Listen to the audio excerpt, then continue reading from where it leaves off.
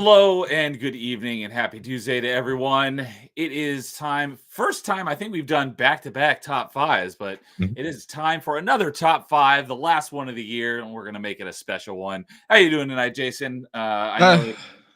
Yeah, it's been a long week for me, but last time we spoke, but yeah, let's take some mind off of the real world and have some fun with our guests and talk about if not my favorite console, at least 1B, because this and the Super Nintendo are my back-to-back. If I had to choose between, it would be tough, but these are my two favorite systems of all time. So Nice. Yeah, I know you've got some stuff going to IRL. I hope that all turns out to be good, but hopefully we we'll can see. help make things better for a couple hours. So tonight we are ranking our top 5 favorite PS1 games, which is very fortuitous because when we were talking about what we're going to do for I think it was either end of October, early November, Jason's like, I want to do one for PS1 because I know the PlayStation 1 like birthday is coming up soon, and since it's in December sometime. So I looked at the calendar, it's like, oh, it's on December 3rd. Like, lo and behold, it's a Tuesday when we were already going to have a top 5 anyway. So it just turned out to be perfect. Today is literally the 30th anniversary of the release of the PS1 in Japan. It came out a little bit later in the States, but in Japan it released on December 3rd, was it 1994? So Yeah. that would have been 30 years ago today. So we are celebrating Sony and the PS1 tonight by ranking our top 5 favorite PS1 games. We got a great panel here joining us tonight. We got my achievement hunting co-host, Achievement Chasers, Dude 1286 joining us tonight. Good evening. Howdy, howdy. How you doing? This list will give me some good games to go achievement hunting for in a little bit. Retro achievements. Oh yeah, I'm sure probably everything that's going to get mentioned tonight probably has an achievement set on retro achievements. PS1 has been supported for a while. Exactly. So. And dude, here we've all, or I don't know about James, but I know Jason. Jason told me. Jason was able to tell me before everyone showed up, so he told me in person. All, without us knowing each other, Dude's the only one who knows all of our lists, but not in the order. But we all sent our list to Dude so that he could go scour his library and he could provide visual aids for tonight because he most likely has. I did have to grab 3 games for the N64 because I don't have them for the PS1. Okay, so but they are pretty much the same game on the N64. Yeah, so he'll be providing us the visual aids for all the games we talk about tonight. So lastly, we got my Melee James joining us. What's up, James? Oh my God, I'm so excited. Dude is a lovely showgirl like Wheel of Fortune to show all the games off. He'll be our Vanna White tonight. Yeah, the Vanna White. I was trying to think of the name. Vanna White. God damn it, I don't have enough boobs. Big enough boobs for it. We're working on it. Don't worry. But yeah, I'm so excited to be here. I love the PS1. I don't talk about Sony a lot, but it's like the PS1. That's my favorite PlayStation system. This was my childhood system. This is the system that really made me love video games. I played games before, but like this was a whole new world opened up to me. This is the console mate. We can sing. I love to sing. I mean, I'm more of an N64 guy, but this was the first generation that I was actually able we were able to get more than one console for a generation. So the PS1 was the first time we got something that wasn't Nintendo. But so thank you guys for having me here. I love the PS1 so much. This is my childhood in an episode, and I can't wait to share my childhood with all of you guys. So let's do it. And I believe you recently did a PS1 roulette, if I'm not mistaken. Yeah, no, and that was a total coincidence. I was planning that since like September. Were you planning that, or did Kay plan that for you? This was my crazy hobby. This was me. This was me. How do I say this without the Canadian government taking me away? But I got really addicted in my off hours of not streaming, of just putting a lot of games on a certain tiny baby PS1, a little, which for some reason you don't want to play on this one. The tank, even though it looks small as well, but I don't know. It made me so mad that little PS1 only shipped with like 20 games and Crash wasn't even on it. Well, it is now. 30 games. Was it 30? Well, it is now. Yeah, it wasn't very many. The thing is, though, with the way the PS1 was, with how varied its library was, it was never going to be able to encompass everything on that console. They should have done multiple versions of it, like the Genesis ended up doing, where they actually had a version 2. But the only problem is that even the games that they did put on it, they didn't put the right ROMs on the little guy because Yeah, so for some of them they were the PAL versions. terrible. Yeah, and I mean, don't worry, I have the. I mean, government can do whatever it wants to me right now, and I don't care. But yeah, I have the same thing. But my little guy is attached to my. I have a PlayStation interactable that you get in store that you see in stores. I have a PS4 interactable with my PlayStation 1 attached to it, so it's fun to play old PS. All I do is take my game out of my case. I then put I do that too. I put it into a I put it into a CD-ROM on my computer, and then I rip the CD that way, and then I play the emulation with a PS5 controller. Oh there you go. God, that's magic. That sounds like magic. Dude has the technical magic. He's got the touch. So, Actually, to be honest, that one's really easy. You just use RetroArch, and it has a literal menu item called dump disk. Yeah, no, actually. Oh, okay. I did not know that, but okay. Well, anyways, you recently, James, you recently did PS1 roulette, and that was right about the same time that Jason and I were coming with the idea of this. I'm like, oh, we gotta, ask James, and I'm glad that you were able to join us for this. Absolutely, I wouldn't miss this for the world. The world could be destroyed tomorrow, and I'm glad this is the last thing I did. Oh, I'm okay with it being destroyed. Good. Let's destroy it. But first, we got to list our top PS1 games, and then we'll destroy it. Yes. So, all right. So we got a few people in chat already. Joining us is Angry Canadian saying howdy. What's up, Angry Canadian? Hope you are doing well, and a good afternoon for you, whichever. I know it's sometime in the or maybe it might be morning for you. I know that you're just a lot of hours ahead of us. So good to see you. About 12, right? It's probably 12 for me. It's like 15 for me on the West Coast, and you're 3 hours ahead of me. So like yeah, 3 hours less for me. So, and we got my party chat co-host Carl here as well, saying howdy. Good evening, Carl. Good to see you. And Flame Mage is here saying, sup, guys. What's up, Flame Mage? We got Vanquish, many all-time greats in the PS1 era. Yes, there are. So good to see you, Vanquish. Good to see you last night as well. Came and hung out with me for a little bit during my Metroid Prime stream. And Yanu is here as well, who I haven't seen in a while until last night. He also showed up for Metroid Prime. Good to see you, Yanu. Hello, guys. Good to see you. Hey, it's James. So it is me. Yes. I checked. I had to make sure. It might have not been me. Is it me? I don't know. I like that one. Dude making us look bad by doing all his emulation the legit way. The legal way. The legal way. So yeah, we were talking. I was mentioning that last night because someone was asking me about. I had mentioned retro achievements, and I was like, yeah, the emulation side of things. There's nothing wrong with that. It's the software side, the ROMs, where the and if you have a Wii, which is one of the easiest consoles to hack, you can literally rip your GameCube disc using your Wii. So it sounds that's an easy one to do as well. Back in the day, I may. Well, there's other reasons to hack your Wii, like actually making Mario Kart Wii even better, and making Smash Brothers Brawl an actual competent fighter. I really wish that system was named something else, so you wouldn't talk about hacking your Wii on the channel right now. It sounds terrible, man. Singing and everything like that. We're gonna get demonetized so fast this episode. How about hacking your Wii U? Yeah, there you go. Yeah, that's a little more acceptable. There you go. So Vegas saying, back in the day, I may or may not have had the ability to copy PS1 games from Blockbuster, allegedly. So, all right. So as we were just about to go live, because I like to come up with some starting questions, and I totally forgot, but I thought of one, and I actually just thought of another one right now as I was speaking. But anyways, I'll go around and have a little bit of intro to PS1, and let's go around and ask everyone what is like their first memory of PS1, maybe the first game you had. What is your first memory? So I want to go.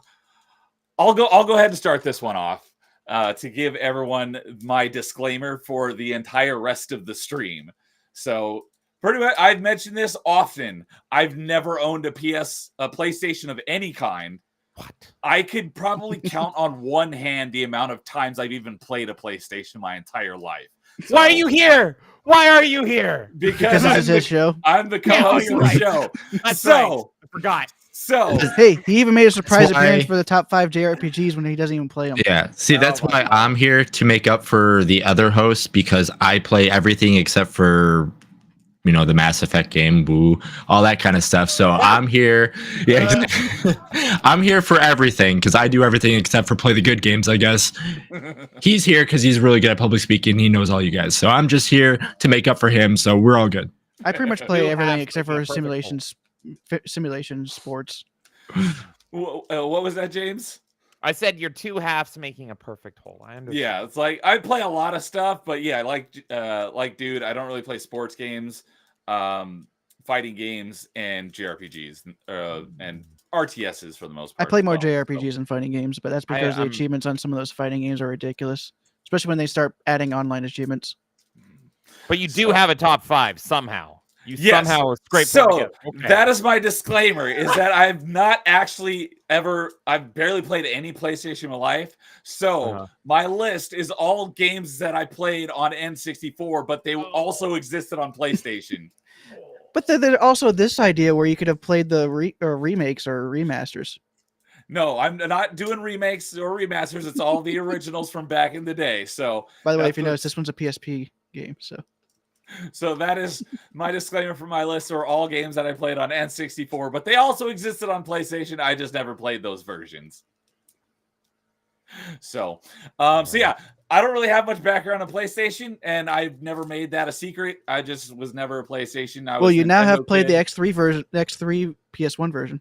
That will be mentioned tonight at some point, but I'm not going to say anything else about that. But yeah, so I don't really have much. I've never made that a secret. I was a Nintendo kid, and then I switched over to Xbox. So, but it sounds like you guys have a lot of history with PlayStation. So I'd love to hear you guys kind of your first memories. Oh, and Lowest Expectation is here. What's up at Lowest Expectation? Good to see you. I love sand. So, let's go with James. I think I can answer Canadian. Oh, James, don't fail He's me already tonight. mentioned it in our group chat. I hope you did? mentioned our favorite 3D action platformer. Oh, God, no. We mentioned this both in our Discord Should I chat. pull it a up couple just weeks because? ago. Crack Attic Cat? Are And- we really? Or whatever he is? Crack We Cat. also Crack talked about Attic it Cat. backstage. So No. maybe that's what Angry Canadian was talking about.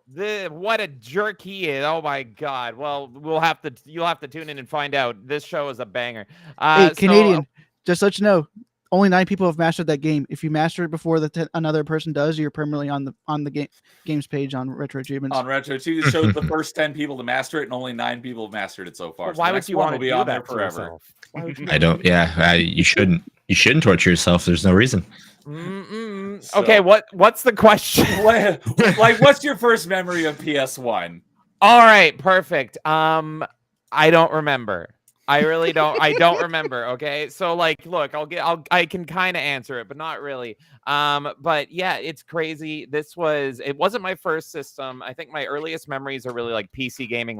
Early PC gaming. I think it was like a Macintosh or something, Atari 2600, and Super Nintendo I had. But Super Nintendo I only had like maybe 4 or 5 games. But PS1 was really the first first system where I had a ton of games. And that was the system where I'm like, oh my God, I love video games. This was my childhood. I don't remember like a first memory. It was just kind of always there. It was just persistent and prevalent in my life. And I think the reason for that is, and I have to skirt around this a little bit, but I didn't actually own any PS1 games as a kid. You just borrowed them. I borrowed them. Permanently borrowed them. I permanently borrowed them from my uncle. He would come over and he'd be like, "Here's your latest stack of 30 PS1 games that That's fine. magically work, Yeah. and the covers are written in marker." Sure. So I don't have like my Those favorite. instruction booklets got lost pretty easily. I mean, if that's what happens, What- we need to what put is back in that? the case. Yeah, right. What's wrong with you guys? I have all my manuals. Same. So- Do you remember the first PS1 game that you played? No, I Okay. do not, because I never got just one. I would get like a stack of 30, and then being a little kid, I'd be like 5 minutes, next one, 5 minutes, next one. Oh, wow, okay. So I played a lot, and that probably dictated kind of, my, warped my brain and everything. But that was kind of probably why, like, my favorite games on the system, I never beat anything because I had just an abundance of them, and I played a lot. I played a lot of PS1 games, but my favorite ones were like the fighting games. They were like the pinball games. They were the sports games, the action-y games. I never played through like a big JRPG, and the PS1 has a lot of incredible JRPGs, a lot of incredible long form games, because being that young and just having an abundance of games, I was just like, it was like every day I'd wake up and I'd be like, put in Tekken for 5 minutes, put in Mortal Kombat for 5 minutes, put in this for 5, and it was just like I was playing everything nonstop. I was very spoiled in that regard with my lack of instruction manuals and shiny covers and things. So I actually every PS1 game I own, it was that's where the stream roulette came from. Kinda, yeah. That could be. I was doing my own little lonely roulettes as a child, but that's kind of my first memories, is a big plunder of everything. But I will say more on this when I introduce my number 5, because I'm going to explain it. I have a little twist. I have some twists up my sleeve for how I dictated my top 5 here. So you're going to hear a lot more memories from me. I saw the list that you gave me, so dude, no spoilers, dude. Dude knows it all. Dude's like the overlord. Somehow he's he Oracle. weaseled his way in. Yeah, he's the Oracle. He weaseled his way in, and he's the Oracle now. This is the first time on any one of these episodes where someone knew everyone's answers beforehand. Because thing is, though, I don't know the order, which I'm glad. He doesn't know the order. I took like 10 minutes to shuffle it. I was perfectly honest. I barely remember who chose which mostly, but excellent. I know one game that's on everyone's list. Oh, I think I would figure that would be on everyone's list as well. Bubsy. But yeah, you're gonna hear a lot about my memories. Don't worry. We like to be surprised. So there was one time where someone was gonna be on top 5, and they sent me their top 5 list. I'm like, delete it. I don't want to see it. Save it for the episode. He's like, oh, sorry. I was so confused why you said send everything to dude. I'm like, are you sure? Yeah. You really like want to me be to do that and see it, get it all, in real time. Just like because that'd be pain in the butt. So yes, Forking Around is here as well, and you are correct. He says, I love watching Neo pre-read my chats. I saw it, and he said, this is a reference to the party chat from a couple weeks ago, but wait, this isn't top 5 gamer girl juices? No, it is not. It's top 5 PS1 games. I prepped the wrong list. So I had Tifa. I had what's her name? The hot librarian chick from Final Fantasy VIII. Quistis. That's it. I can never say her name. Great visual, horrible sexier name. Than Quistis, though, in my opinion. NK is here as well, saying Tomba was her first PS1 game, and X-Men Mutant Academy. You know what's crazy? For both of those games, I don't have the first one, but I have the sequel. Okay. So, I said. But yeah, I have a couple of visual aids here as well for the first time. So I'll be able to show a couple of mine. But dude, what was your first memory of PS1? I did get the PS1 for Christmas, and one of the first games I got for it was Crash Bandicoot 2.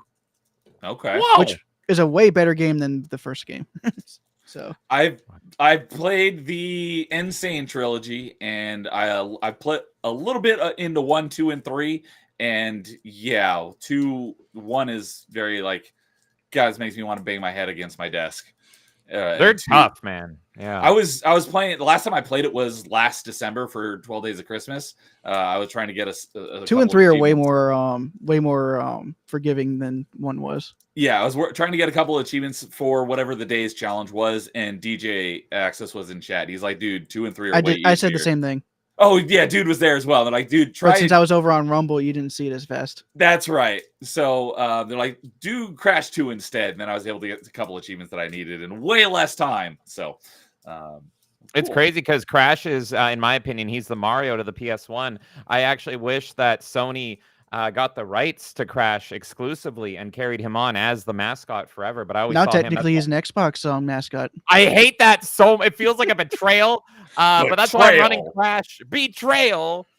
By the way. Why yes. Great. So you what was it? Yeah, you knew was asking, do you recommend the Insane trilogy? Is it faithful? And Kay says, I haven't played this version, and great. I've only put time into the second game, so I haven't really put too much time into Crash. I might be wrong.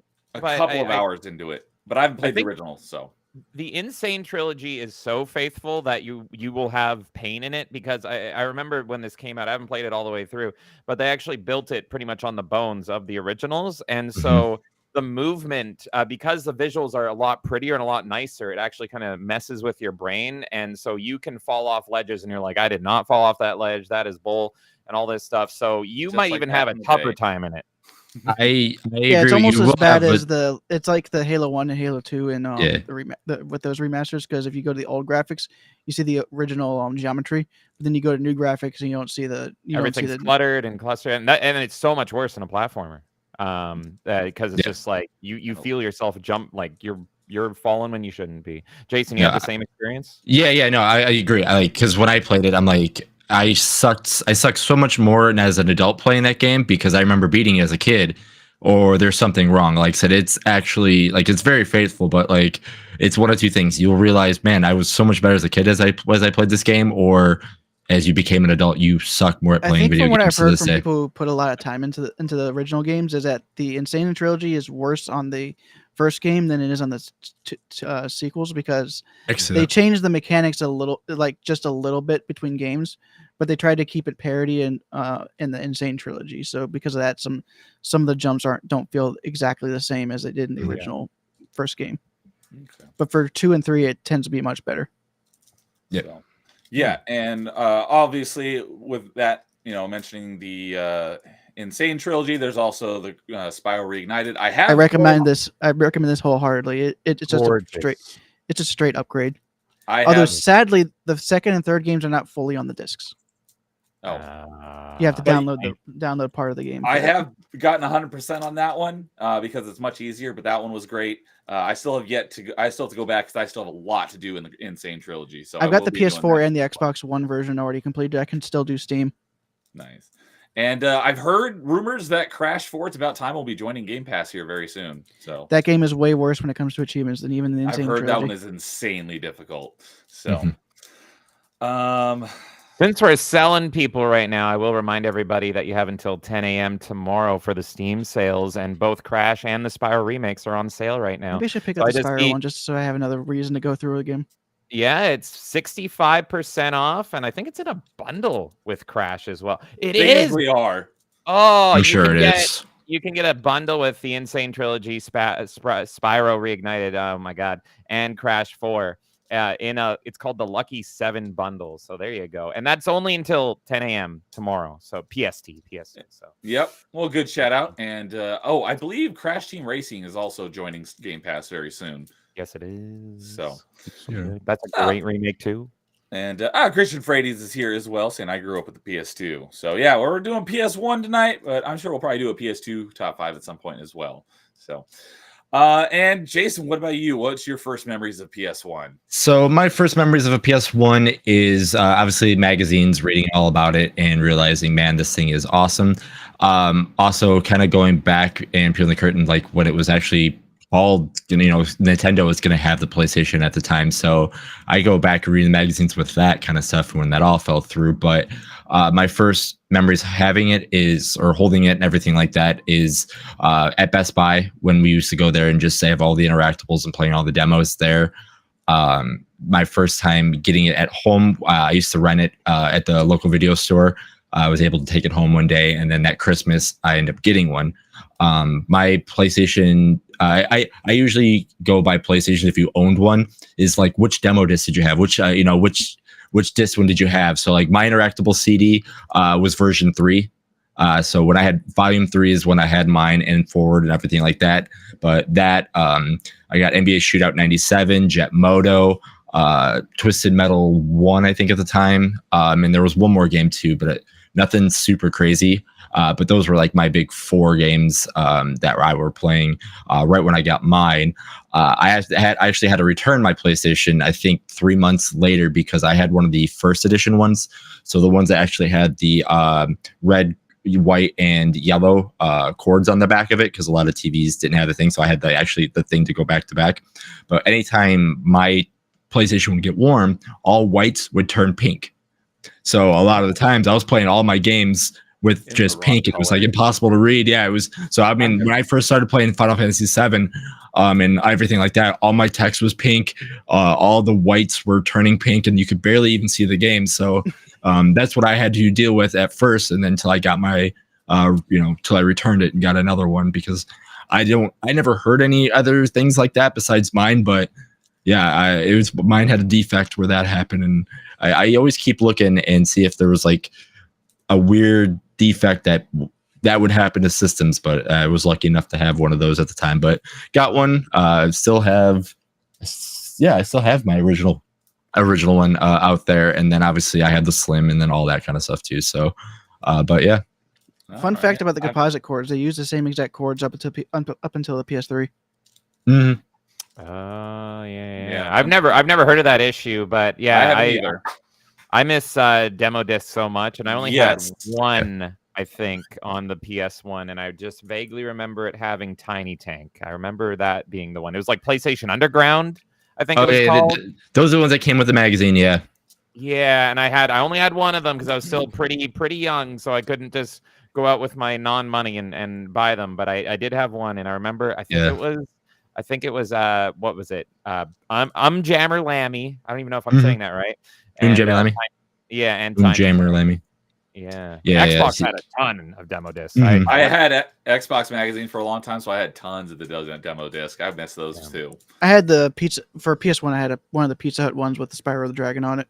Oh God, that's so cool. Yeah, I remember the one that I had when I got my first system, I had like 2 Extreme Blast Chamber, the first Crash, Formula 1, King of Fighters 95, NCAA Game Breaker, Face Off, Ridge Racer Revolution, which was so unfair when you played the demo disc, Tekken 2, and then there was one more game too. But when I got my next one, that one had like the Metal Gear Solid demo, which I played that beginning mission so many times. Fighting Force. There was a couple other ones too. I'm just forgetting which ones were on that one. But yeah.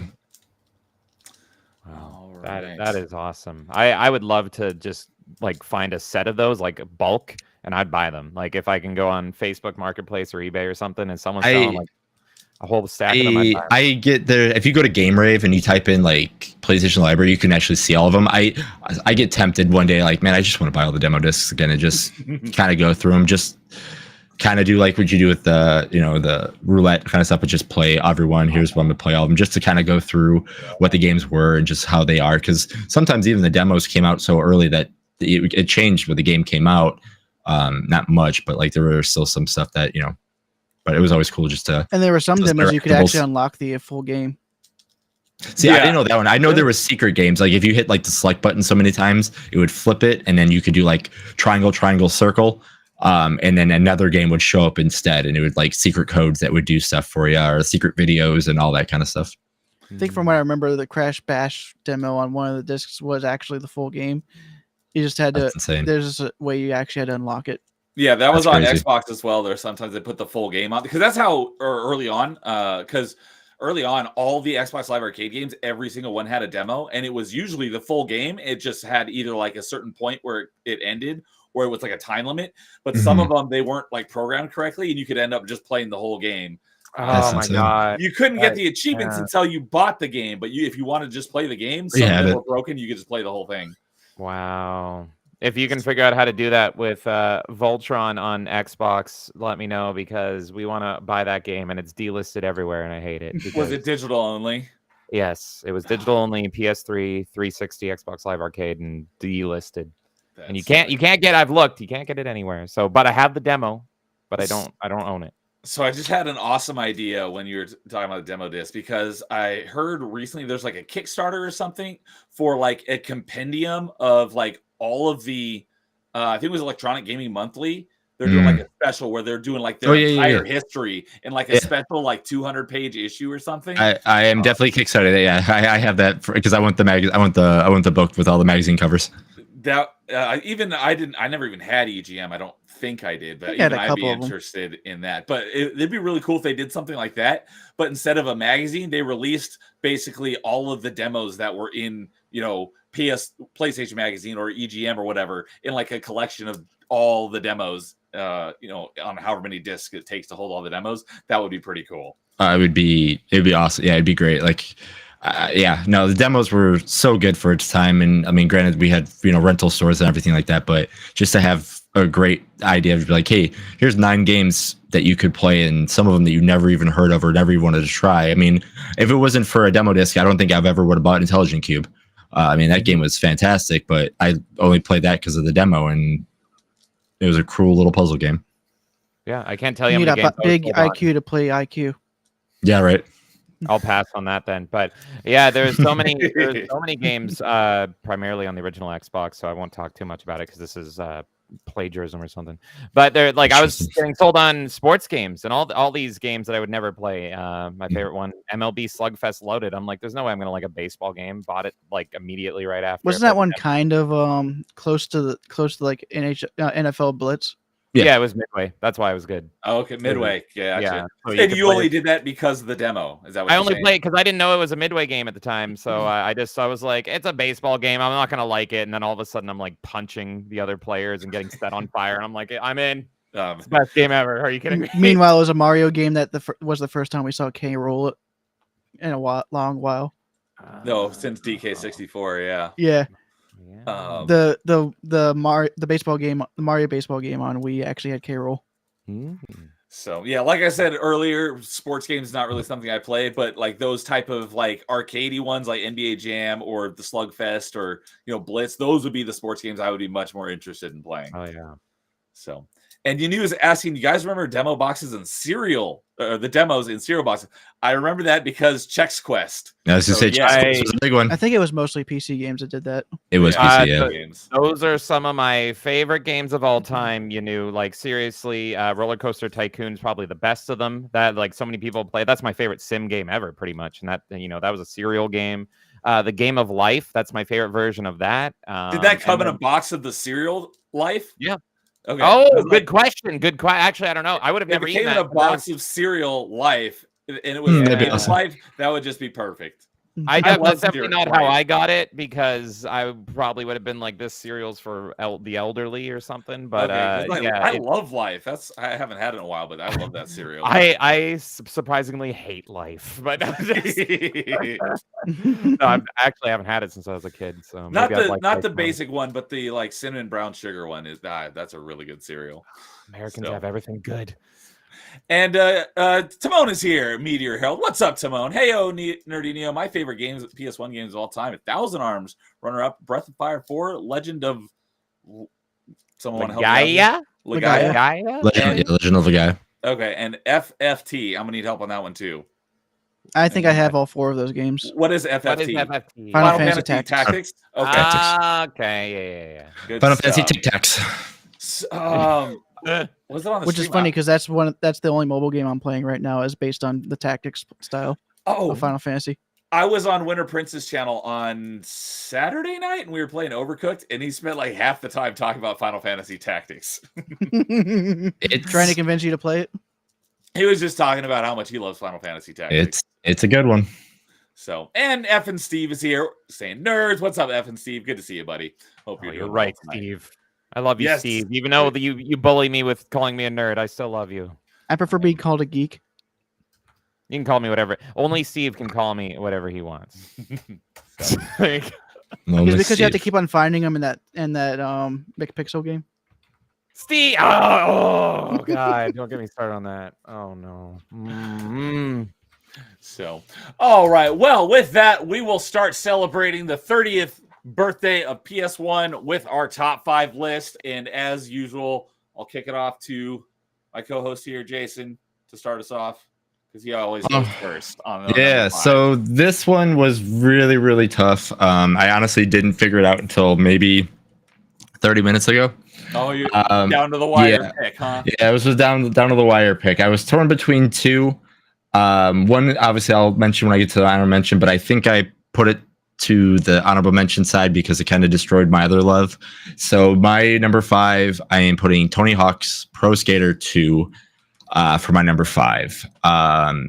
Played this game way too much, made so many creative characters. There it is.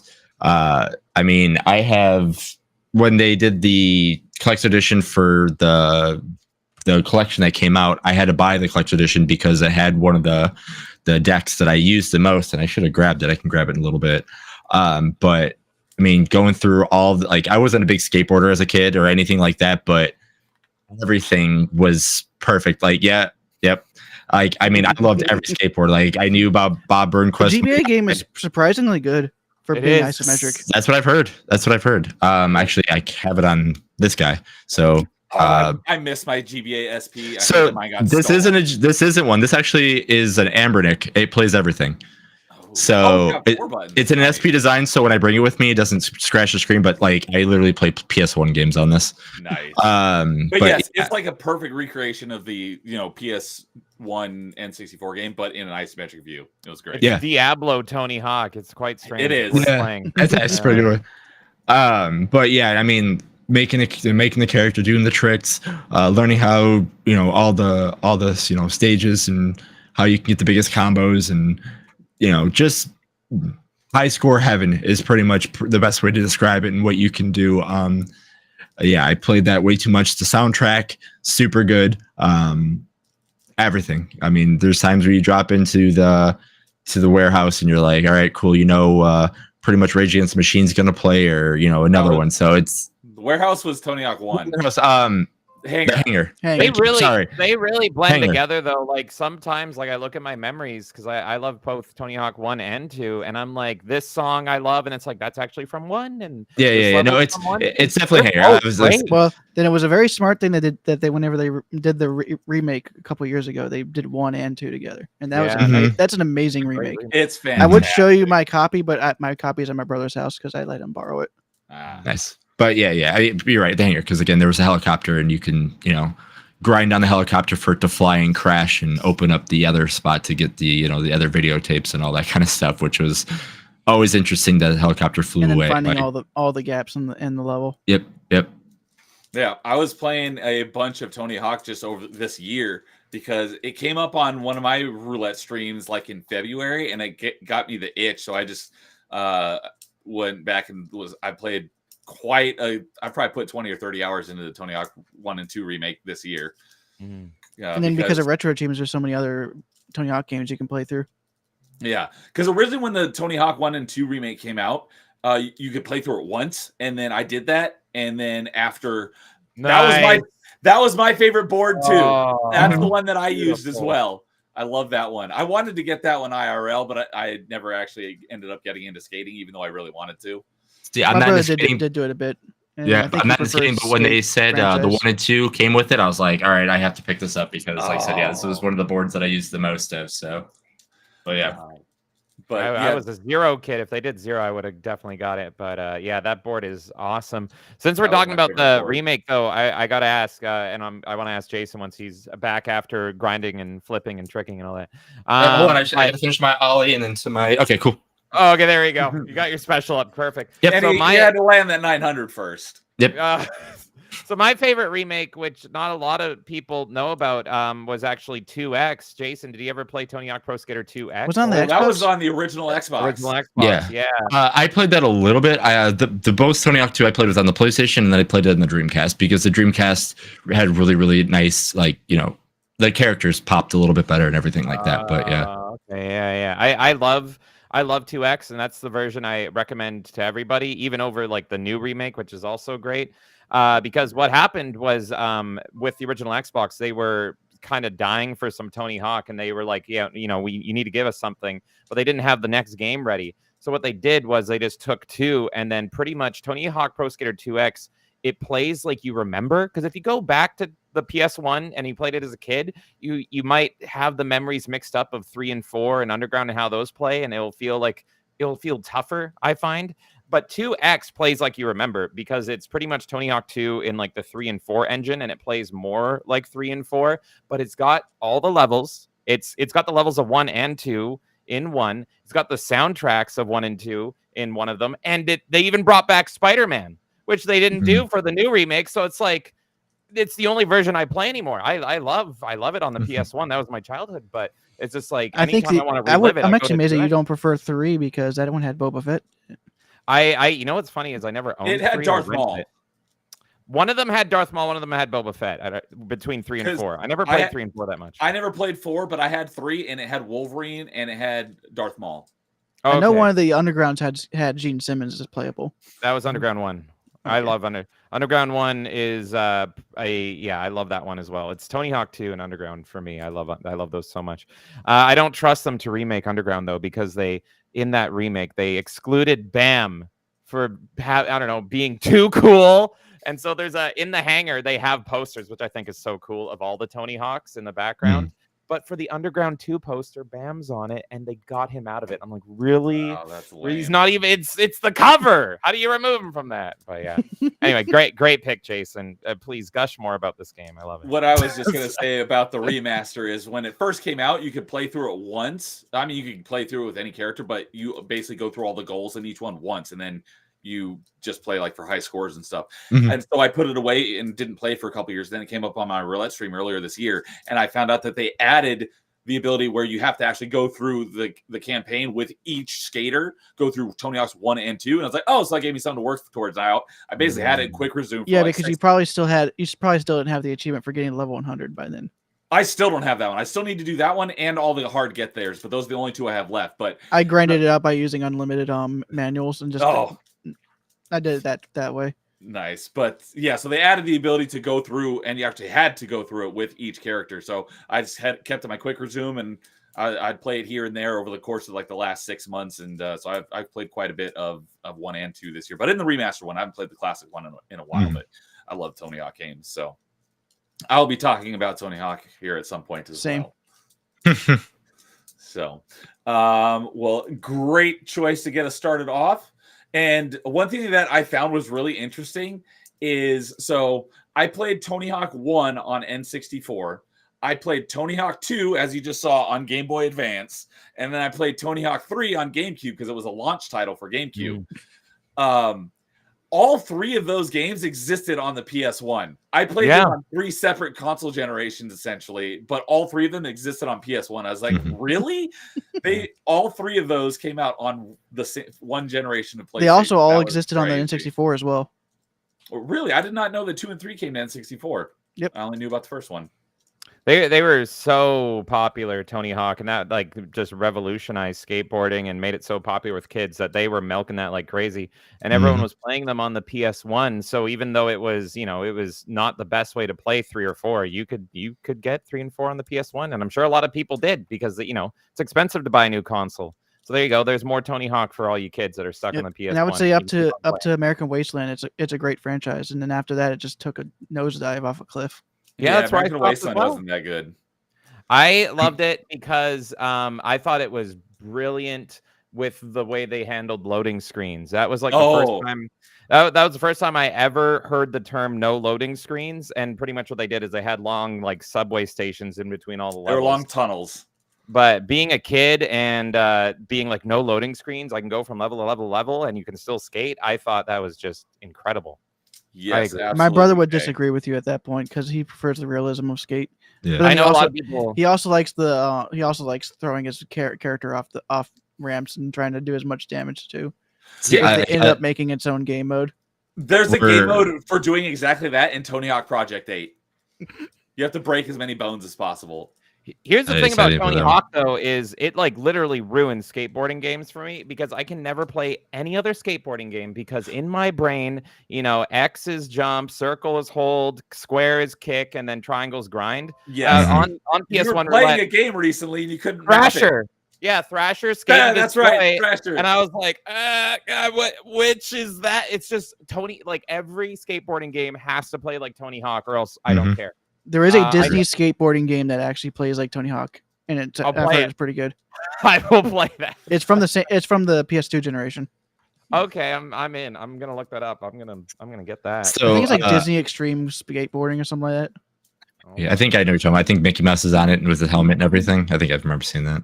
But I like how you said like American Wasteland was where Tony Hawk kind of started going downhill. See, Project 8 was pretty good. See, where I disagree is, my brother is a huge fan of the game, so I honestly think when Underground came out is when they started going downhill. I'm not a huge fan of Underground at all. As soon as they were able to get off the board, I was like, I understand it, but now it's more like a platformer skateboarding game. I just want to skateboard. Granted, you could do that kind of stuff and everything like that, but as soon as Underground came out, I was like, I think the reason why I forgave is because I actually like the storylines for Underground 1 and 2. yeah, see, I couldn't do it. I'd rather be like, I'm just gonna play 3, 4, and go back to 2. But I mean, I'm one of the only few that it doesn't like Underground, so it's me. It's not anybody else. But like, as soon as that started happening, I'm like, oh, this game's not gonna be lasting too much longer, in my opinion. And Well, the problem unfortunately, is, like, then they had to keep raising the ante over and over and over again. Right. I love Underground so much. Yeah. Underground, it's really Tony Hawk 2 and Underground. Those are my favorites, but it isn't exclusively a skateboarding game anymore. Underground 1 and 2 are like Tony Hawk Jackass. Like it's more about being Yeah. edgy of the time and everything. And I grew up on Jackass, so that's why I still loved it. And I was still a kid when Underground came out, and that's one of my beloved memories. Was I got Underground on Christmas, and that game that was all I played all Christmas. I ignored my entire family, and I was just like, oh my god. It was more of like I can get off the board and I can graffiti. And I remember making the custom graffiti so I could graffiti NWO everywhere, and it was, oh my god. It was great. Yeah, I never played the Underground games, but from what I heard, like everyone except for Jason apparently loved the Underground games. yeah, But I I'm the think, weird I one. think with it being like Jackass, it kind of made the missions a bit more varied. So you never knew what you're gonna get next. Yeah, it's like one mission, suddenly you're chasing down a naked fat guy and beating him with your skateboard, and it's just like, oh, this is great. I love it so much. So, but yeah, we're going back to Kay saying that Tony Hawk Pro Skater over Skate. I would agree, but that's because I've played a lot of the Tony Hawk games. I've never played a skate game. I've only played a demo of one of them. So, but I like the arcadiness of the Tony Hawk games better than the realism of Skate. But I totally understand the people who love Skate. Yeah, same. So, and going back to what we were saying a minute ago, how I thought only Tony Hawk 1 was on N64. I didn't realize Tony Hawk 2 and 3 were on N64. Lowest Expectation came in saying I had Tony Hawk 2 on N64, but we didn't have the save pack, so I had to get good enough to beat 100% in one sitting. I do have one Nice. of my N64 games is the Tony Hawk Pro Skater 3. Oh, yeah. I did do not have know. this on PS1. Okay. So, well, excellent. Good, great thing to get us started off and reminisce about the greatness that was the Tony Hawk game. What was the best Tony Hawk game ever? Tony Hawk Ride. Oh, yeah. There you go. Oh, God. I actually Give me have that the plastic board. skateboard controller in my room now. Mine's in my closet. You guys could literally do a top 5 Tony Hawk games. We and, like, probably I could. could do that. I could It absolutely gets do that. probably the same when it gets to 3, 2, and 1. I can, or except for me, but But for you, yeah. except for me, mine would just be 1 through 1, 2, 3, 4, and then the remake. All right, there you go. I'll add it to the list. There you go. So, How about best Tony Hawk Pro Skater levels? yeah, Yeah. I could do it. That makes more sense, probably. And tricks. To give it a bit more variety. Mhm. So, And also, why is the school one of the worst? which Which one? school? School School 1 one or or School School 2? School Yeah. 2. Really? I love it. Sure. What is it considered bad? I know. I don't. I just remember trying to wall ride to get all the bells and wanting to. That was School 1. Okay, then it's school 1. Yeah, I want to throw against my controller against the wall. I don't think you could wall ride in one, so I think that I was didn't two. see it either. I thought it was 2. Oh, well, that might have been something they added in the remaster because they added all of the future. Yeah, they added all this stuff in things like remaster, wall yeah. rides and Yeah. reverts. Yeah, wall riding the school, like the bells sucked. Because you have to wall ride the bells in the school in the remake in 1. I think you have to wall ride something in School 2 as well, but I don't remember if it was Yeah. bells or something else. So it might have been originally in School 2, and then they added it to School 1 in the remake. So they That could could give us some probably be extra Goals. missions. Mhm. I think my trauma is getting run over by the bull when I'm trying to get the high Oh, score. 'cause, at yeah, the last level? That's the rage-inducing one. It's just like this freaking. Most of my bull rage inducing constantly. from those first 2 games is because of the remakes challenge lines that they required you Oh. to do a certain amount of do these gaps all in one combo. Yeah, you have to connect a whole bunch of different gaps in a single combo. And that's one of the achievements I still have left. 'Cause I only have 2 more. They are crazy. Yeah, that's why I don't have them yet. So, all right.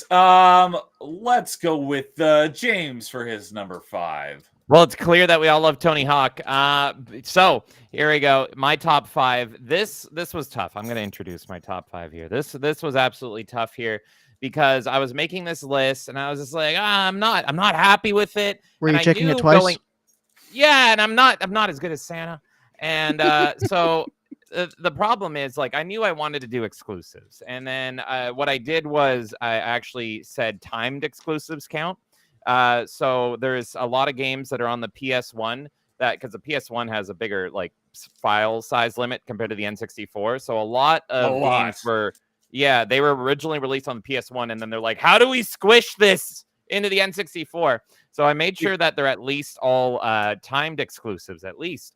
But I was still not happy with it because I was going, without spoiling anything, I was going, well, this game is like objectively excellent and it's better than this game. But because the PS1 was my childhood, I love this game so much. And so it's like, how do you balance that? How do you do the game that's objectively great versus like your childhood memories? And so I said, screw it. Screw what is objectively good. This is my top 5. So for my top 5, it is actually going to be my top 5 childhood PS1 games. These are the games that I have fond, loving memories of.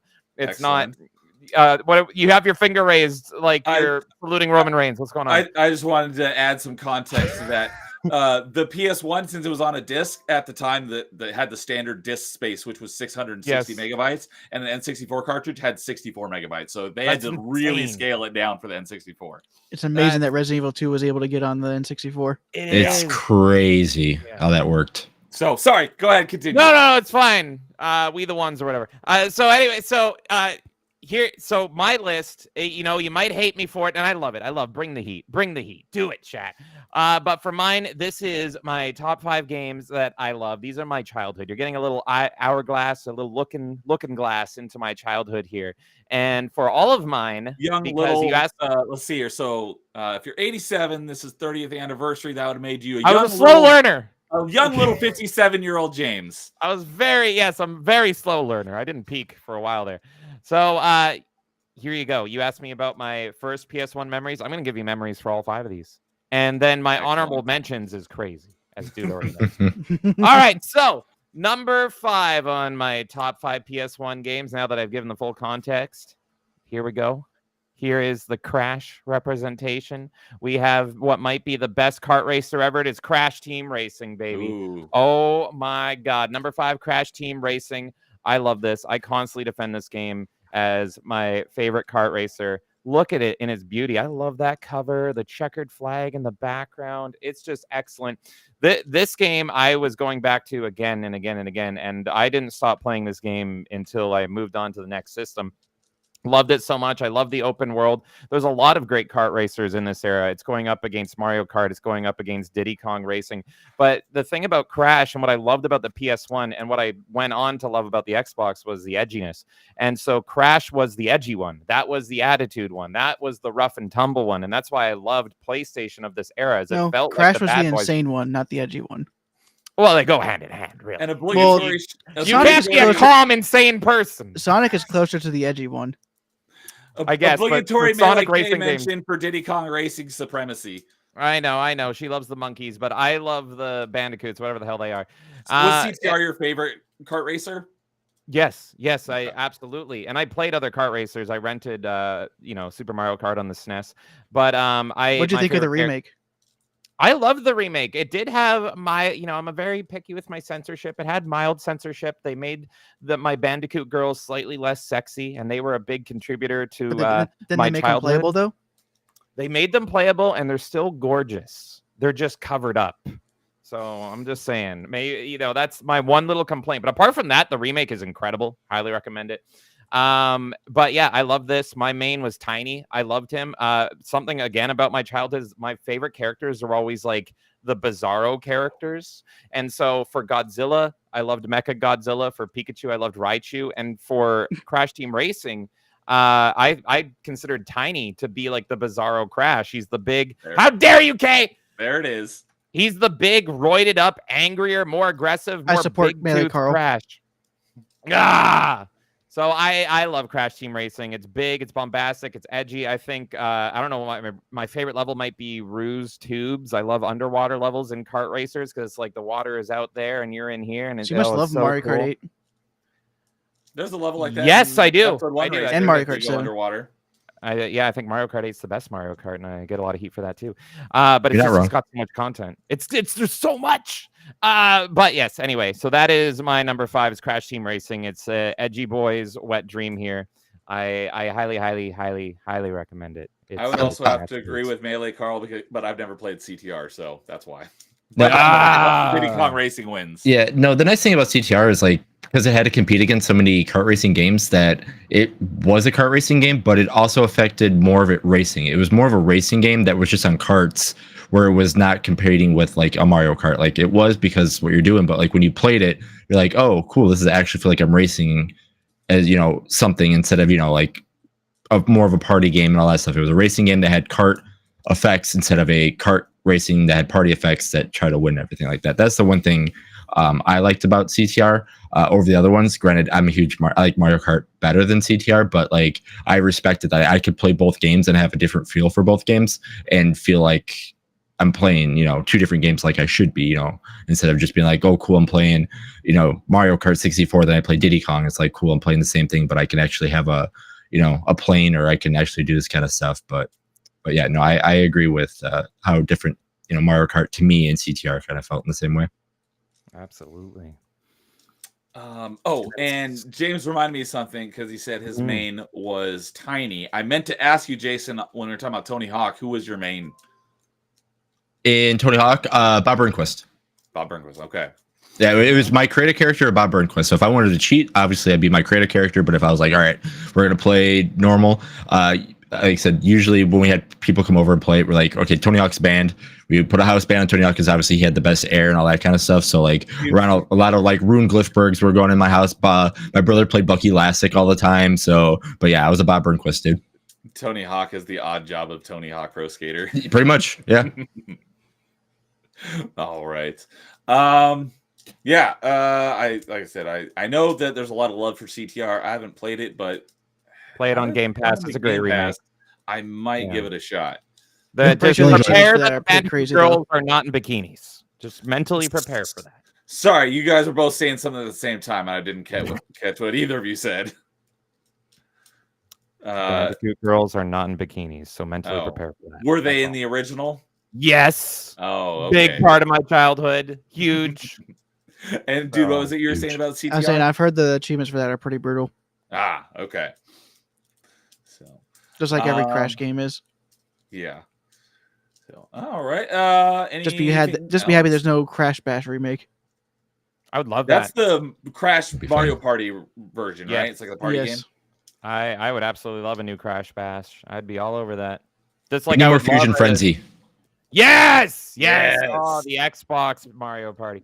I remember. I don't remember. It was like a year ago, but I think it was on a Melee Madness or something. And you guys mentioned like, what's everyone's favorite party game without like even hesitating. Kay is like, I bet Neo's is Fusion Frenzy. I was like, yep. The Xbox Mario Party. It was good too. I don't know why. Good. I have no idea why it never got a sequel or anything. Did it not? Oh, there was It did Fusion get a sequel. Frenzy too. There was? Two.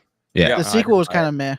Yeah, the Uh, first one was better, but the the first reason one was why- on Xbox. Fusion Frenzy 2 was on 360, so I Yeah. got the achievements for it. But Also, the reason why there's no more Fusion Frenzies because Xbox doesn't like fun, so they take away all that. Right. I forgot they hate fun. Yeah. Okay. But I would love another Crash Team Racing as well. That remake, if you guys haven't played it, that's coming out on Game Pass soon. It's sadly play. not on Steam, but it's excellent. It's absolutely excellent. It has new content as well that fits in perfectly. There's new racers. There's a wonderful Christmas level. Absolutely wonderful Christmas level in it. It looks like it's made of gingerbread. I would want a sequel to it, but Activision also hates fun. And similar to Tony Hawk 1 and 2, they are like, oh, we have a remake that actually did well and everyone liked it. Better never do that again. I said, what's wrong with you? Oh, so Crash Team Racing Nitro Fueled comes to Game Pass tomorrow. There you go. Go play it. Go play it and enjoy my lovely Bandicoot ladies. Speaking of Tony Hawk, they should have made 3 as a DLC for 1 and 2. Yeah. I thought that's what they were going to do. No, the Tony Hawk actually said this on a Twitch stream. Tony Hawk was in a Twitch stream because he doesn't care, and he said it was in the cards that the sequel was going to be 3 and 4. They were That going to do makes no sense because 4 is such a very different. That's when they started doing the open world type of levels. So it would have made sense to make 3. It would have made sense to make 3 DLC for 1 and 2. In line. 4 is around the same thing as 3. No, because 3 is just like 1 and 2 in that you have individual levels. 4 is an open world, and you go up to people, NPCs, you talk to them to get your objectives. Okay. Well, he So- said in his That's Twitch what I played stream. it would make sense to have 4 in both undergrounds in the same Yes. collection, Mm. And then have add 3 3 of the added to DLC to 1 1 and and 2. Yeah. Well, apparently That he would've been said the plan was 3 and 4 were going to be in a remake, but Activision hates money and fun. And so here is the stupid thing: is they took, if I'm trying to remember this, they took the team that made that, and even though it was a success, they merged them into Blizzard to work on like the upcoming Diablo 4 at the time. And they're like, okay, you're not doing that, but then they still wanted to do Tony Hawk 3 and 4, and so they went around to other teams they own and they said, how would you do it? And everyone was like, what? And when you just had a team that you deleted that did a great job Didn't of it. the team and that so get then it deleted? just fell apart. Didn't the team that got deleted go make Diablo 2 remaster? I think so. I think that's what they did. Yeah. Which actually ended up being pretty good. It's a good remake. They're good at that team's good at making remakes, and now they're stuck on Blizzard. I'm so sorry. But Too bad they didn't work on Warcraft 1 and 2. I was. Yeah, go buy those on GOG before they're gone. But Tony Hawk did tweet recently, or no, I think the Tony Hawk game social media was all updated recently, and everyone's like, so stay tuned. There might be some more Tony You're Hawk. saying there's a chance. There's a chance, exactly. There's a little chance. Give us more new content and old games.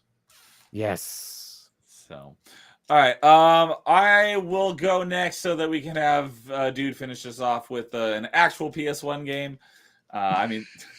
So for my number 5, obviously, like I said, for anyone who wasn't here at the beginning, I did not own any PlayStations, and I could count on one hand the amount of times that I've even played a PlayStation. So my list is. So I did say, sorry, that my list was made up of N64 games that were also on PlayStation. That's not entirely accurate. These were all games that I played on various other platforms, mostly N64, but other platforms. But the games also existed on PlayStation. So for my number 5 is Metal Slug X. I played this a couple of years ago. That's the only one from your list that I don't have at all. Oh, okay. So I played this most recently a couple of years ago because it was on Game Pass, and there was 2 stacks. There was the Xbox version and the Windows version.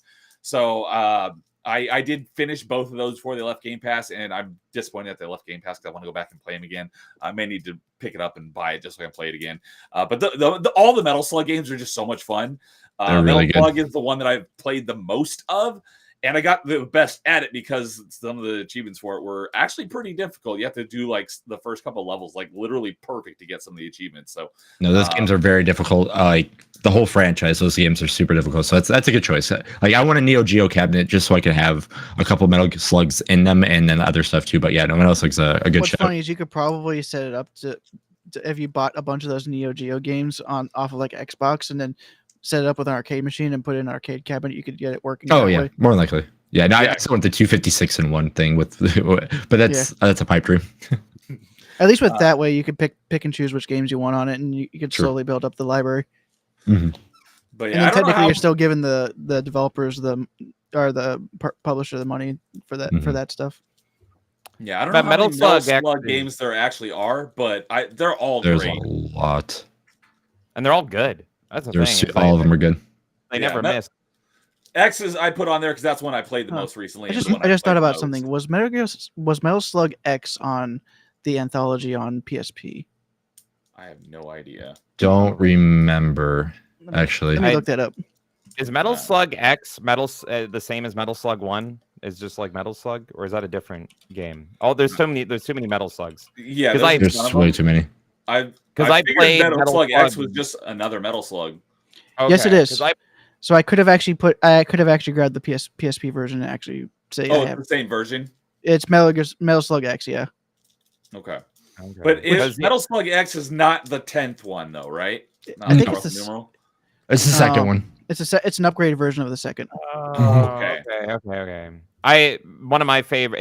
It's not in my top 5, so I'll just say it. Metal Slug 1 on the PS1. That I've got a lot of childhood memories with that. I love that one. That's what introduced me to Metal Slug, and that's still my favorite one just because of my childhood memories. And I never remember their character names, but the second player, the cooler guy, is it Rossi? I don't know.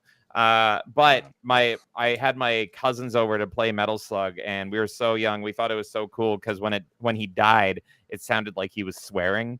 We're like, whoa! I don't even know if I think he was just screaming, but you know that thing when you think you hear something, and it was just like, so we always intentionally made him die because like he's swearing. Oh my god! It's like when Mario tosses Bowser in Super Mario 64.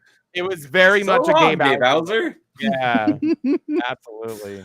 Well, the little character that pops up in Mortal Kombat, it says Whoopsie, right? Toasty. Toasty.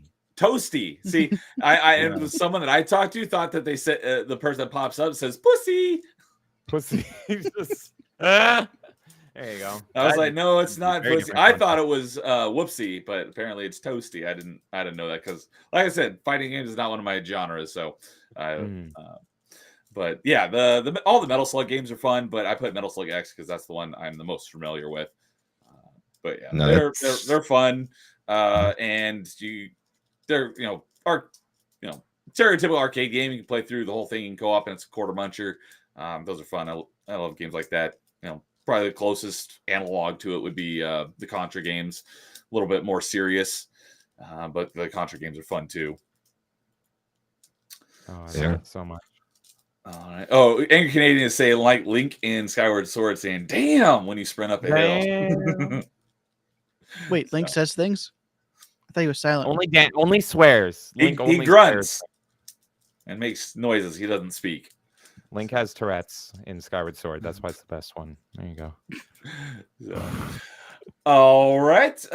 Dude, you want to finish off our number 5s? This is my number 5, and I kind of put it this low on the list because there is now a PS4 version that's just a straight upgrade of it. And what's funny is the PS4 version even has the original game in it that you can unlock, and it is Medieval. Nice. Oh. I hate that game so much. Fight. I hate that game. There's that is the one game I rented and I ended up breaking because there was the one part where you had to go across the pond and there was those rocks and there was a jump that I could never make. And I swear the game was wait, you broke the disc and you had to pay for it? I broke the disc in half.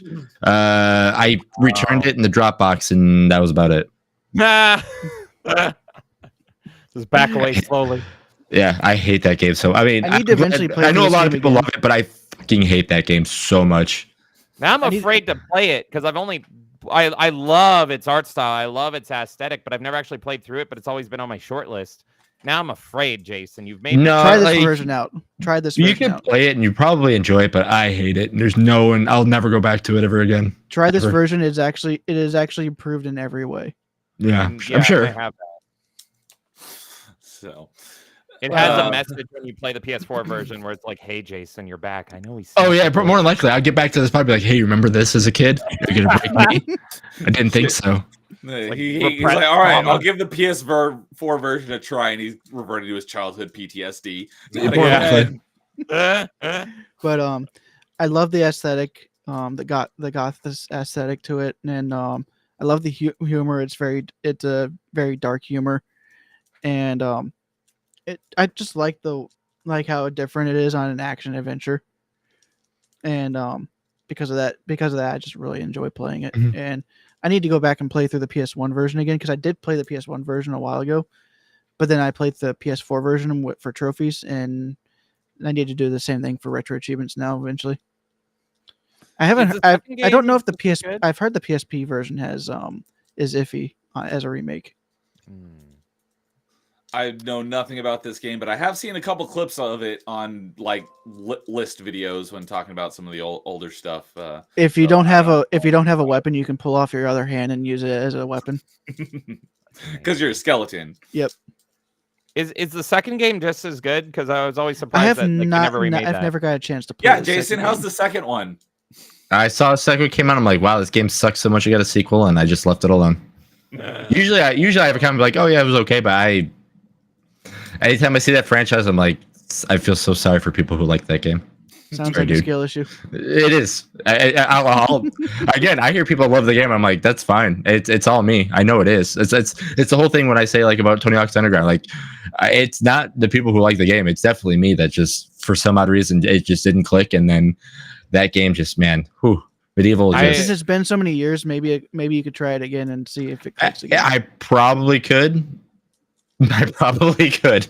So what I'm curious from Jason, because he hates it so much, I've always really wanted to play this game just because it's the aesthetic. I would try it and just prove me wrong. That's what I would say. If anybody hasn't played it before, play it and then be like, when you get to that area, like I said, it's the part that I got stuck on as a kid is like there's just gigantic pond and you just literally have to jump rock to rock to rock. Mm-hmm. And I got to a spot where every rock you would jump to, you would jump on it and then you would just slide off every time. I don't remember that. Yeah, it doesn't matter what rock you jump to. Even if I went backwards, I would jump on the rock and just slide off. And then you would just automatically die because you're drowning in the water kind of thing. Because, water in PlayStation 1 games, you can't just take damage. You just die. You are a skeleton in armor. It's true, too. And that makes a bit more sense. I totally see that because, platforming on that style on the PS1 tends to suck. So I can totally see that sucking. What I'm curious from you is in October, we streamed a spiritual sequel made by like one indie dev called Pumpkin Jack. And I loved it. And it's very much a spiritual sequel. Oh, so you like the game then. I'd be curious if you like Pumpkin Jack. I'd be curious to see you try that and be like, what if it's like, oh, this is what they should have done. This is what it should have been. Like, dang it. I don't know. I'm very curious if you ever played Pumpkin Jack, what your opinion would be. But Pumpkin Jack was excellent. I absolutely loved it. I had never heard of it, and it's funny. I didn't watch that stream, but I saw it in my feed that you were playing it, and literally like the next day, it was free on GOG through Prime Gaming. So I added it to my GOG collection of games. I haven't played it, but I do have access to it. It's now one of my number one Halloween games because it's literally medieval, except instead of a skeleton, you're playing like a jack-o'-lantern type guy, like pretty much like a pumpkin king. But apart from that, it's very much in the same vein. But yeah, I can't wait to play it, and I'm gonna take Dude's advice and play the PS4 version because I think it looks gorgeous as well. So, and like I said, there is an added quest in here that you don't have to do for the main game, but if you do that added quest, you actually unlock the original game.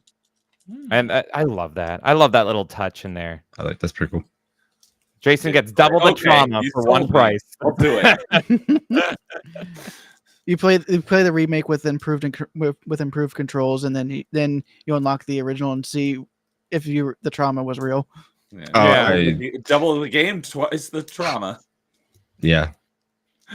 I would say when we made this list, I'm like, somebody's gonna put the game on the list because, like I said, it's a game that people love, and I completely understand. And as soon as they bring it up, I'm like, I'm gonna have to try to not defend myself, but I'm gonna have to just relive trauma over and over. And again, it's me. It's me. Like again, chat. Watch, you were actually going the wrong way. I don't know how. I mean, there's only one way across. Because I don't remember having a hard time with jumping across rocks. Oh man. I'm so serious to try it now. Oh my god! Yeah, like I said, I must have found a soft lock somewhere, and then just been like, "Hey, I guess you can't do anything now." It's actually super easy, and he just hit a glitch. Well, maybe. No, platforming on the PS1 sucks. I'll just say it. I know I'm on a We Love PS1 stream, but I'll say it. The platforming on PS1 tends to suck.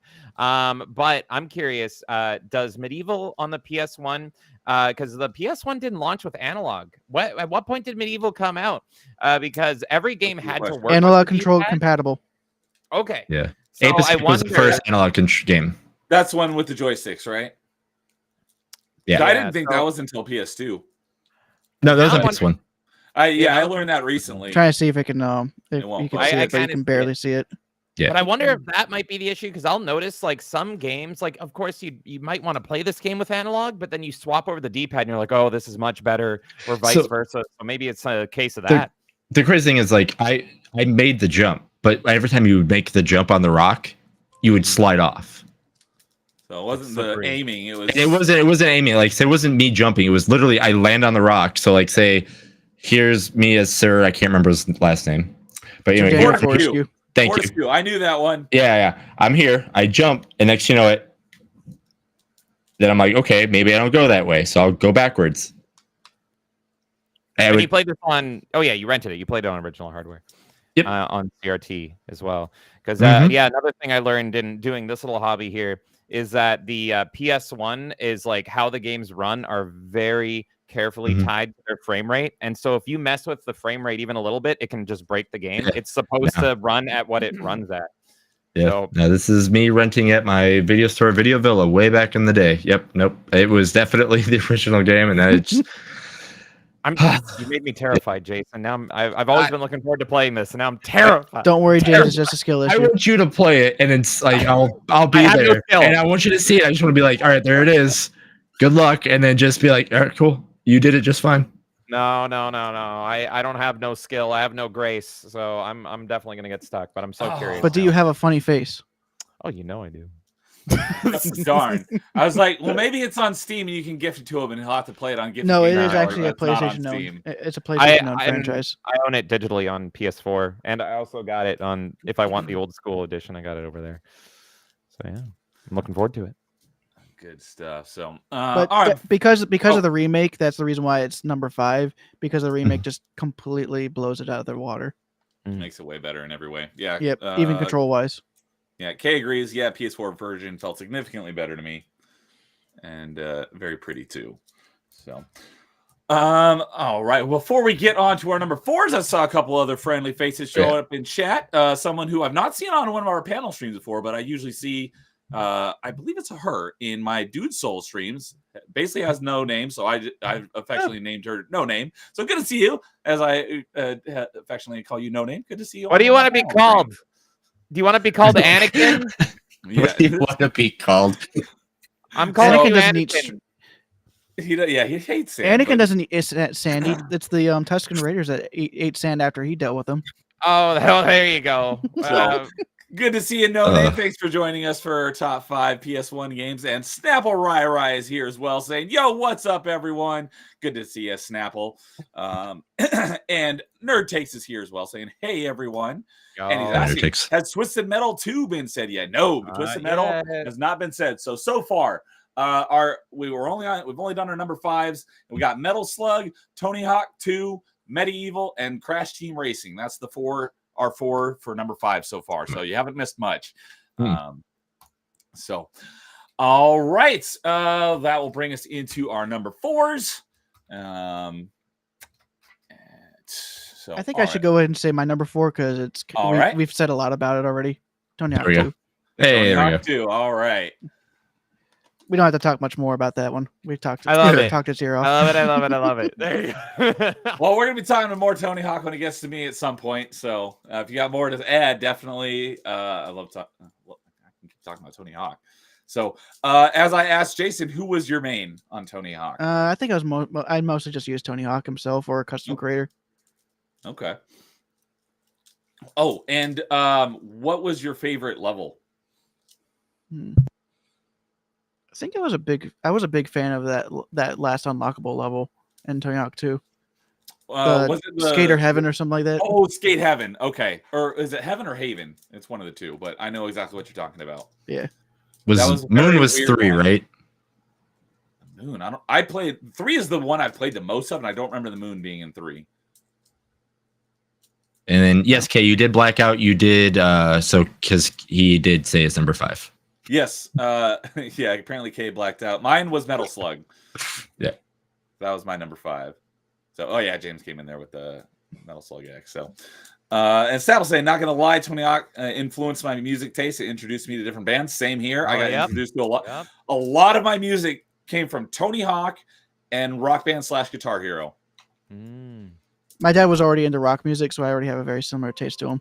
Yeah. I always thought that was great how video games can kind of form musical tastes and everything. One that's not going to come up, like Vice City, was a big game that got me into music, man. So yeah, if it wasn't for my dad already being a huge music buff, like that, I mean, that's why a lot of my games that I love are music driven and everything like that. But yeah, no, if it wasn't for my dad not already liking it, I hate Grand Theft Auto with a passion, but I love Vice City because of the radio station. I mean, I have the CD collection because of that. I could just literally could just be in a car and just mess with the radio stations and be just totally fine with the game.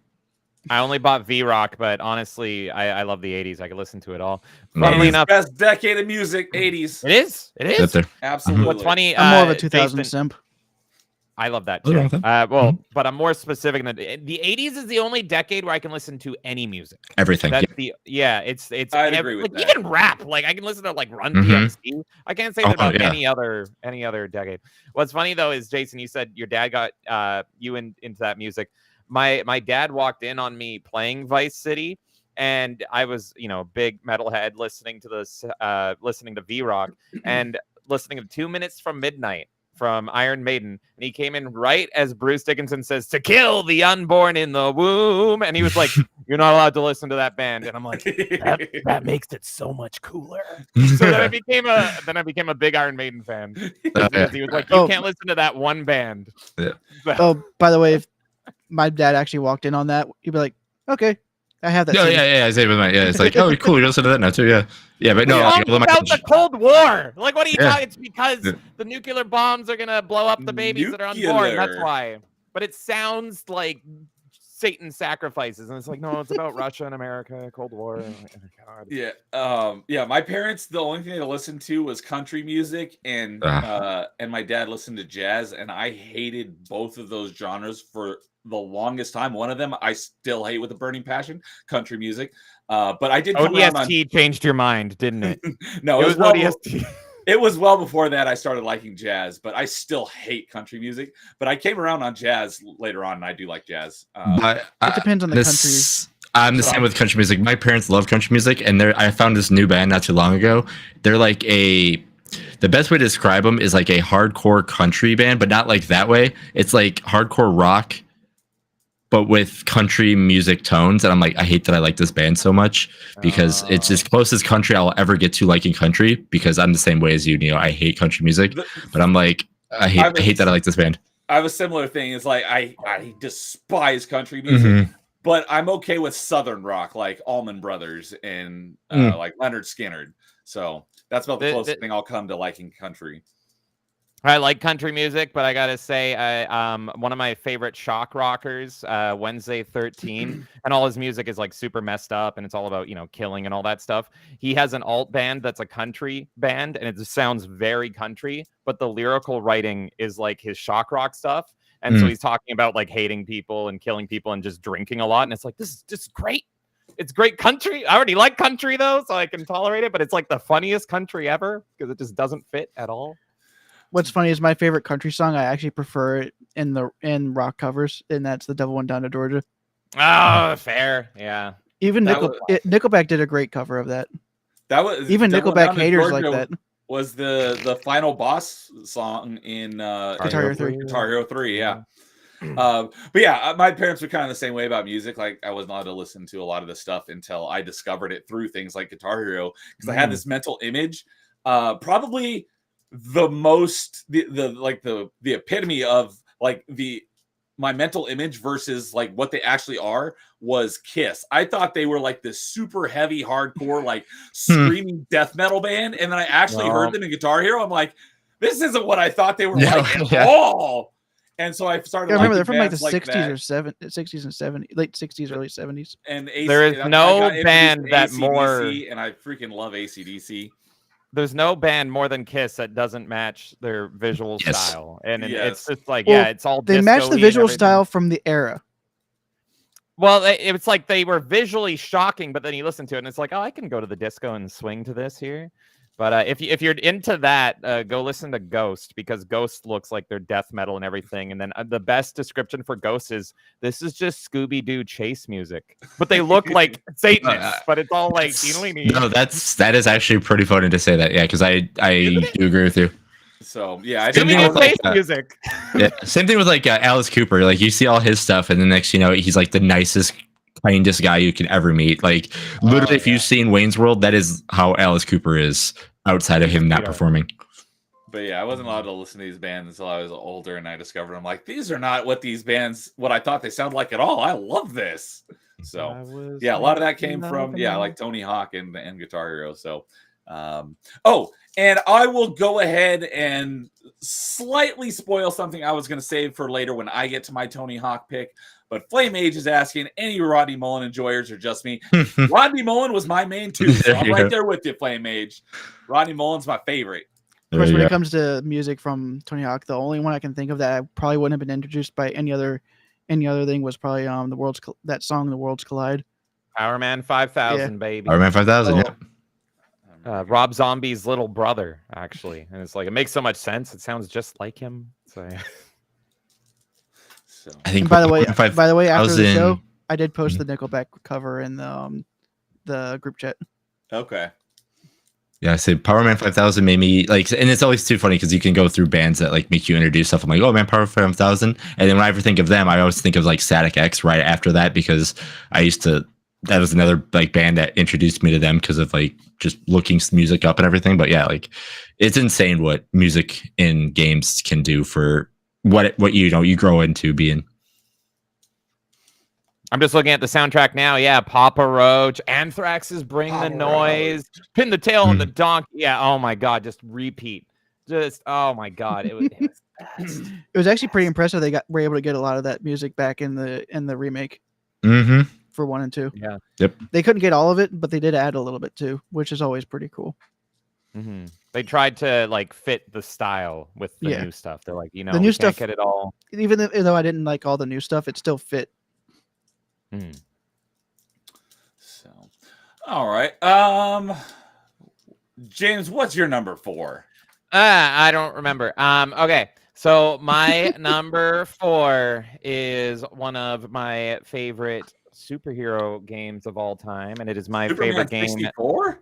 Superman 64, baby. Shit, wrong stream. Dude already knows it. He's already prepped. He is already prepped and ready to go. Yeah, this is my favorite game. There's not many superhero games in this pile. I'm wondering if Batman and Robin. Yeah. Batman and Robin. There you go. I'm trying to figure out if it's the first one or the second one. That's the only thing I'm trying to.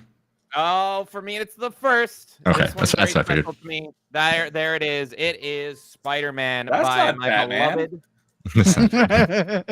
By my beloved Neversoft. One of my best friends actually has a Neversoft tattoo, so he's more dedicated than me. He got the eyeball like on his arm and everything because it's like Tony Hawk, Spider-Man, with like the spear through it with the little like tentacle around it. I didn't actually know that was Neversoft that did the PS1 games. Yep. That's why Spider-Man was in the Tony Hawk game. But what's funny is that the next generation, it was done by Treyarch. Yeah. The PS2 GameCube games were done by Treyarch. Yep. Oh, yes. But yeah, I love this game so much.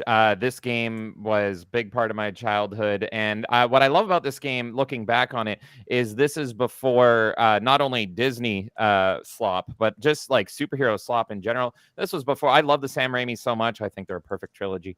But this was before all that. So there was no subconscious or intentional push from that. This was a purely comic book game. This was all taken from the source material, and it feels like it. Look at everything about it. Yes, Venom looks great. Spider-Man looks great, and you have other characters in it. Like I think you have Punisher, Daredevil's in it, and it feels like a purely comic book game. And I absolutely loved that the game opens up with narration from Stan Lee. Absolutely excellent. And probably my biggest memory as a kid was this game made me a little bit more popular because I was known as the freak and the geek on the playground there. I was the big gamer as a kid.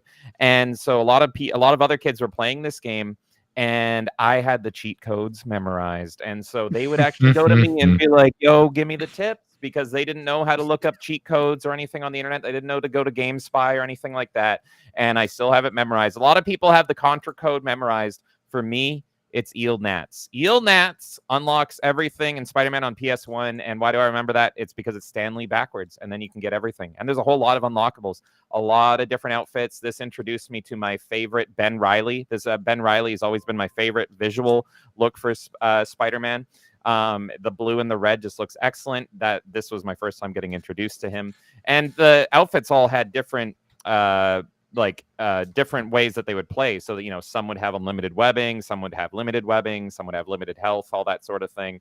It's got one of the best endings to any game ever. It literally ends with the villains in prison playing poker and then the superheroes playing poker. And I got to shout out Daredevil playing poker, and they don't even acknowledge it. It's just like, aren't you blind? Like, how can you see the cards? Reminds me of a John Wick 4 scene. Oh, really? Oh, yeah, because there's a blind guy in it, right? Yep. What does he do in that? I don't remember. Well, he does play poker in a scene, Oh, does he? Yes. Maybe and can he wield a correctly poker or says five of a blackjack? kind. Okay, then it was poker. Yeah. This game also has one of the scariest boss fights ever, and I don't even spoiler alert. If you guys want to play this game, it's excellent. I highly recommend it. But Scarier than Scarecrow from Arkham Asylum. I would say so, but that might be because I was a kid seeing this. But the final boss fight, the whole game is around symbiotes, and also it's very clever how they disguise the city because it's Sounds like Web of The Shadows. fog. yeah. So the whole I played city is Web of like getting Shadows recently. the whole city is like getting gassed pretty much, and so if you fall you die, and so that's why you can only see the tops of buildings. I'm like, that's cute, that's clever. But the whole game is about symbiote invasion, alien It's invasion. like Arkham Knight. Yeah, yeah. So Arkham Knight, they say, oh, we need to get everyone out because yeah, they're getting gas. So this one, it's like the gas is very visual. It sounds like Web of Shadows mimic or copied Spider-Man 1's homework I need to play Web of Shadows. I never because it was have. pretty I much the went- symbiotes. Yeah. Oh, You even had okay. to fight a Wolverine taken over by a syndicate. So that's similar. The final Symbiote, boss I mean- fight for this game is freaking terrifying. I can't think of a scarier boss fight. It is Doc Ock with the Carnage symbiote combined into him, and he's like okay. screaming at you, and he's like chasing you down the hallway, and all you can't beat him. You just got to run. You just got to run. Oh yeah, you can't beat Coke. Yeah, it's even So, healthier for you because it has cane Glass sugar in bottle it. Coke. It has cane sugar in it. It doesn't have corn syrup. So the Carnage Doc Ock chasing down the hallway and you just have to run is terrifying. And it's actually more terrifying when you don't see him because you just see his meter slowly chasing you and creeping you. But yeah, I love this game so much. It's my favorite Spider-Man game. It really made me love Spider-Man at the time. Like it was Spider-Man and Batman all the way. And it's so charming. It's so good. I highly recommend it to absolutely everybody. And as Jason alluded to, it's also got a great sequel as well. All the nostalgia and charm for me is in that first one, but if you love it, the sequel as well is absolutely excellent. So I love these games. Neversoft is getting all the love. Can you tell who wins Yeah. PlayStation 1? It's all Neversoft. Neversoft were the kings of PS1. It was rare on N64. It's Neversoft here. Well, Timon getting very love from all of us, emphatically but agrees I'll with have to you, disagree on James. that one. I think Sorry, what was that? Squaresoft has a good honorable mention there. That's my number one. That's Timon like- very emphatically agrees with you, James. Yes, I agree. It is the best Spidey Best game Spidey ever. game And ever. the remake of the theme song is such a banger. Oh my god, 90s Spider-Man is best Spider-Man. I don't know, it might have actually come out in the 2000s, but it's still the 90s era. You know what I mean? But everything about it is just absolutely a banger. It feels so good to pop those big web balls into people's faces. Mwah!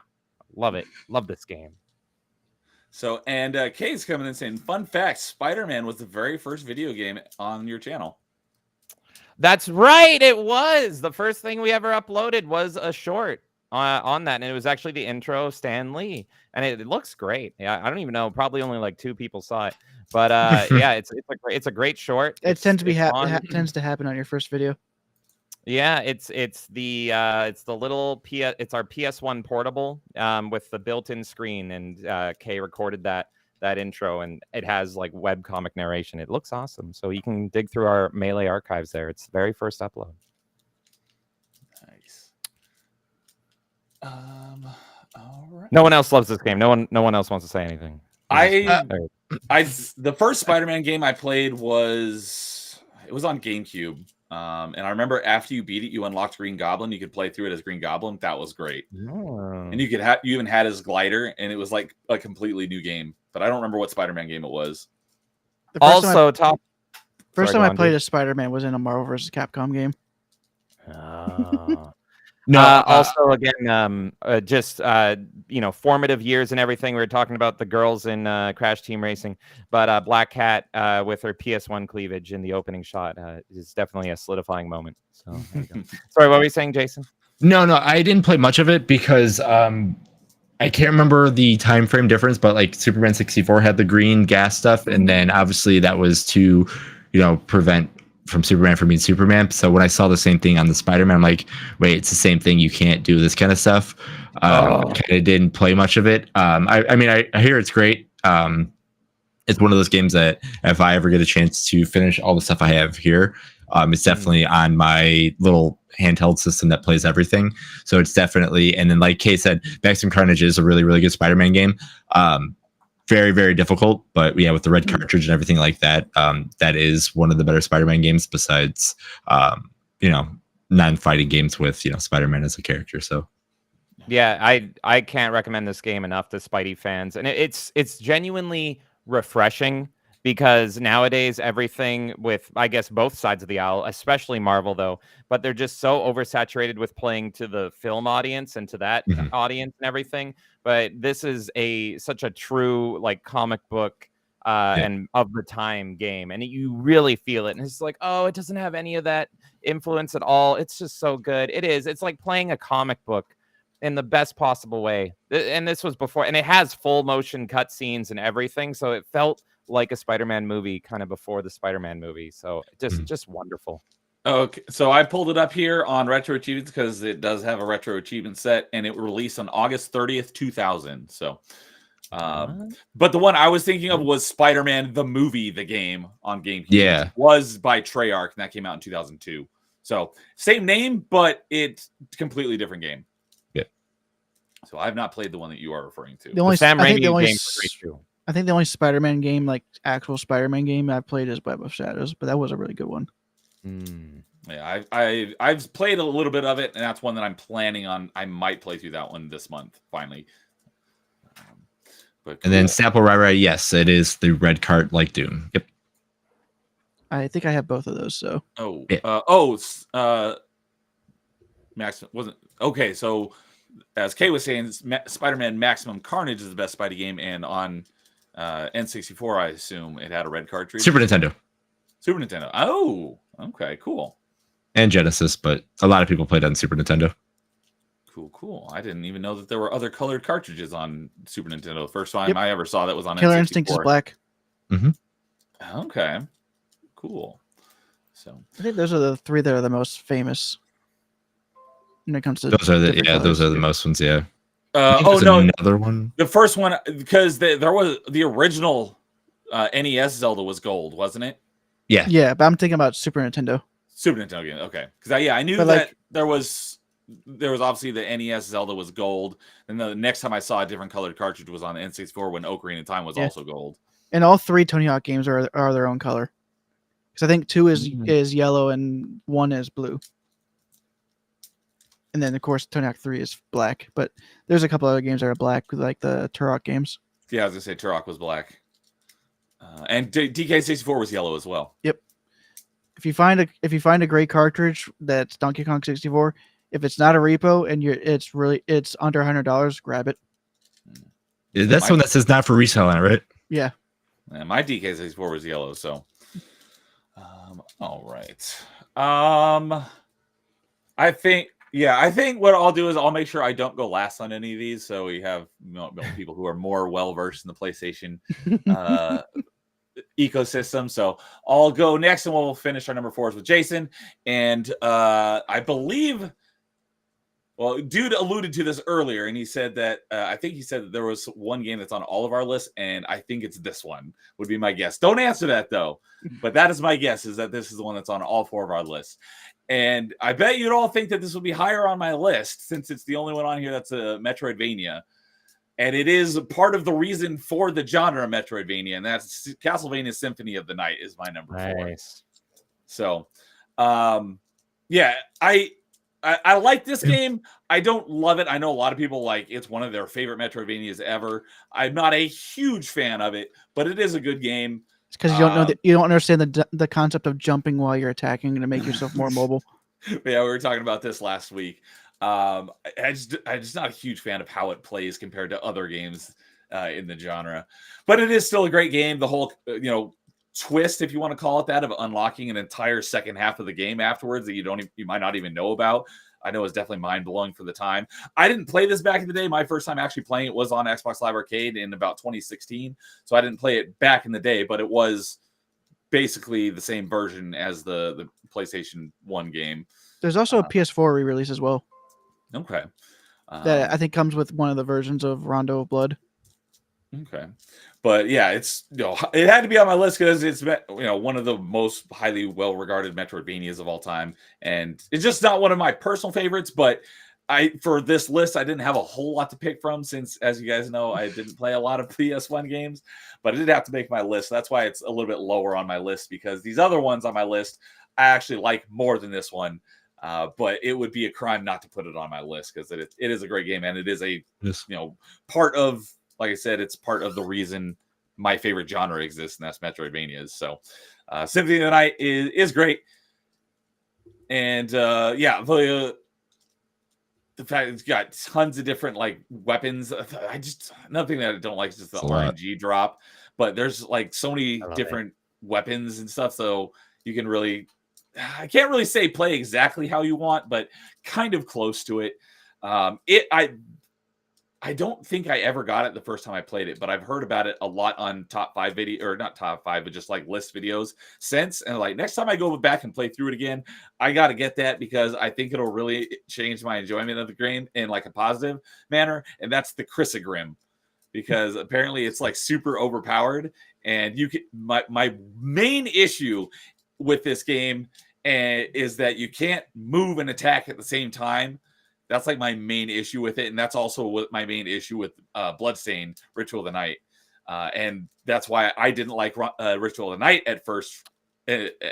Also, but they are both great games. That's interesting. Get over my personal issues with it, but yeah, that's super interesting, and I feel like maybe we can have a sharing of the minds here because a similar game, at least it was easily inspired by this, is Rogue Legacy, which is like a roguelike. Okay, but I can't people stream it.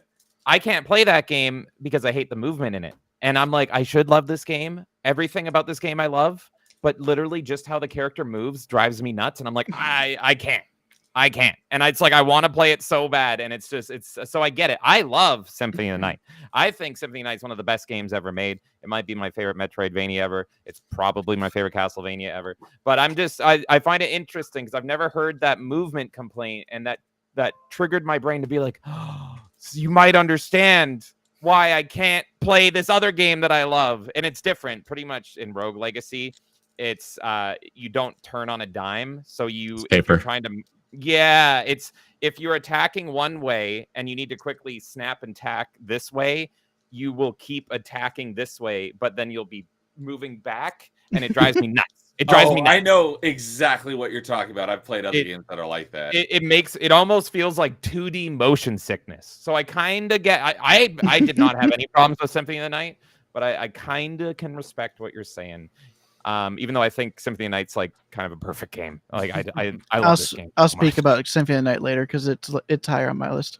Yeah, I figured it's probably going to be on definitely your list, if not everyone's, and it'd probably be higher. But yeah, it's a great game. It's just I don't love it as much as I love other stuff, but I definitely had to put it on my list. So that is my number 4. So and it's so good that I'm surprised that like we've never gotten like a direct sequel. You know, like you think Konami would want to do Symphony of the Night 2 starring Alucard or something. Well, a bunch of the GBA games are similar sequels because they are Metroidvanias. Well, after this game was so huge that like it pretty much all became Metroidvanias after that. Yeah, after this game, every single game from more or less is in this style, in this vein. There's actually, no direct the N64 games are still more action platformers, and so are the PS2 games. Oh yes, we don't talk about Castlevania 64.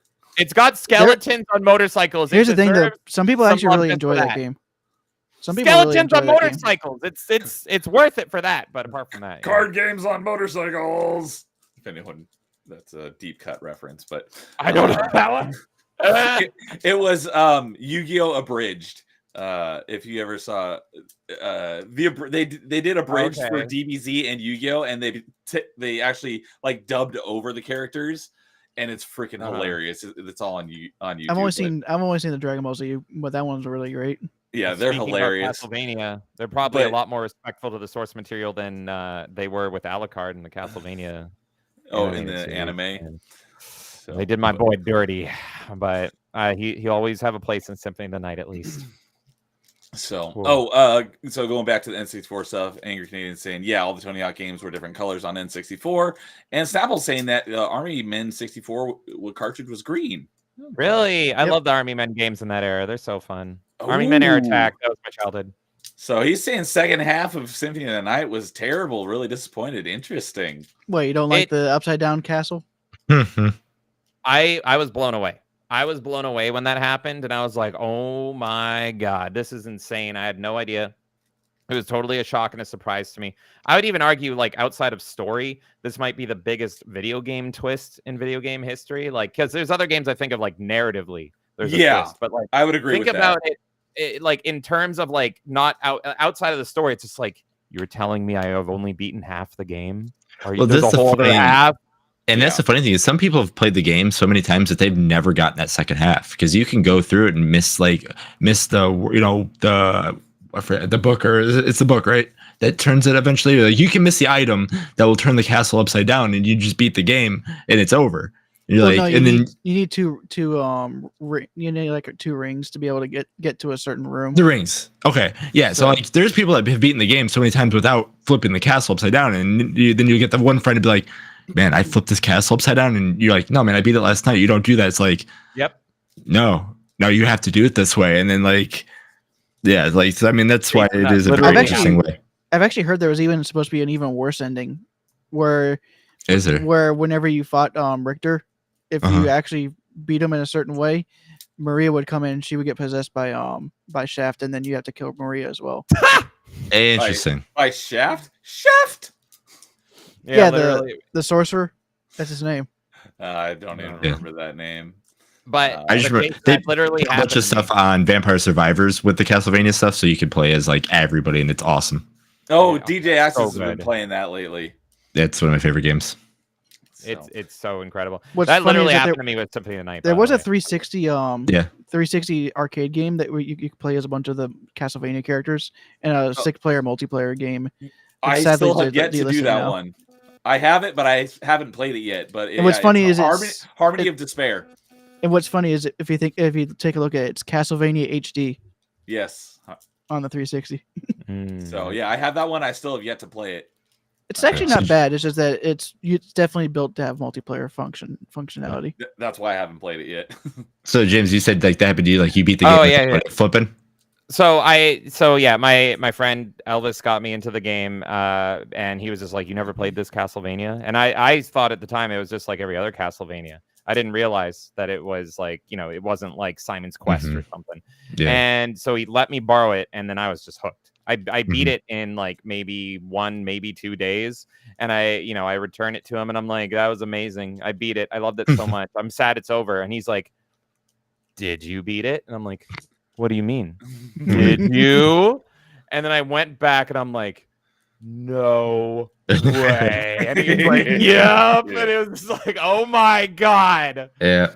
Unfortunately, I knew about that before I played it, but I can imagine playing that, not knowing it, and then finding out. That'd be like mind blowing. Crazy! It is so crazy, and yeah, it's oh my God. I definitely agree that non-narrative wise, that might be one of the biggest like video game plot twists. It turns your entire world upside down. Literally. Yep. Yeah.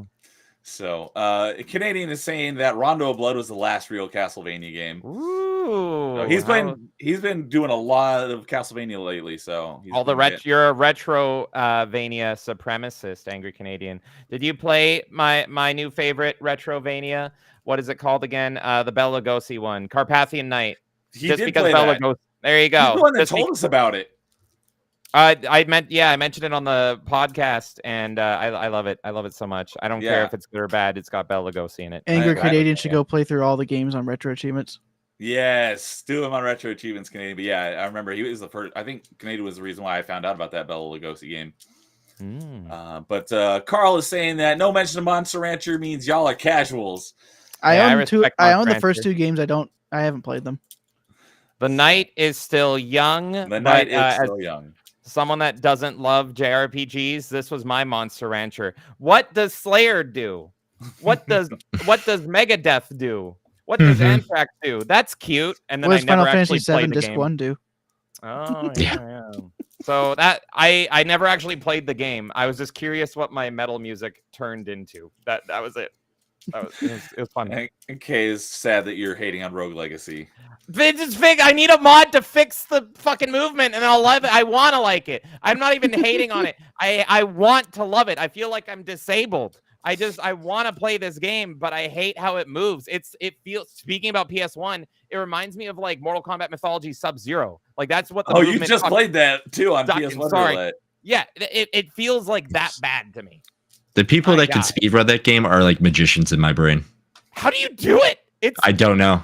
It's like this is coming from someone that's beaten the game, and like the last level when you're climbing up everything and trying to get all the stuff, like to do the elevator level at the end. Yeah. That game are you feels like talking about Rogue Legacy? Surgery. No, Mortal Kombat Mythologies. Okay, Mortal Kombat. Yeah, I don't know. It moves fine, you dingo. No, it does not. No, it does not. So K is saying Karibo, yeah, because that's the YouTube channel is Little Karibo. Neo is cultured. I love Yu-Gi-Oh! Bridge. Me too. It's hilarious. And Snapple saying the smooth jazz and symphony stood out to him. It's such a good soundtrack. Unique. What's everyone's favorite track from that? It's Dracula's Castle for me. As soon as you pop in and Dracula's Castle hits, I'm like, oh, that beats Bloody Tears for me. Ooh. And I'm a big fan of the boss music.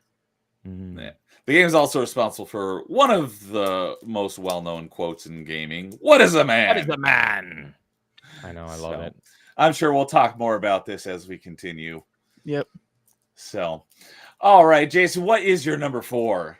So my number 4, this one was actually kind of easy to put there. Like it's. I remember getting this again. I talked about it when I was talking about the demos. I played the demo so many times that I was like, man, what is this kind of thing?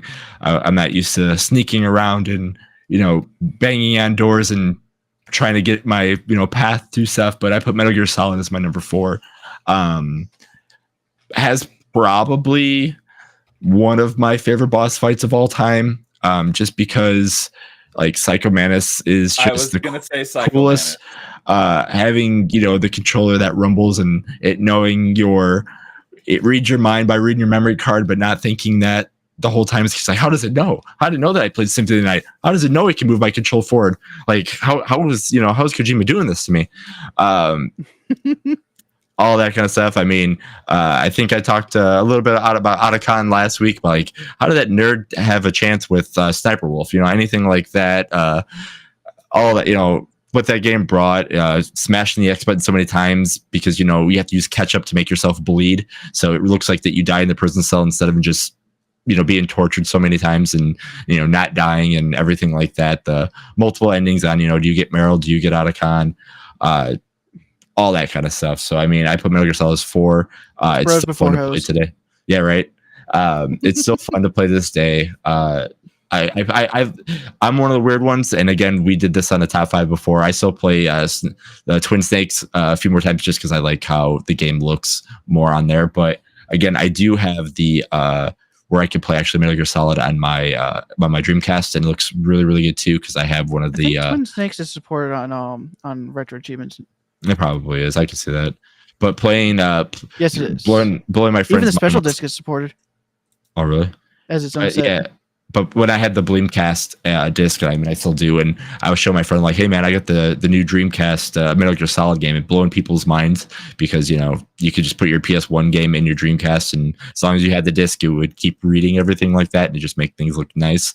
It was awesome, but yeah. Yeah, I'm surprised that you didn't have Psycho Mantis on your top 5 bosses when you did top 5 bosses. Yeah, I thought I did, but I looked past. I think I put an honorable mention because I was trying to think of all the other ones. I got to go double check and see why I didn't put them on there. But yeah, it might have been in your honorable mentions because I don't write those down, but it wasn't in your top 5. Yeah, the reason why I didn't is because after you learn that trick by putting it in second controller, it becomes super, super easy. It's not like a challenge or anything like that because, again, the only thing you hear is like, why can't I read your mind? And that's the only thing the fight becomes is you running around and shooting him and dodging furniture. So if I didn't put it there, that's the only reason why. But if it was like the setup to doing that or, just like if you didn't know you had to do that, it's like, okay, cool. You know, you get the crazy Hideo video screen thinking your TV's all jacked up or anything like that. It really messes with you. But yeah, I mean, I didn't even talk about what I was like, man, forgetting names. Ninja Grey Wolf. Grey No. Wolf, yeah. Yeah, I'm starting thinking names right now, but yeah, I think it did like how cool the Cybernetic Ninja is, and knowing that you have a past with him, and then just that's Raiden. yeah, that eventually becomes Raiden, that becomes Raiden becomes cool then. But yeah, there's so many really awesome things that game does, and like I don't know, Metal Gear Solid still to me is one of the most expensive games when it came out that I bought because I was like one of those $80 games at the time, but definitely worth it. I knew that was going to be on somebody's list. That's why I put him on the thumbnail. Mm-hmm. What was your like? I'm not personally big into stealth games, so see, I'm not either. But like the way they did the stealth to me, it wasn't too stealthy, because you could just run through, and I mean, obviously there's crit paths for everything, but like there's ways you could do that. Like the hardest part is when like it's like when you get to the key card and you have to get it warm, cold, and normal. And just making sure you don't get stuck from when you go back all the way to the beginning of disc 2 to get it warm and getting stuck, where the wolves are in the ice area to try to get back to the thing. So that's like one of the only times, or when you have to use the Nikita to travel all the way around so you can blow up the gas from the one area to do a bunch of stuff. So like there's so many like random really cool things. I mean, I think I have played through it once, but that was a long time ago. Mm-hmm. James is a fellow stealth game respecter. I love them. That's all I play is stealth games. I'm the only stealth respecter because I love stealth games. But if, like I said, I've never had PlayStation, I would have loved the Metal Gear games if I had a PlayStation. Yeah. I absolutely would have loved them. Well, what's funny was there is the HD collection that's on 360. So you can play most of them. I think I have that, or a couple of them. What was funny was Kay was watching me play Arkham City recently, and she's like, "Don't you hate stealth games?" I'm like, "Yeah, but it's Batman. It doesn't count. It's Batman." I was curious, Jason, what was your like childhood response to seeing Psycho Mantis reading your memory card there? Were you like feeling like you were getting doxxed or something? It was like, how does he know I'm here? No, honestly, I'm sitting there like, because I was playing it, my dad was on the couch, I'm sitting on the floor, cross-legged, and my brother was sitting next to me, and I'm like, he remembers it very vividly. Oh yeah, absolutely, dude. I mean, it's just one of those crazy things. And it's like, because it says like, put your control on the floor, I can make it move, and I'm like, and it's like, oh, I can read your mind. I can see the games that you'd like to play. It's like, oh, you like action adventure. I see you did this, and Castlevania Symphony of the Night. I'm like, how does he know? Not thinking, I'm like, oh, that's a Konami game, and this has a Rumble feature. I'm like, how's he doing this? And then next, when the TV messes up and it says Hideo, not video, because again, you have to go to the video screen. I'm like, reading it as video. I'm like, did he mess up our game? Like, what's going on? I mean, like, because I'm into the thing, and I was like, whatever the thing like that. And then also going back before you meet Meryl, it's like, oh, look at the back of your case to find. Just gonna ask you. Look at the back of your case to find out what you have to do next. I'm like, okay, did I find a case? Where's the game case? I need the game case and look behind the game case. Where's the game case? Game case is sitting in front of me. I'm like, okay, I got to run around everywhere and find this game case. Next time I pick it up and I see Meryl codec 149.70, I think it is. There's 140.15. Okay, I'm close. But anyway, it's back there. I'm like, you got to be shitting me. I'm like, one of those things is like, it's right in front of me the whole time. And I'm sitting there running everywhere around the location to find it. There were a lot of NES games that did that because they wanted to curtail the rental market. Yeah, that's so dirty. That is so cool, and like I've never actually beaten a Metal Gear game, but I've always thought that boss fight in particular is just like the coolest thing ever. And so I similar to how we were talking about Symphony of the Night with like getting the epiphany of the the flipped world. I wish I played Metal Gear Solid without knowing that, because that's such a cool experience. Didn't Metal Gear Solid 4 try to do something similar? I don't even know. I don't even want to hear it because in case I ever play it. No, I don't think so. The only one that I know is 3 did the thing where you can beat the one boss very easily, but that's about it. Oh yeah, because if you move your console timer 2 weeks ahead. That one. I know about that one, yeah. Yeah. I want to meet a kid that like cried over that and thought like their PlayStation was haunted or something, and they like threw it out or something. It probably happened. I was, I mean, if I was close, I mean, the game came out in '99, so that was 12 years old. So I mean, if I was any younger, then absolutely I would have. So yeah, just throw it right in the trash. It's haunted. Yeah. They know I played Ape Escape. Like, was Psycho Mantis voice acted? I know so Yes. little. So Does he actually say like with a voice that you played Symphony of Yeah. Night or whatever? Yeah. How many voice lines are there in that game? I was Because, thinking the same thing. So it reads off of whatever Konami games were saved on your memory card. So it would just say. I think there's a couple of Sony published games that they also were allowed to use. Okay. I know it just said like if you didn't have anything like that, it'd be like, oh, you like it would read like style games like, oh, you like action adventure games because it would read that you're saved that one.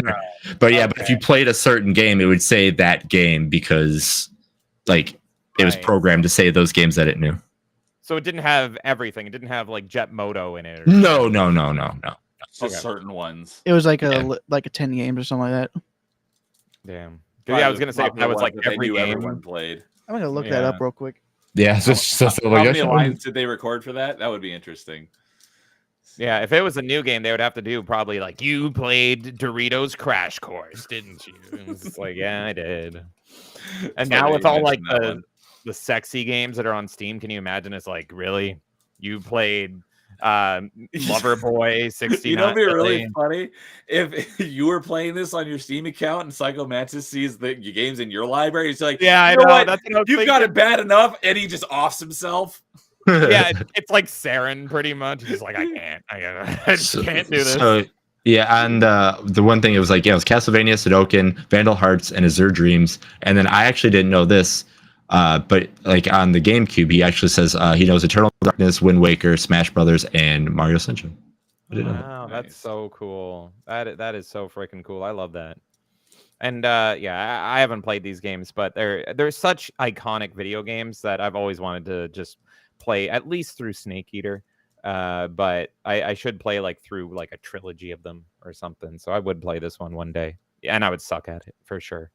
I don't think you would. It's not as difficult as it. Like I said, it's not like I'm not the biggest of playing kind of games to sneak around, and it's like you learn very easily that there's just a couple times you just make sure you don't run completely into a camera or anything like that, and you're fine. Okay. Yeah, one of these days I'll definitely play it for sure. All right. My goodness. All right, so on to our number threes. I am going to go ahead and start off for number threes because this is one that we've already talked about at length, probably spent the most amount of time. And this is one of the ones that I have the visual aid for, but not on PlayStation. The Tony Hawk Pro Skater 1. The first one, though, out of the first one. Yeah, and so as interesting, you mentioned, this is the only version I played of Tony Hawk 2 until the remake that came out a couple years ago. So out of the first three is my favorite, but I'm going with the original one because I didn't even know 2 and 3 were on PS1 and N64 until recently. So when I think of, N64, PS1, Tony Hawk, I think of this one, Tony Hawk Pro Skater 1. So, yeah, I freaking love this game. I played it for the first time. Oh, actually, there's a couple games that I had knowledge of, no interest in, and it was the same friend. So, I went over to his house and I played. I've mentioned this like a few times. Ocarina of Time was the first introduction to Zelda, and I played it over his house, and I didn't really care for it. And then I ended up getting Link's Awakening. I fell in love with it, and then later on, I was like, "Oh, you're gonna give Ocarina of Time another try," and then I fell in love with it. Similar thing is same friend. I went over to his house, and he had Tony Hawk 1 on his N64, and I played it, and I fell in love with it. And so thanks to him, I fell in love with Tony Hawk and Zelda essentially. But fell in love with it and ended up getting it myself, and I love this game. And yeah, as Flame Mage mentioned earlier, Rodney Mullen was my main. I love that guy. Rodney Mullen is my favorite.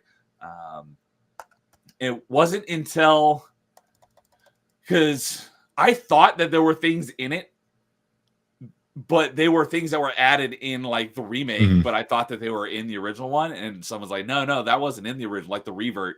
No, not the revert. I knew that was added in Tony Hawk 3. It was manual. That's right. I thought the manual was in Tony Hawk 1, but that was added in Tony Hawk 2. And someone pointed that out because I hadn't played it in so long that I know that wasn't. I think the revert was added in 3. Yeah, revert was added in 3, but I thought manual was in 1 and 2. Wasn't until a couple of years ago someone's like, no, that was added in 2. I'm like, what? I never realized that. But yeah, as they mentioned, the Tony Hawk 1+2 remake is freaking phenomenal. I played that one way more than I played 2 because, like I said, this was the only thing I'd played 2 on until the remake. But I spent a lot of time playing this one right here. So they're both great. I understand why you would say Tony Hawk 2, especially with the added mechanics to the game. But for me, I spent so much more time playing this one because I didn't have. If I had played the N64 version of Tony Hawk 2, I would probably say Tony Hawk 2 as well. But for me, it was Tony Hawk 1 on N64 versus Tony Hawk 2 on Game Boy Advance. I'm going to go with Tony Hawk 1 on easily. N64. Yeah, easily. And I said this earlier. You said this as well. They're both great. They're absolutely both great. And looking back on my childhood, like they kind of blend together. And I would, even after playing 2, I'd go back to play 1. Different levels, different characters, different music. Most importantly, arguably, is different music, and just going and free skate and cruising and listening to tunes. So yeah, one is absolutely excellent, and that's why, like, you know, the remake of 1 and 2, and then my favorite remake being 2X combines 1 and 2 into 2. So 1, shouldn't be slept on either.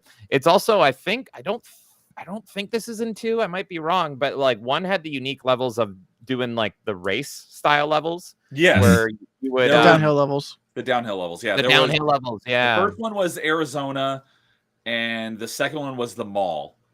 The mall. Yeah. I like the mall. The mall and the dam. Yeah. That's it. Yeah. So was that in 2 as well? I don't remember, but okay. So that was like, in my opinion, the most standout thing from 1. I don't think they ever did it again until Ride. Yeah. Oh, yeah, you're right. Yeah. So, and yeah, this one had Officer Dick in it. Felt a little grungier, and then depending on your music taste, you could argue that it had better music. Some of the iconic songs you associate with Tony Hawk are from Tony Hawk 1, so it's great. They're both great games. You could really pick either one. Yeah. Well, like I said, my favorite of the first 3 is Tony Hawk 3. But I didn't even know that was even on N64 slash PS1 until recently. So and you didn't even know it was on the N64. Yeah. So for me, it's Tony Hawk 1. But yeah, the music that stands out to me the most was Tony Hawk 3, because I played that on GameCube, and just the it was generational leap compared to the N64 version, because like I said earlier, the cartridges have only 64 megabytes of storage space, so like the music quality, just the sound quality isn't that great. Yeah, I think they skimped on the music because they were trying to make sure the gameplay was right. Yeah. So I was gonna mention something else, but I don't remember what. And there takes it coming in saying, I love stealth games. Yeah, for stealth games. And Flame Age just so happened to have been playing the Tony Hawk remake this week. So yeah, it's great. It is fantastic. It is excellent. Oh, that's what I was going to mention, is that in Tony Hawk 1, as you'd said, there's Officer Dick. He's just Officer Dick. But in the remake, he's actually, his character model is Jack Black, and he's voiced by Jack Black as well. Oh, really? And I totally forgot about that. That was before people started hating on Jack. He's been overused. Yeah. It's been a slow decline for Jack Black there. More and more people hating him. I used to love him, and now I find him. I think it's just more he's overused, so that's why it's like kind of like The Rock. Like, as long as you don't watch every single movie he comes out with, it's fine. But if you just start seeing him in everything, it starts getting grating. No one likes him in the Minecraft movie. I haven't seen one person defend him as Steve, and everyone's just like, "Really? Please, come on, stop." That movie's not out yet, right? I don't think so. No, I think it was February. Yeah, I wonder if they're panicking based on like the feedback, like similar to a Sonic situation, because like April comes out in April. April. So, all right. I can pass it to James to go next. Yes. All right. Well, mine has been talked about to death, but I love this game. It is my number 3. This is Tony Hawk's Pro Skater 2. I love 1 as well, but mine is 2. And it's I played 1 Everyone first. had 2 on the list except me. I had number 1. You're the one person that's gonna screw it up from being from the top here. But I love Tony Hawk's Pro Skater 2 too much. This is one of my favorite games of I think all since time. we always keep on saying but both of them kind of skew in our minds, we could always just put them together. Oh yeah, you could. I have a feeling it's going to be up pretty high at the group. Oh, it's going to be pretty high. Yeah, it'll still be high. But yeah, I love this game so much as a kid. This blew me away. I had zero interest in skateboarding before this game. I got a skateboard because of this game, and I rode it for about 5 minutes, and I got hurt, and I said, screw this. And I went back to playing Tony Hawk because real skateboarding is incredibly painful, and I hate it. But in this game, I absolutely love it. And I was blown away when Spider-Man, because of the Neversoft association, ended up in this game. And so playing as Spider-Man and going through all the levels and just there's so many wacky things in this game. There's what is it called? The God level in it is just incredible. But yeah, this game. That's what we were talking about earlier, Skate Heaven? Skate Heaven. Skate Heaven, that's it. Skate Heaven. Yes, Skate Heaven. Ollie the Bum in Venice. Oh yes, Ollie over the bump. Yeah. So I mean, what hasn't? And later he actually got his name changed to being Ollie. Oh, I remember when Ollie the Bum. It took me forever to freaking find all. His actual name is Ollie in game now.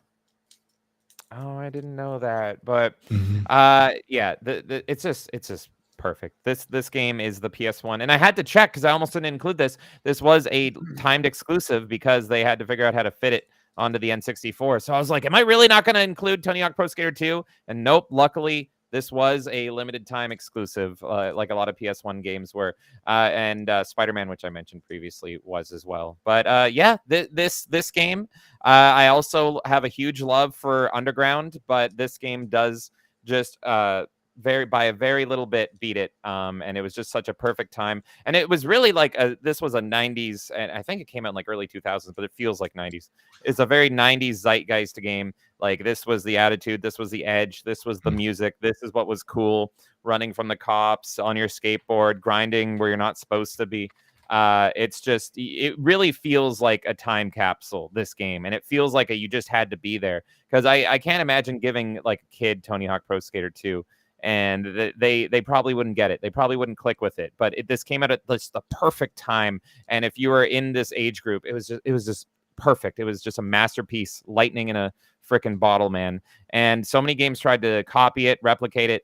I see Angry Canadian saying with Dave Mirra BMX. Yeah, there was a whole lot of games that tried to capture the coolness of Tony Hawk. I was waiting for Nero to pull it up because there is an infamous game that was supposed to be a Dave Mirra BMX game. Yep, Triple X. BMX Triple X. It was supposed to be a Dave Mirra game. He took his name off of it. Yeah. Yep. He was like, no, I don't want my name on that. Mm-hmm.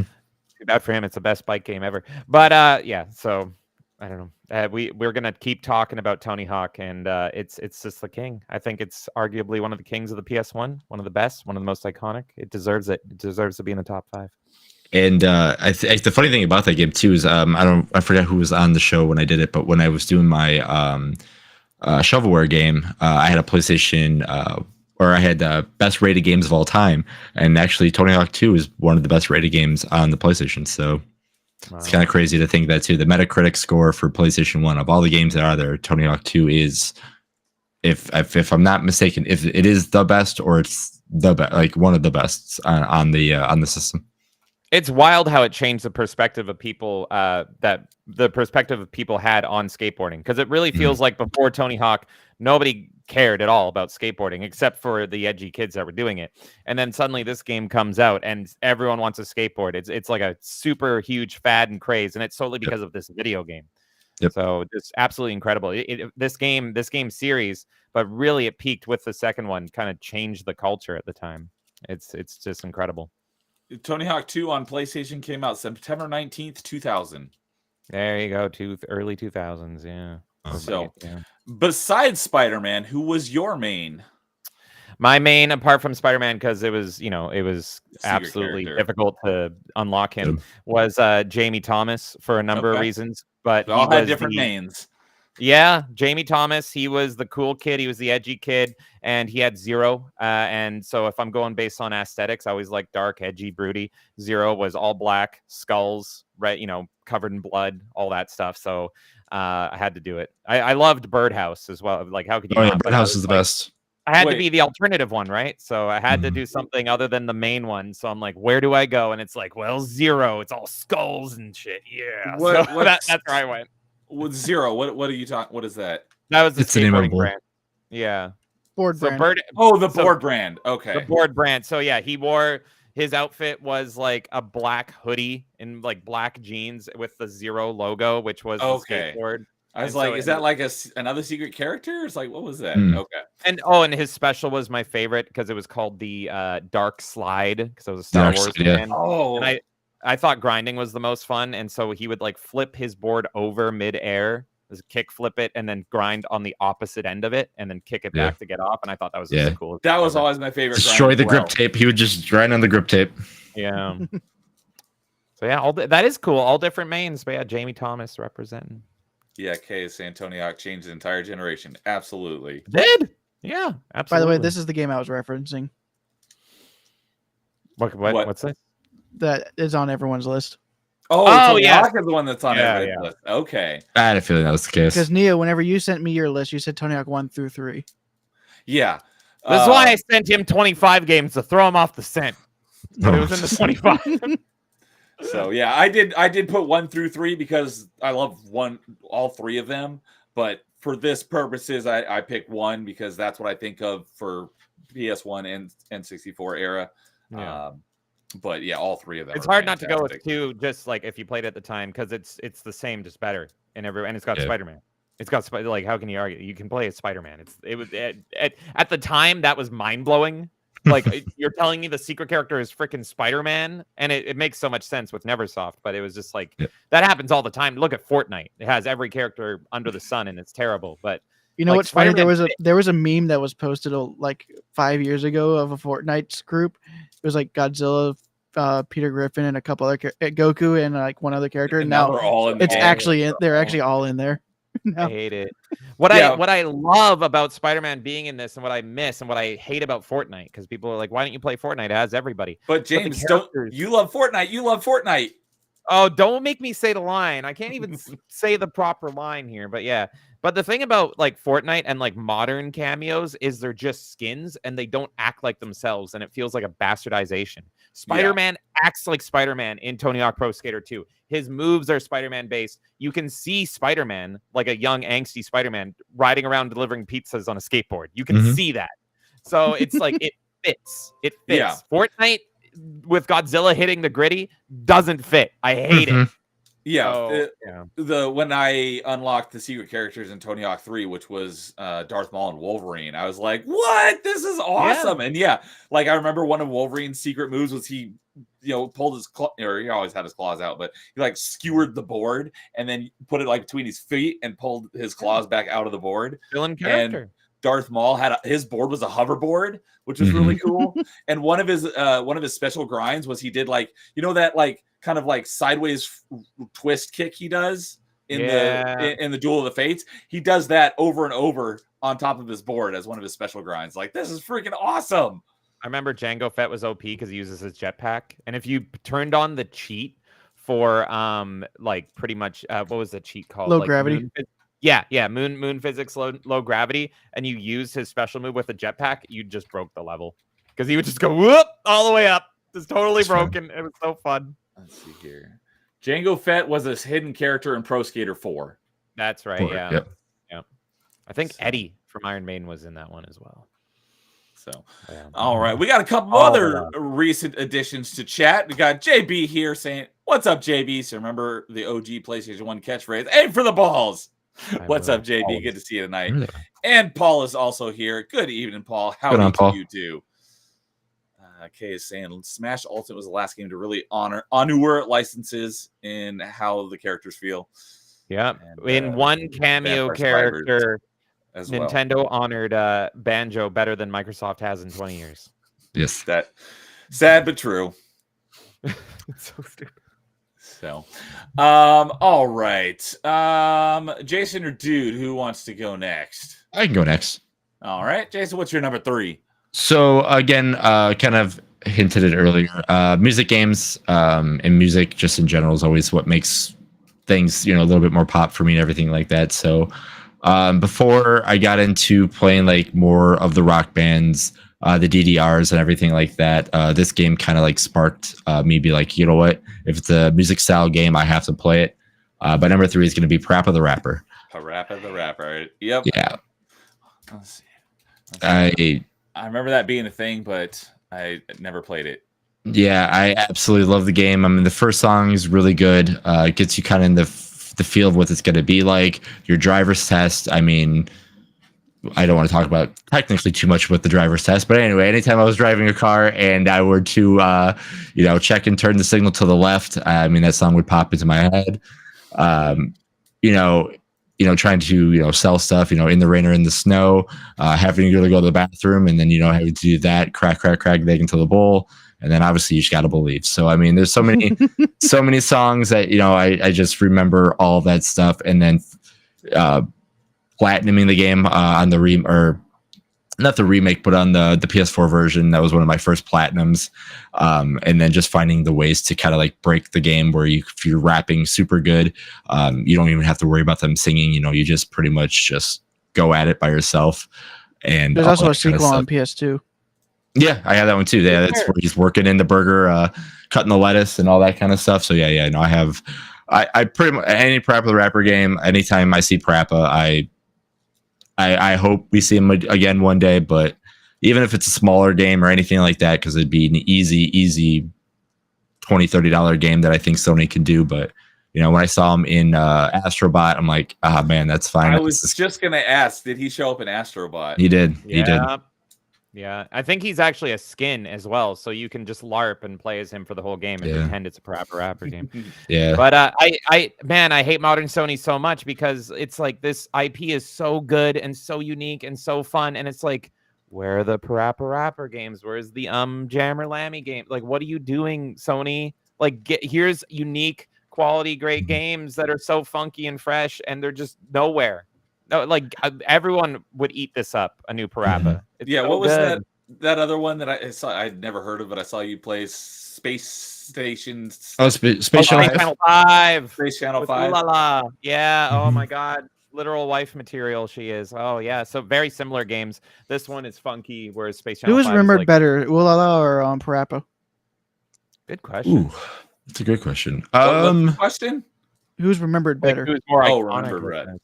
Well, I never even heard of Space Station 5, so I would say Space Channel 5. I think Parappa, at least in the West, I would say Parappa. Sorry, because I know Parappa was in PlayStation All Stars. Yeah, he was there too. He's a dog, right? Sonic All Star Racing. Yeah, but he's a dog. Man, that's tough. I bet you, because all Sega games have such a crazy following. So I mean, if you ask more of a Sega kid, they're gonna say Jamie Lammy, or not Jamie Lammy. Sorry, Ooh La La. Sorry, that was close. Well, we do have one in the chat. Yeah. So, man, yeah, it's tough. Here's a game idea. Combine them. That's your next game. Do Space Channel 5 meets Parappa the Rapper meets Jammer Lammy, and they all fight aliens in space. That's what I want. And you could make it a multiplayer game, like 3-player battle with aliens. One. Yeah, like that would be so good. What's interesting about Parappa the Rapper is I recently learned like this is the game of why frame rate matters so much on the PS1. Yes.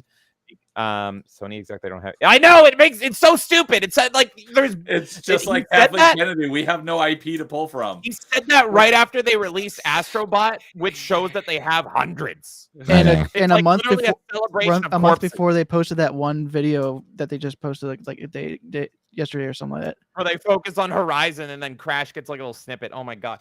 But so this game, Parappa the Rapper, this is what showed to me that it's so important frame rate, because I tried playing it recently because I've always wanted to play through this game. I never got to. I'm gonna have to play the remake because I was failing like on things where I'm like, no, I hit that makes no sense. This is like busted. What's going on? We're using original hardware. No. So and here's the thing. So Was it it's all in emulation? the frame rate. Apparently, the original Parappa the Rapper is very specifically made for Mhm. CRT TVs. So if you're not playing Parappa the Rapper on original hardware and on top of that on a CRT TV, so even if you have the disc and everything and you play it on an HD TV, it's busted. Like the timing's off and everything. It's very much designed for a CRT tube TV and original stuff. So and I discovered that very like just in the past month. I'm like, oh, that's crazy.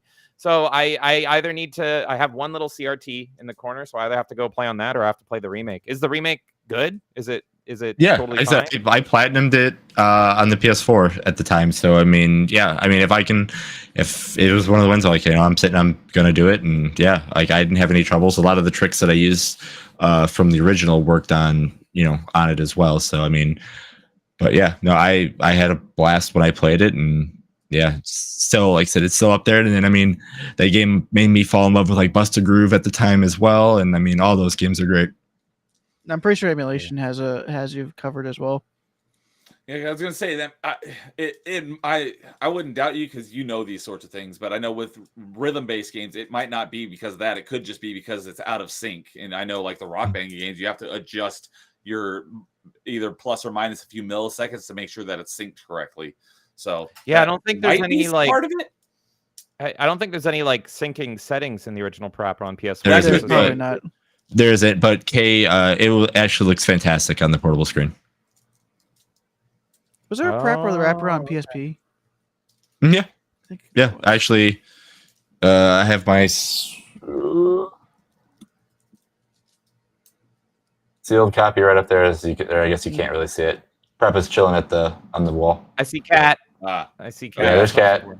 there's Yeah, but anyway, yeah, there's Parappa on the wall, and then you can't see because the light's on, but you can see the sealed PSP copy up there. Okay. Oh, there you And go. how it played, was it like pushing the right face buttons in beat to the music, or how exactly Yes did it and play? no. It goes off of the beat, so it's not like a DDR or a Rock Band where like if you hit triangle or circle across at the time. Yes, you could do that, but if you're trying to rap good, like you could hit we'll say the first song, kick punch all in mind, let's careful now kick. You don't want to just go kick. You want to try to match the kick button or the kick lyric to the thing. So you can just do like kick, kick, kick, kick, because that's how the beat is. And it will give you more points because you're rapping to the beat, not just to the thing. It's just telling you these are the ones that you have to use, but make sure you get to the beat. So if you just do once, you're not going to rap really well because you're not rapping. You're just saying a word to the thing. So that's where it becomes kind of how do you rap to what's going on and everything like that. Okay. And it was all played on a controller. It didn't have like a microphone, so you're not actually like Nope. rapping yourself, Nope. right? It's all No, face buttons. Yeah, that's why like I said, the auction level is when you find out for sure that's what you're supposed to do because everything's so close together. So like it's like in the rain or in the snow, I got the funky flow. Like it goes circle, circle, circle, circle, circle. And so you're literally just tapping circle the whole time, and you just have to make sure you know how to stop, and then boom, boom. So like you'll learn how to do it, and like eventually when you get to the third level, you're like, oh, it is just off a rhythm, and you can kind of tell yourself when you're going to mess up. But then, like I said, to me, the hardest level is when you are making the cake, and it's like which the crack egg into the bowl because it's so timing is so weird and everything like that. And then obviously the bathroom stage is pretty easy, and then you got to believe as long as you just survive a couple things, you're good. So Okay. Yeah, I know how much you love that, so I figured it'd probably be on Parappa the your Rapper is radar. supported on Retro Achievements. I don't play much, but I should try that. Because like I said, that was like when I first saw it, I'm like, I usually don't worry about achievements very much, but as soon as I'm like, I can get a platinum in Parappa, I'm like, I got to be one of the very few that I have to do it. So I went for it. Nice. So, all right, dude, what is your number 3? I'm gonna go with a platformer, Spyro 2. Nice. Okay. I always try to think of which the Spyros I think is the best one. I tend to go between all three because they're all really good games.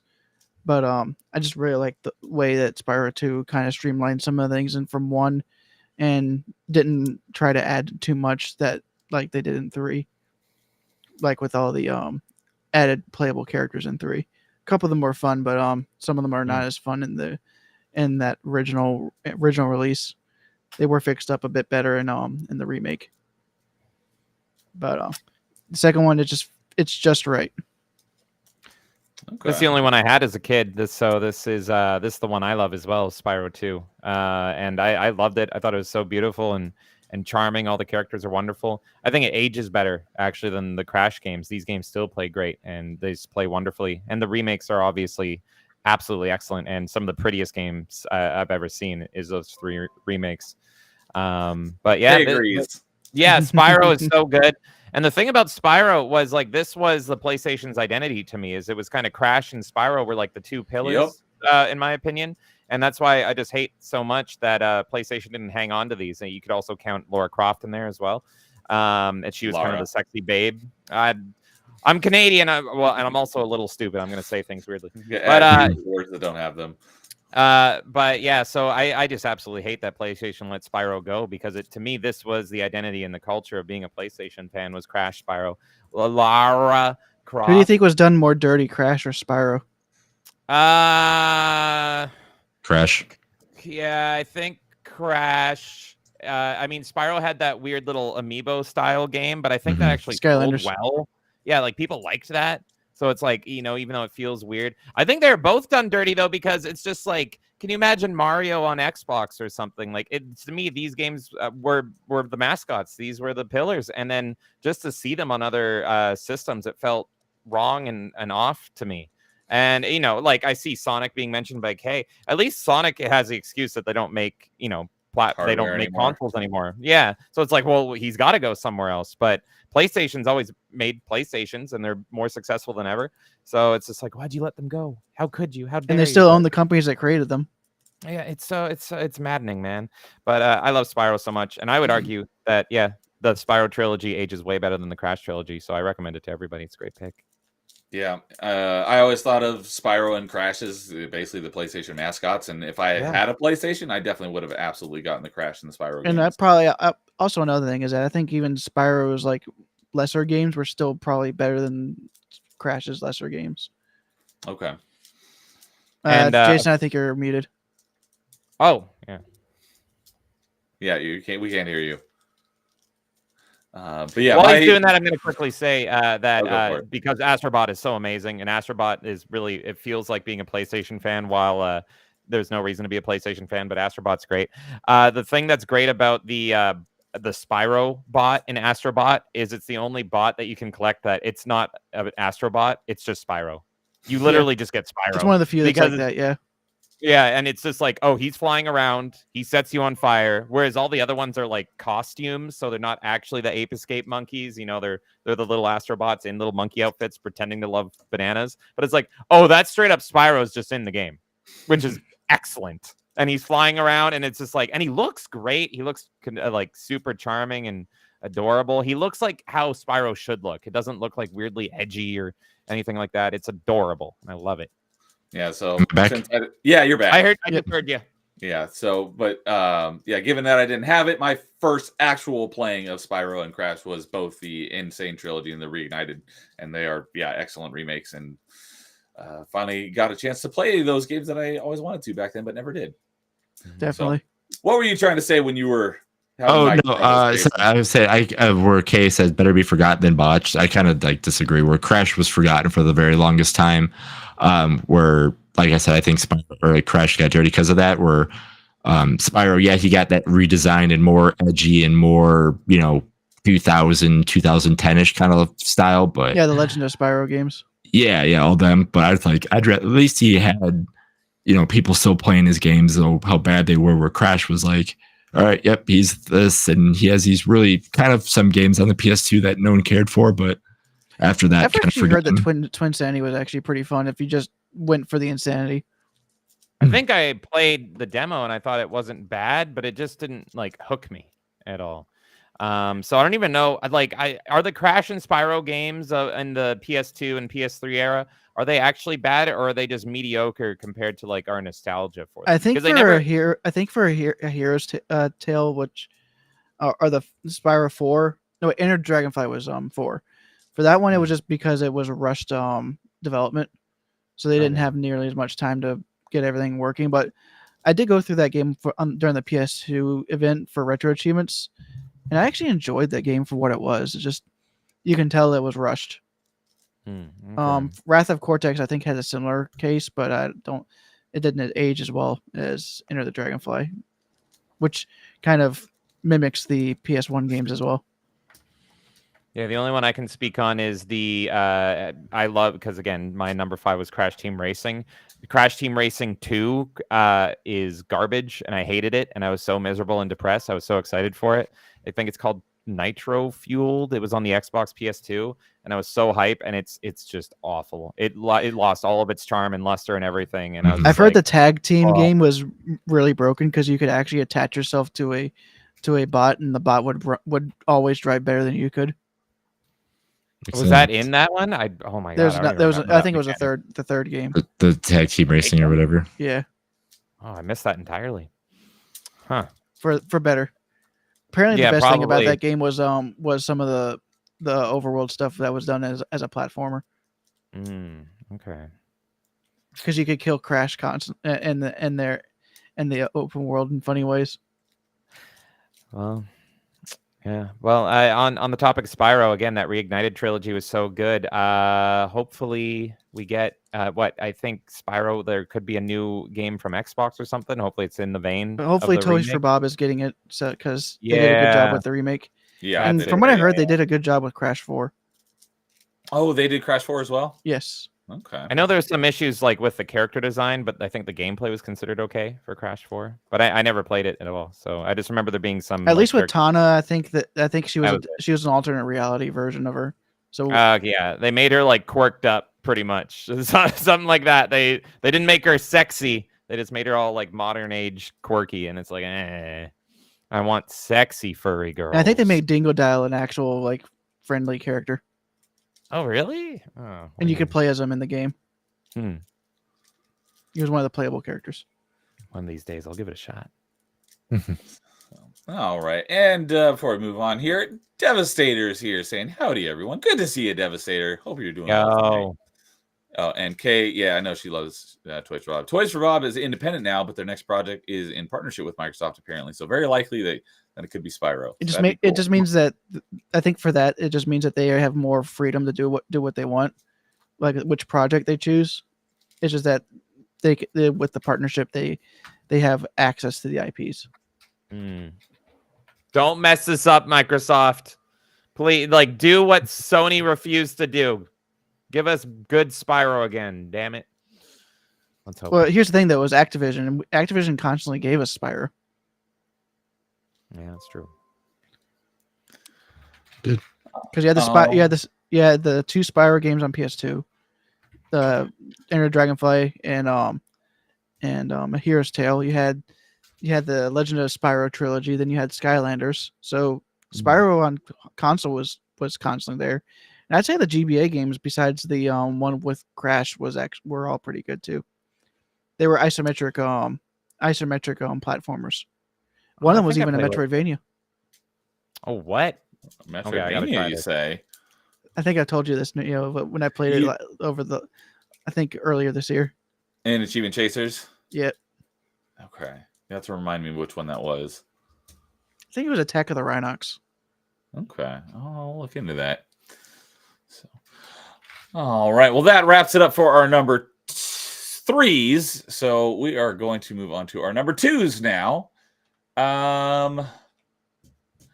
Jason, what is your number two? Oh, man, this was so hard for me. 2 and 1 were like figuring out which child I liked the best.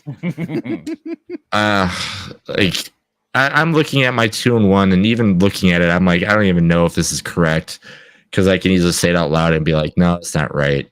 But then I can also be like, yeah, it is. Like, the best way I can always say for my 2 and 1 is if you don't you have to go back into like a different kind of category. So like if you have a favorite movie and you have a favorite TV show, obviously you're watching something and there can be the same, but they're different. So when I do my number 2, my number 1, it's like, what's my favorite show and what's my favorite movie? So because I said it that way, I chose what's my favorite show analogy. So I put Resident Evil 2 as my number 2. And that was still very hard for me to do.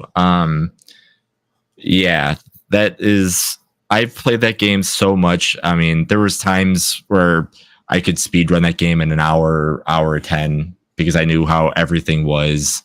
Finding out second scenario was a thing, finding out that tofu was a thing, finding out all these extra things were in the game, and just be like, oh wow, there's technically 5 different games in this. Also, another game that has a remake, a modern one. Yeah, that was good too. And people actually say it's really good. So it is really good.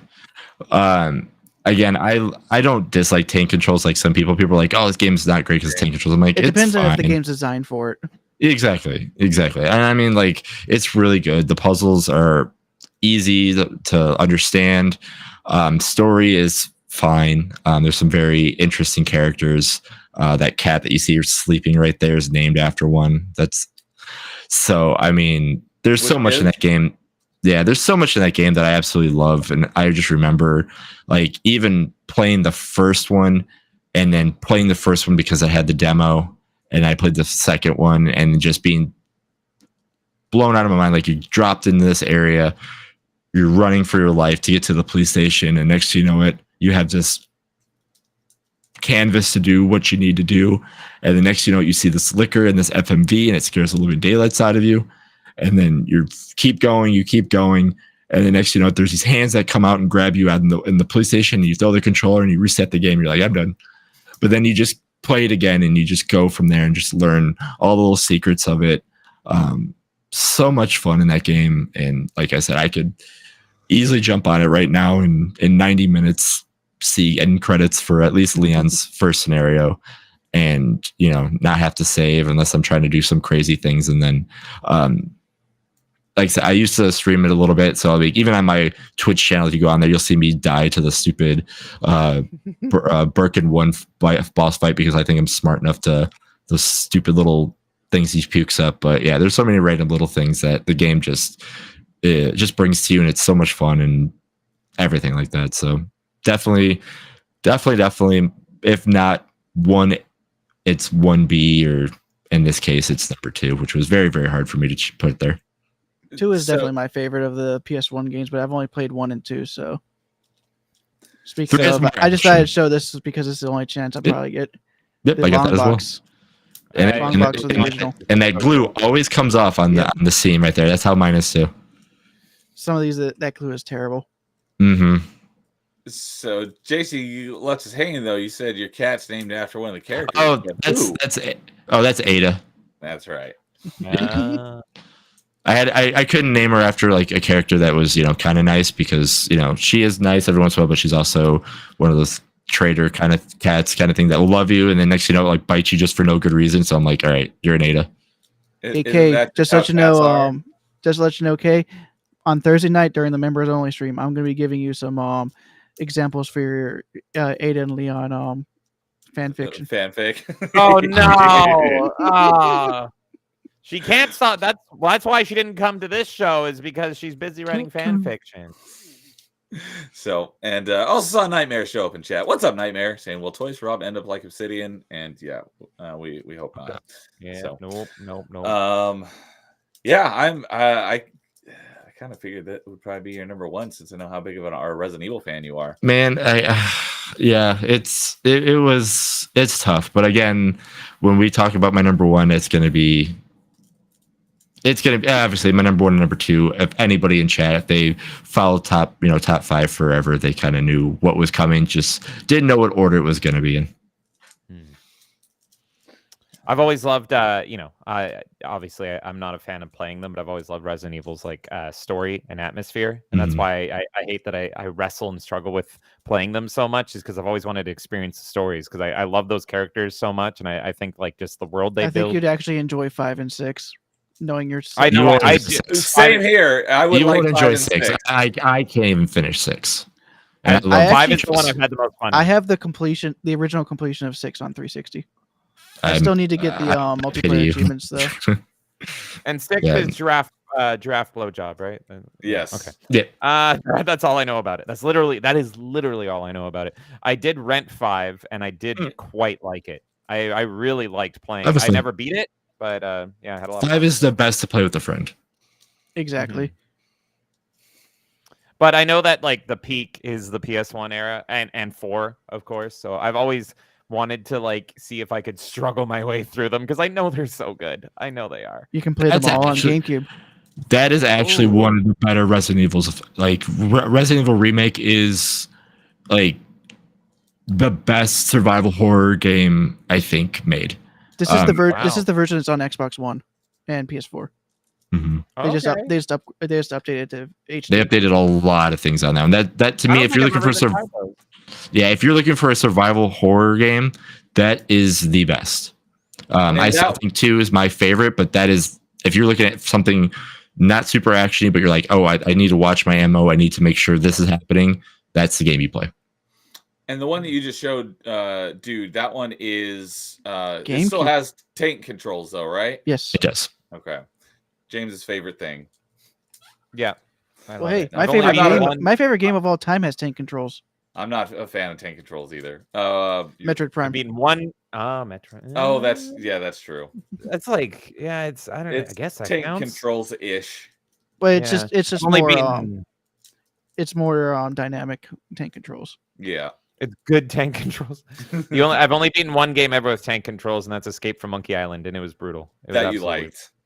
Yeah, right? That's the only one I've ever beaten. Period. I've never gotten through any other games. And you were just talking about that, I think, on Steam Roulette, because I remember you talking about tank controls and Yeah. Monkey Island.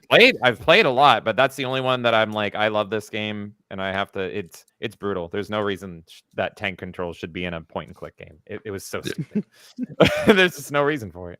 And then so for mine, like Kay knows. Like I said, she's been around me. She's been on a lot of top 5s. She knows what mine were going to be. So Oh yeah. I think I know your. I know your number one for sure. yeah. About it. Yeah. When I actually took it 2 seconds to think about it, I'm like, oh yeah, that makes sense.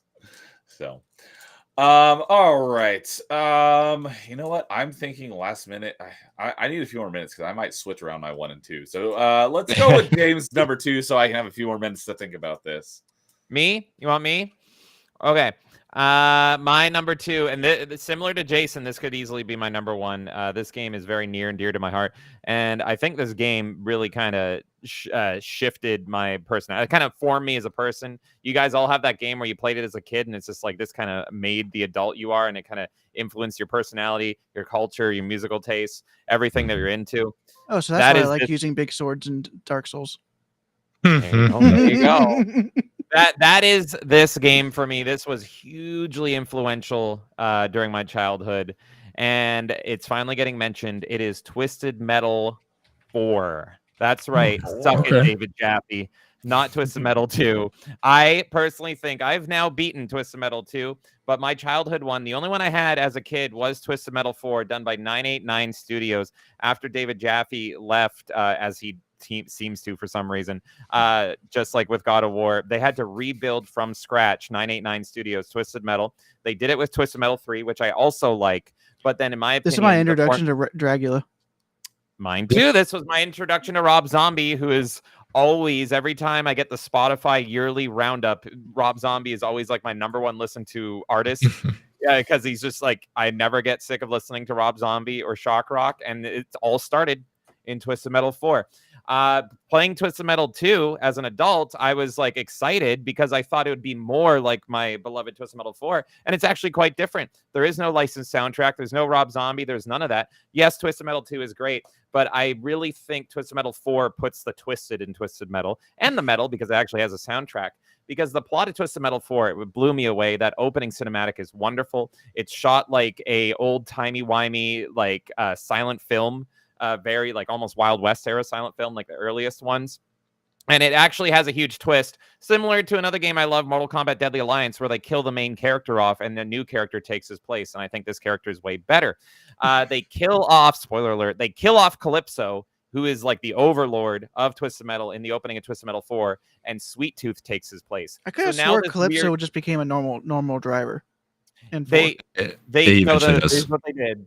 Here's what they did. They made it so that you could still play as Calypso, but on his vehicle it says "sold" on it, meaning that he's dead, but his vehicle is in there, but he is dead. That's another thing that David Jaffe screwed up with the remake. Is it's like, yeah, you have all the cars, but they don't have their character. What makes this game is it's like a fighting game on wheels. You get to know the characters. The bios are awesome. They're all voiced. They're all wacky. Nobody's a good guy. Everyone is terrible. Rob Zombie is a playable character. He's also OP as hell. He's actually evil. Even they don't even treat him like a good guy. I think I still remember one of the lines for the create a character was "I'll make you shiver when I deliver." I think that is, yes, that sounds familiar. But yeah, so the opening is Calypso is freaking dead. He's thrown out the window, and now Sweet Tooth is in charge. So Sweet Tooth is now a clown with like godlike powers that can grant wishes. I thought this was so cool. The whole thing has there's a certain genre of this game that I always look for in other games, and I don't see it ever. It's evil, twisted carnival stuff. Where is my evil twisted carnivals? And that is this game. Everything about this is evil, godlike clowns and stuff. And everything is like evil, maniacal laughter. And it's wonderful. It is so wonderful. He almost rivals like Joker. It's like God Joker, pretty much. So one crazy thing about Twisted Metal, though, is that 5 years ago, they should have made a battle royale with Twisted Metal. Yeah. Yeah, it's been heavily rumored. They're so stupid. It's too late now because the craze is over. Well, the show was excellent. I was blown away by how much I liked the show, and it's getting a season 2, so hopefully it's not too late. But yeah, for me, this is the peak of Twisted Metal. I've at least played, I think, every Twisted Metal, mostly, maybe not all of them, but most of them. And Brawl wasn't very good, in my opinion. Oh yeah, no, I may have not played that one actually, but this one one where you're like RC cars, all right?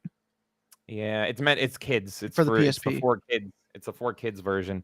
But yeah, and this one also has one of my favorite level designs. I can talk about this game nonstop, where I love like toy box levels. Speaking of small brawl, where you're like a little person in like a big bedroom or something like that. It has this level in that. All the characters are so memorable. The TV show references the characters, which I thought was amazing because not a lot of people like Twisted Metal 4, even though I love it. And yeah, this game, this was a big influence on me personally. Musically, this is much more in line with my music even than the Tony Hawk games are. Horror wise and just like tone and aesthetic wise, it's this game. Twisted Metal 1 and 2 is almost like very realistic, like it's crazy people with the realistic. Everything in this game is just wild, and every ending is you get a wish, and it's like the Twilight Zone. You get a wish of whatever you want, and it always stabs you in the back, and I just love that. There's no there's Monkey's Paw. There's no good endings, and every time you beat the game, you're left with like this bad feeling, this feeling of like dread. The one good ending is so stupid, and it's Rob Zombie's ending, and his wish is that everyone in the world listens to Super Beast, his song, and then it just plays the music video for Super Beast, and it's just like the one good ending. Everyone just has to listen to Rob Zombie. You have no choice, Grandma. Everyone in the world has to hear Super Beast on loop. That's the one good ending. So, oh my God, I think it's great. I think it actually plays the best as well. And it does play different from 1 and 2. So there you have it. I really wish more games felt like Twisted Metal 4 specifically. I wish more movies, more media in general had this style and atmosphere to it. Anytime I get a little semblance of this aesthetic in anything, I'm immediately in love. For example, I recently watched Blair Witch 2, and it's considered a bad movie, but it feels like Twisted Metal 4. It's got like that soundtrack. It's got Manson. It's early 2000s of the time. It's that special small window of edge that was very much encapsulated in the late 90s and early 2000 year. And it's wonderful. If you're like me and you're like an edgy kid in that era, you owe it to yourself to play Twisted Metal 4. So that's why you like Marvel Ultimate Alliance. Yes, I love it. Wait, how does that relate? Hold on. There's a carnival level. Oh, there is. Yeah, and that's actually unlocked my favorite character, Blade. You unlock him by going into the claw. Oh my God, you're right. I forgot about that. Yeah, Evil Carnivals. Did you ever play the arcade game Carnival when it was out? No, I know of it, and I know I would love it. And I was gonna say you would absolutely love it. and I can't even emulate it because it's a light gun game, right? So I need to play it like in an arcade, and I've never seen it in person. I've only seen images. Wow. And It's really good. Oh, I know. I think Dark Legacy also has an Evil Carnival level. Late in the game. God. I would like blind buy a Carnival like arcade cabinet because I know I would freaking love that game, man. Mm-hmm. Oh, and on that note, I don't know if anyone, if you love Twisted Metal like me, I know it's been garbage forever.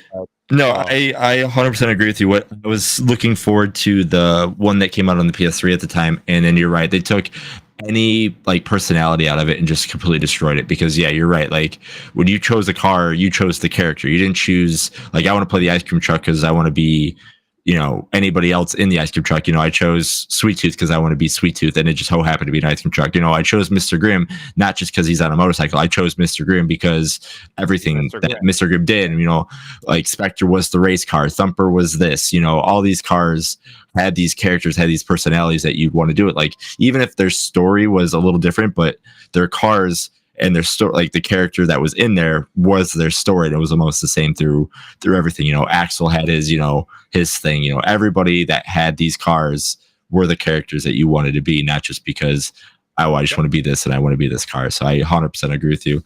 And then my other thing too is like, is Twisted Metal 4 your favorite out of the whole franchise? Because I still like, I mean, though the game's hard as hell, I still like the endings to Black a lot.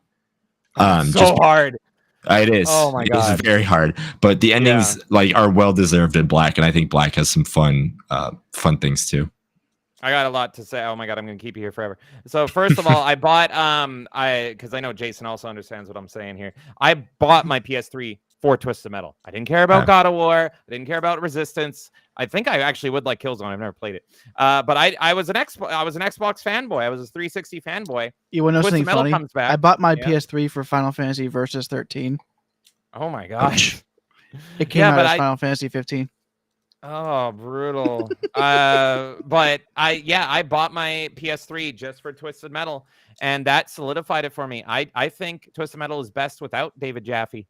Twisted Metal 3 and 4, those are the ones without him, and those are my favorite ones. And that's the ones like people think Twisted Metal Rob Zombie. That's the ones without David Jaffe. It's crazy. Mm-hmm. Like that's the 989 Studios. I love 989 Studios. I think they were super underrated, but they made a ton of PS1 games. And then on Black's got a very different aesthetic. So different. They all have different. Yeah, it's like dark, edgy. Like it's very dark, hyper realistic, like serial killers, and it's black on black, and so it's like bleak and depressing. But I appreciated it going in a different route. I want fun, scary god clowns, but it seems like they're not even in the same like. Oh no! I mean, different. No, like Black, they show the insane asylum, and they're like, oh, it makes sense why these characters want to do all this kind of stuff, and they already kind of twisted in the area and kind of go like this. But like, everybody has a tragic story in Black, where you're right, in 3 and 4, it's like, oh, it's a little uplifting, but they're doing crazy things, so it's even weirder that way. And I think the reason why I did that too is because they're in car combat. Like Vigilante 8 was coming out, Rogue Trip was out, so everything was a little bit more welcoming.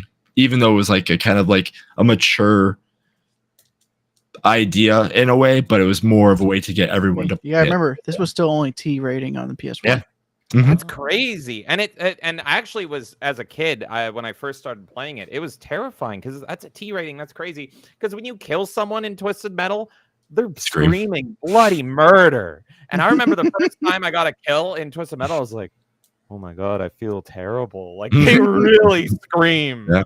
So wow, yeah, I love this series so much. I actually thought the gameplay in 2012 was good, but it had no semblance, it had no soul to it.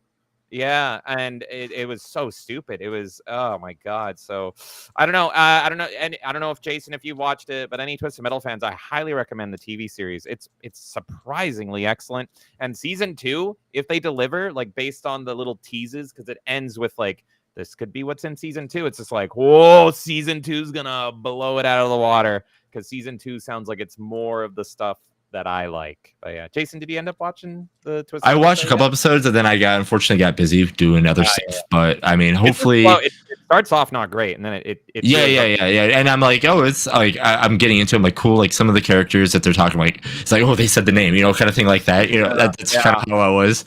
But yeah, no, I eventually, I eventually have to get to it because again, when season 2 comes out, I definitely want to watch that because again, I've heard the same things you did. Like season 1 was just like, again, when you go back and you play the first Twisted Metal game, you're like, okay, game looks like garbage, you're on the rooftop and you're ready to go, but then when second one comes out, you're like, okay, cool, this is what they wanted to do. I have a feeling that's what they're going to do with like the seasons. Just like, okay, cool, like you're ready to see what we could actually do, and this is what it is. And Samoa Joe being Sweet Tooth like was a perfect, like he looks that part too, and granted I know it's not his voice, but still like that imposing feature as that thing is like that's cool.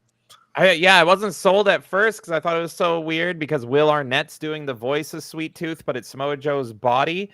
But he went, I don't want to spoil it for you, but yeah, he wins you over. It ends up being really good. I believe it. Like when I heard the voice, I was like, okay, like I can be with that. And then like I said, with how Samoa Joe is, I'm like, that's a pretty big imposing voice. As I can never remember his name, but I know it's Kane Hatter. Am I right? Kane Hodder. Yeah. Yeah, okay. For Jason, right? You're saying? No. Yeah, no. I'm trying to remember what Sweet Tooth's real name was. I know it's Kane something. Oh God, I thought. Okay, yeah. I don't remember. No, I could be wrong. But anyway, you sound right though. Yeah, but I'm like that. He looks like that person, so I was like, that's cool. Mm-hmm. And another thing on Twisted Metal 4, which makes it so weird and creepy. A lot of people actually say this is a bad thing, but I think it's a cool thing. Is Sweet Tooth has a gang of midget clowns, almost like the Joker has a gang of themed clowns, but his gang are all midget clowns. And what made him actually scary is that he doesn't talk in the game. The whole time, all you hear is him laugh. But his midget clown posse actually speaks for him. So even when you win, there's a little midget clown that's saying like, "Sweet Tooth, we'll see you now. And what is your wish?" And Sweet Tooth just stands there with like a big grin, just staring at you. And it's like, people were saying, "Oh, that's budget," and they couldn't. And I'm like, no, it's scary. It's weird. Like the guy who's like a god clown overlord has his little midget guys talking for him, and he just stands there staring at you, but he has all the power.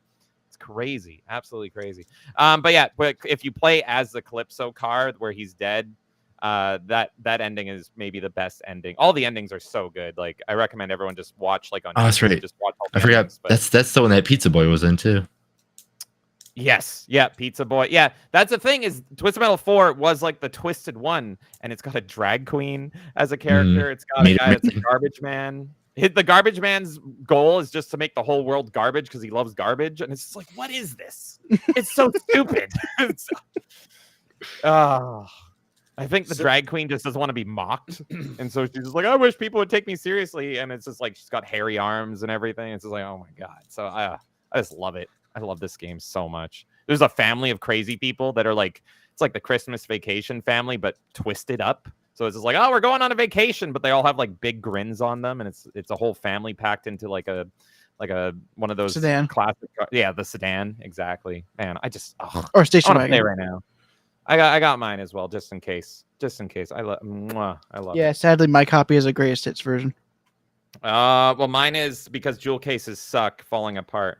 But yeah, look at this. You can get replacement jewel cases on eBay for like 100 of them. I really should. Oh, and like yeah, you should just buy one. It's so wonderful. So yes, because you can actually take these jewel cases apart. Like you can take the hinges off pretty easily, and then take the disc out, and then you can just pull apart. Oh, this part. Does the instruction manual have bios? Oh my god, if it does, that's so cool. But yeah, just anyway. I should repair it because this part comes apart. Yeah. Oh yeah. So you can then take out the insert, and then if you get the replacement, it'll come with all three pieces. Yeah, I hate jewel cases, but I really should do it because I love this. These are better than those long boxes that you can't replace. Yeah, the long boxes suck, but they look cool. So, the TV show is on HBO Max, right? I don't know. I did not watch it on HBO. What, did you sail the high seas? Yar. No. Yes. I mean, what? Let's see. I don't subscribe to nothing. Twisted Metal show. It's so watch it however you can. Oh, it's Peacock, on Peacock. Yep. which I don't even know what I don't even know what the equivalent is in Canada. Do I even get Peacock? I don't know. But That's especially because I'm in Canada. It's just like it adds a whole nother leg. Where do I go? So I mean, I go Paramount Plus. Apparently, that's if you're in Canada, you can watch it on Paramount Plus. I sell the high seas for my anime, but then I buy the Blu-rays. If they released the Twisted Metal show on Blu-ray or something, I will buy it. Especially if it's got like a kick-ass cover or something. I will absolutely buy it to support it because that's a rare time I like something new. Let's see. Nope, doesn't exist. Release it. I'll buy it. We bought Knuckles. We'll buy this. Come on. Isn't it crazy that they found another way to release Sonic 3 and Knuckles? No, it's very true. Very, very true. But yeah, given that I didn't, as you know, I didn't have a PlayStation, I was like, Twisted Metal looks cool. Vehicle destruction, that'd be awesome. They didn't have that. So the closest thing that we got on N64 was Vigilante 8, as Jason mentioned. And that was cross-platform. Yeah, I just looked it up. I didn't realize that it also did release on PlayStation. I never actually got to play it. I think I played a demo of it somewhere, maybe like a Blockbuster or something. But I was wanting to and never did. But I just pulled it up here, and it was an expansion pack game, which I did not know. So, okay. Saying for Canada, we have to mostly go to Disney Plus or Paramount Plus for those American exclusives because it's a mess. Streaming services aren't available in your dumb country. And there is a third option. Well, the third option is now easier. That's the problem. It really is. So it made sense when you had when it was like just Netflix and Hulu, because like Netflix was like the movies and then Hulu was mostly the TV shows. I've always hated Netflix because I like old stuff, and I remember when Netflix first came out, I have a list that I've been making since high school of all the movies to watch, and I sat down, went through Netflix, and I'm like, nope, because it's always fixated on new, and I'm like, can you add like the stuff from the 50s and 60s, please? And there's not really anything for that. Too bad Turner Classic Movies doesn't have a streaming service then. That would be smart. Is there no streaming service for like old movies like that? I think the rights are the problem. So many, like Hollywood just sucks, man. But I was always interested in Shudder as a horror fan, but even I almost got it, and then they started doing dumb stuff as well, and then it was all focused on new as well, and I'm like, no, I want like old Italian horror from the 60s and Japanese horror. Like what is this? So. Oh geez, Casey, and you guys don't even have Hulu there. You have to use Disney Plus. Yeah. So. I just don't. Understandable. So, all right. So then I will go next. So that we have dude finish our number 2. Have an actual PS1 game be the final number 2. Exactly. So yeah, you know what? I had my 1 and 2s, but I did decide I'm going to go ahead and flip them. So for my number 2. As I mentioned, it was not something I played on PlayStation 1. I played it on PC. So, early, at the beginning, I was like, I played all these games on N64. This game wasn't on N64. So, it was games I played on other platforms, but they were also on PlayStation. So, and this was the beginning of my favorite series of Star Wars games. And the main character here became my number 2 favorite Star Wars character of all time. That is Kyle Katarn. And the original Dark Forces was on PlayStation. It was. I played it on PC, but it was on PlayStation. So for my list, it counts. I freaking love this game. I haven't played it in forever, which is why I decided to move it down my number 2. It was my number 1, but I was like, my number 1, I've played a lot more times more recently, so I switched them around.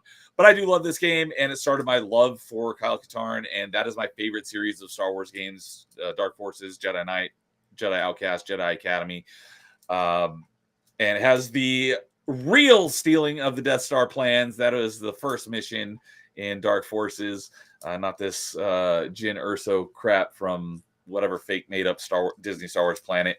And Neil, it's perfect time to go play it because it is on Retro Achievements. Yeah, it is on Retro Achievements. I've been waiting for the remake because the remake came out earlier, or remaster came out earlier this year. It had the because as you guys know, if it's on Xbox, that's where I want to play it.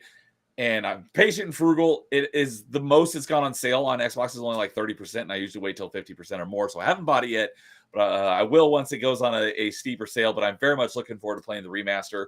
I will probably go and play the PlayStation 1 version for Retro Achievements as well because I do love this game. And I played I've mentioned this a few times before because I had a demo disc. It's in my I almost ripped out my headphones, but that tower right there has my demo disc of it, which I played the crap out of, which only had the first 3 levels. It wasn't until many years later I finally got the full version and played through the whole game. But I played that demo so many freaking times. And there's one level where I don't remember exactly why. I assume you get captured because you lose all of your equipment. Oh, yeah. And you have to fight a Kell Dragon with your bare hands. And that's an achievement in the new version. Yeah, you get an achievement for fisting the dragon. The remaster is excellent. I streamed through it all. It is, if you guys, the night dive, it's perfect. It's absolutely perfect. It's definitely the way to play it. It's currently on sale on Steam for 40% off for the next 12 hours. I highly, highly, highly recommend it. Loved every second of it. And yeah, this game's excellent. It's what if we combine Star Wars and Doom together? Yep. And it's this far was from my Doom. Yeah, it's far from my favorite in the series, even though I think Doom is like a perfect game. But I like the other games better for a whole ton of reasons that we don't have to get into. But Dark Forces, if you love Doom, it's Star Wars Doom, and it's so freaking good. The Night Dive remaster is excellent. Yes, yeah, and man, I knew it was on PS1. I would never play the PS1 version. I mostly hate I love shooters. I mostly hate shooters on the PS1 because they did not figure out how to do them properly. Even though they have dual analog, of course, it had to be optional. I think that's part of the reason. They play terribly. I remember playing Duke Nukem 3D on the PS1, and I couldn't get past level 1. It's terrible because you use L1 and R1 to aim up, and it's just like, it's so bad. But yeah, this is a great pick, even though I would never play it on the PS1. It's such a great game. When I played it, I don't think I played it on PC, but I don't think I think I played it entirely with the keyboard, no mouse. So whoa, okay. Basically like playing it with a controller. Yeah, kind of. Wow. And yeah, you know what? You were mentioning Rogue One, and I'm kind of happy that Disney has completely ignored Kyle Katarn because he's too good for them. I don't want him. I don't want Disney to do anything anymore. I don't want them to touch my beloved video game characters, so they can stay away from it. Yeah, you go make your Jyn Erso and all that. Cassian Andor and Jyn Ors is Jyn Erso. They basically just swapped him around and but butchered it. Yeah, he's nowhere near as cool or badass as Kyle is. Man, we're not talking about Dark Forces 2, but guys, Kyle Katarn in Dark Forces 2 he's just so cool. He's such a badass. In this game, he's pretty much like, oh, you need this? Pay me. Done. And it's just like, you're too cool. Take on Boba Fett in the game, and you're just like shrug it off. He's like a Duke Nukem in the first Dark Forces. It's crazy. Yeah, he's a bounty hunter. He takes he's still not like aligned with the Rebel Alliance, but he takes all his jobs for the Rebel Alliance. And then he eventually becomes a Jedi later on down the line. But great game. I love it. Was probably my introduction to first person shooters. I can't think of anything that I played before it. That's crazy. So yeah, I love this game, and I very much looking forward to playing through it again with the remaster. Because I haven't played this one. I haven't played Dark Forces in forever. It's been a very long time, but I love the game. So that is my, what are we on? We're on number 2s. Yeah, yep. That's my number 2. And Amon Ra is here saying, moo. What's up, Amon Ra? Good to see you tonight. So sadly, I don't have a cow game next to me. So, all right, dude, what is your number 2? My number 2 is going to be Final Fantasy VII. Oh. Jason, dear, I can't hear you anymore. Yeah, he's muted again. Oh no! Well, dude, regale us with your love while we fix this mic. I mean, this is my introduction to JRPGs in Final Fantasy. So, it's for a lot of people. I think their favorite is usually the one that they got introduced to the series for. So for me, it was 7. So I mean, it's a great game. Although still weird that the OK button is O, even in America. Oh, I guess they just didn't bother changing it. Yep. Just didn't swap it over. Okay. Huh. Rather But, than X. Yeah, and X is canceled. So, but that's something they've changed in later That's revisions. Mhm. But and I haven't played the remake because I know they make changes to the story, and I love the original story because and for Can't hear you yet. No. Well, I know that I know Kay loves. I heard first you in my one. head right there. I heard Yeah. it too. Kay loves the first remake despite the changes, and I know Jason loves both of them. But then I know there's other fans that hate them. So I feel like I would probably like their first one, but because it doesn't make as many changes. they're gorgeous. But I I'm didn't pretty like yeah. it, but they're absolutely Yeah. beautiful. But like from what I've heard, Aerith is a bit more, for some people, is a bit more grating in the remake, but in the original she was actually an enjoyable character. Oh, So the spoiler is actually hits harder for the people who play the original.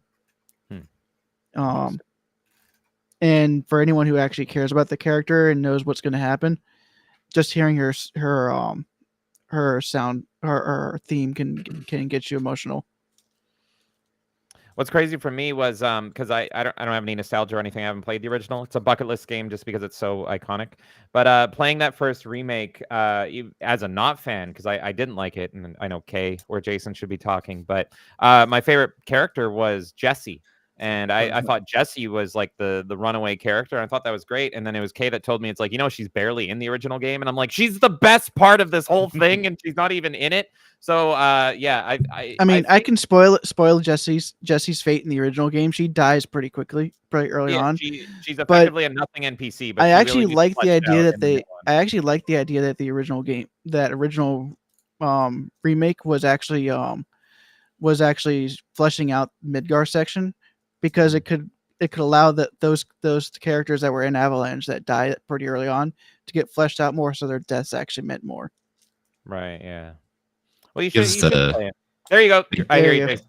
It gives everybody like in Midgar more of a life, because again, when you play it, like, man, this is forgotten and all that kind of stuff. So when something tragic happens in the original, you're like, okay, that's fine. But when the remake, you're like, oh shit, that's a lot of people that just had this issue and everything just happened to them, kind of thing. So, but yeah, no, I'm a fan of the remake just as much as I am the original. Not to say this game might not be talked about a little bit, but anyway, but yeah. Yeah, definitely. One thing I would like to say that's not Final Fantasy VII related is that this was a weird generation for Square, because this is whenever they first started re-releasing their older games as well. So you could actually play almost every Final Fantasy game on the PS1 at the time. Because they released 1 and 2, and this is the first time 2 came out in America. And that was the Origins pack. And then 4 got packaged with Chrono Trigger, so they didn't release 3. But that was a great pack as well. And then 5 and 6, which was the first time 5 came out, also did that. And each one of those actually had added FMV sequences for each of the games. And 7's your favorite? 7 is definitely my favorite. Okay. That's always the one people love. I think it's the most beloved one. And if you don't like the remake, you can actually play this version on Xbox One and PS4, because it is available digitally. Yeah. On those and platforms. Switch and everything. Yep. I Actually, always hear that you can actually get the Switch version physically. Mm-hmm. With 8 as well. Yep. I always hear that people don't like the remake or the ports or whatever the hell they are. They like change stuff that isn't good. I'm trying to see right now. Okay, it is on sale on Steam here. Yeah, okay, it's also on sale. The original version that we're of course talking about, the PS1 version, 60% off, $6 Canadian until tomorrow. But yeah, I always hear issues like with these. They're not even remakes or something. They like change some of the textures, but not all of them in the newer versions. And so people actually I don't remember many differences PS1. in the Xbox One version when I played it. It's just that the Xbox One, the newer version, actually allows you to do cheats like turning off random encounters and stuff like that. 2 I'm times seeing people speed. say- Yeah, Yeah, So- people are saying emulation's literally better than this port. All that stuff. So. that might So- just be PC. That might be a PC issue because, like I said, I didn't have Maybe. many issues on Xbox One. Yeah. Well, Kay has a question that I know Dude can answer because we talked about this on Achievement. Yes, I've gone Chasers, through the first 4 games in that, and they play pretty well. the pixel remasters. I didn't play them, but I've heard there's not much. They're just pixel remaster kind of things. Yeah. Are they like the ones that were on the mobile? I think it was like phone and all that stuff, and Yeah, iPad and everything. Yeah, they're exactly the same. They're Okay. pixel remasters, but Which were good. So yeah, I would just prefer that they would have gone with the best versions of the games, because Makes for Final Fantasy 1 and 2 and 4, they were all released on PSP, and that had all the content from the GBA versions, and they were really that sprite work was really good. So I would like to see those ones come back for those older games, and also the PSP version of 4 also is the only release of the After Years outside of a phone, which is a sequel to 4.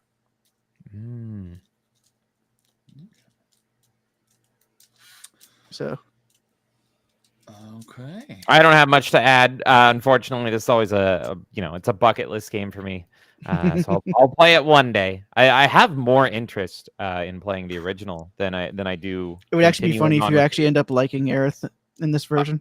Maybe, yeah. It's quite possible because a lot of people think like I hate turn-based games, so I won't like it. But it's more like I will never love a game that's turn-based based on its gameplay. So if the story and the characters and everything are excellent, then I'll love it on that standpoint. You know what I mean? So it's like it's not like KOTOR. I will. Yeah, exactly. Yeah, I mean, I'm not gonna judge a game just because it's turn-based. It's just like I'm never gonna be like, dude, I took my turn. It's like it's never excited. The gameplay is not exciting, so the story. When it comes to the Final Fantasies after the NES ones, they definitely take a more active type of turn-based because of the way they use the ATB system where you just have to wait for the meter to go full, and then that character can move at that point. I have a feeling that one day I will, with confidence, say Dirge of Cerberus is my favorite Final Fantasy, and I will be crucified. So, I think that game would have been better if it had some improvements to the Chuck, the gameplay. I hear you're still here, Jason. I hear you. I'm hearing noises. I'm sorry, I forgot to mute myself. Don't worry. Gotcha. So I said I came in on Melee Madness once, or not Melee Madness, but Melee Town Square, saying Final Fantasy Dirge of Cerberus. It's probably Jesus the game Christ. gameplay wise I'm gonna like the best, and the No, you character won't. design is edgy. But yeah, I know even the gameplay. Crisis Core is definitely more action oriented, so you could always play that one too. Okay, I think And that one has just as emotional of an ending, even if when you know what's coming. Man, that game. What they did to some of the content creators with that game was so awesome and so trolly at the same time. Are you talking about the remaster or When they did the Crisis Core rematch, where they said the context, like just said don't open this before until you beat the game. So good, so good. But anyway, I won't say anything about this game because this may or may not be talked about in the next 10 minutes. Definitely not. Probably not 10 minutes, because before we get to our number one, Oh yeah, we have got our 25 honorable mentions. This may be talked about in the next half hour. I bet there's going to be a lot of them. So with that, we'll get into our honorable mentions before we get into our number ones. So I'll go ahead and go first because, as I've mentioned, I didn't have a lot of PS1 experience. So some games that I did play and I liked that were also on PlayStation. SimCity 2000, I played that on PC. I don't have any of your honorable mentions because you guys only gave me your top fives. Yeah. But I love this. I probably have James's because he gave me such a large list. I gave him 25. I actually had a pretty long list of honorable mentions, but I do have SimCity 2000 though. Okay. But yeah, I played the original SimCity and like Sim Earth and Sim Ant and Sim Coster. So SimCity 2000 was my favorite of the SimCity games. My favorite Sim game was SimCopter. I love that one. But SimCity 2000 was great. a game I should have grabbed it. I forgot to show this while I was talking about Final Fantasy VII. Okay. What a great cover. I forgot to grab it when I was getting my games for show and tell tonight. But I do have this one back there, and was a movie-based game that I really liked, of a movie that was popular at the time. That was, and I just found out it was also on PlayStation. So I was like, oh, I'll put that on my honorable mentions. That was the Mission Impossible game. I've always wanted to play that. Yeah, it was. I can't remember if I have that for PS1, but I know I have it for N64. Yeah, I've got it for N64. It followed the movie very loosely, but it had some of the big set pieces, like the going down through the laser room, and it had the face. You had a device that you could, you had to like copy people and then put their face on so you could sneak around. It wasn't a great game, but I liked that game. And I'm gonna go back, and it is on my list of retro achievements to play, since it has a retro achievement set on N64. A racing game that was exclusive to PlayStation that I played a couple times, probably just at the demo station, but was really cool and I really liked it. But I never actually played the full Ridge Racer version. No, high-speed hover cars in the future. Wipeout. Oh, Wipeout. Yeah. I have that one too, but I didn't pick it up because nobody said anything. So that was a cool one. I like the little bit of time I spent playing it. But my favorite racing game of the era, I played on N64, and I did not know until just recently that it was also on PS1. But I have another show and tell because I have it. Let's see here, Rush. San Francisco Rush. Which one? Because there was two of them. This is the original one. This is the first one. And my grandparents got me a steering wheel for my N64. So this was the first racing game I played with a steering wheel. It was so cool. And I played the heck out of this game. I'll probably my steering play wheel this doesn't work anymore for my N64. I don't have my N64 wheel anymore. But I'll be playing. I'm planning on playing this one for retro achievements as well. I played the heck out of it. This is probably like my first racing game. I don't think I had any on Super Nintendo. I played a couple, but I don't think I owned any. So this is like my first racing game, and I love this game.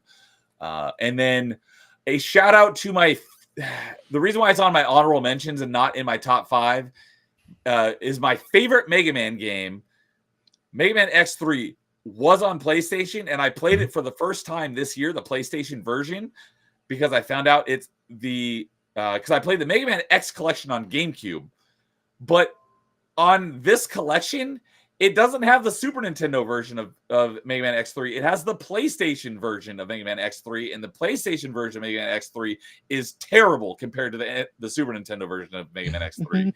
The gameplay is all still the same, but they changed all the music and the sound effects, and they are awful compared to the original. So everything else is exactly the same except for the sound, and it just drives me nuts. So that's like it was still great to play because the gameplay is still the same, but the music just took it down for me. So that's why it was relegated to my honorable mentions. If it was untouched from the Super Nintendo version, it would absolutely be on my top 5.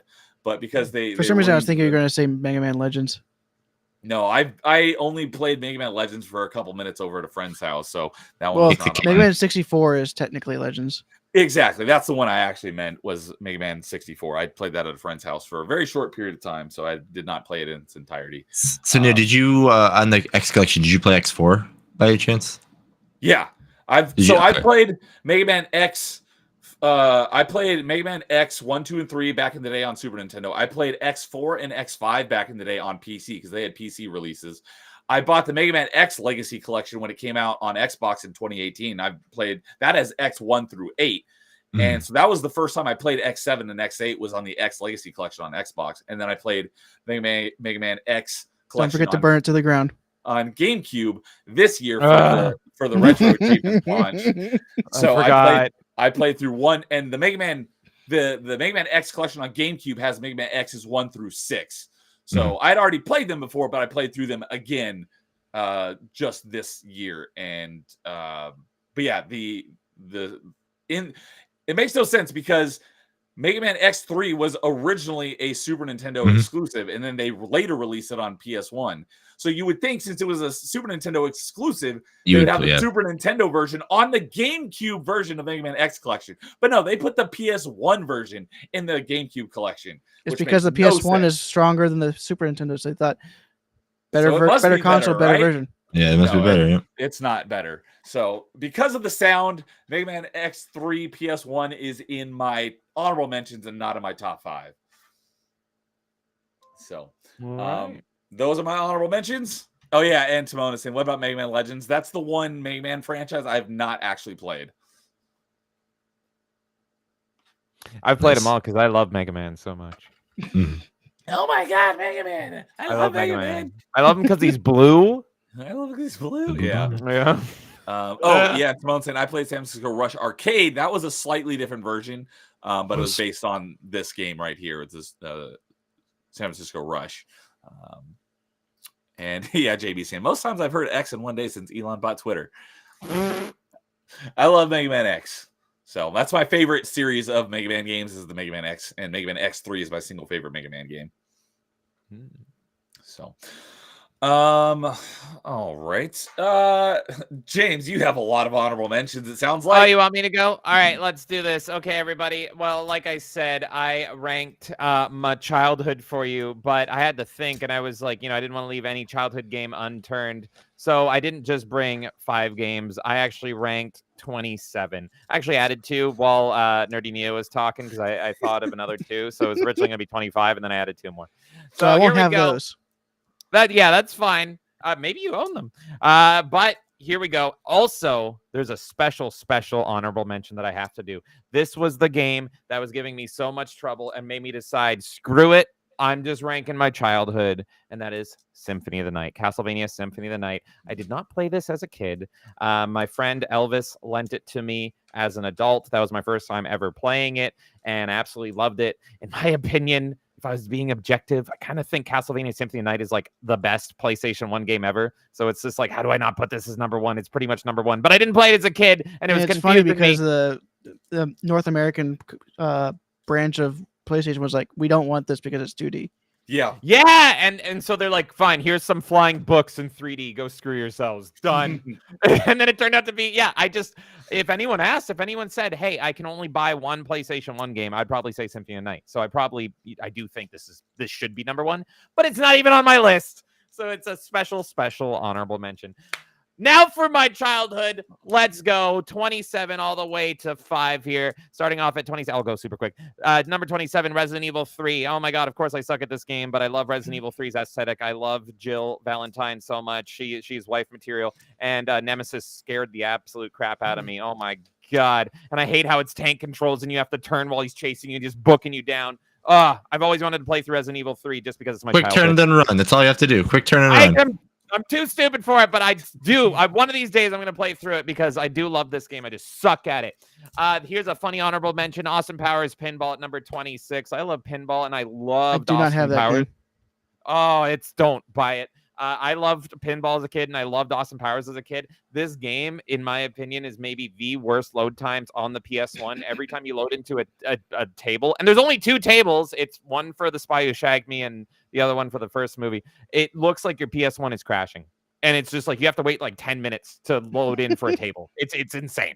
After that, I've got Pong, the next level. They made games for Breakout and Pong on the PS1. There it is. And it's not just any Pong. This was like, how do we make Pong for the new age? And it was super cool. And it was in 3D. And there was all these different variants in it. Kind of like what they do with Pac-Man now. It was so cool. Talking about cool. At number 24, we got Future Cop LAPD, a game that I wish they would bring back. Oh my God, it's so good. Future Cop LAPD. It's pretty much like RoboCop meets Transformers. You're in like dirty, kind of like a Chicago style city. And you can transform it's a top-down view. It's like a twin stick. And you're a cop, and you go wee woo as a cop, and then you can go and turn into a full-blown mech, and you look like Ed 209. You pretty much look like Ed 209, and you just go mowing down people. It's so freaking cool. I heard the multiplayer mode in that game is really cool.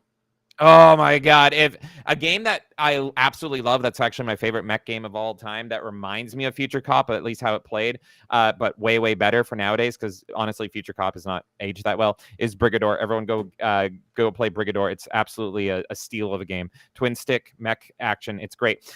Here's a game that I threw in at the last minute just now, number 23, because I thought about it.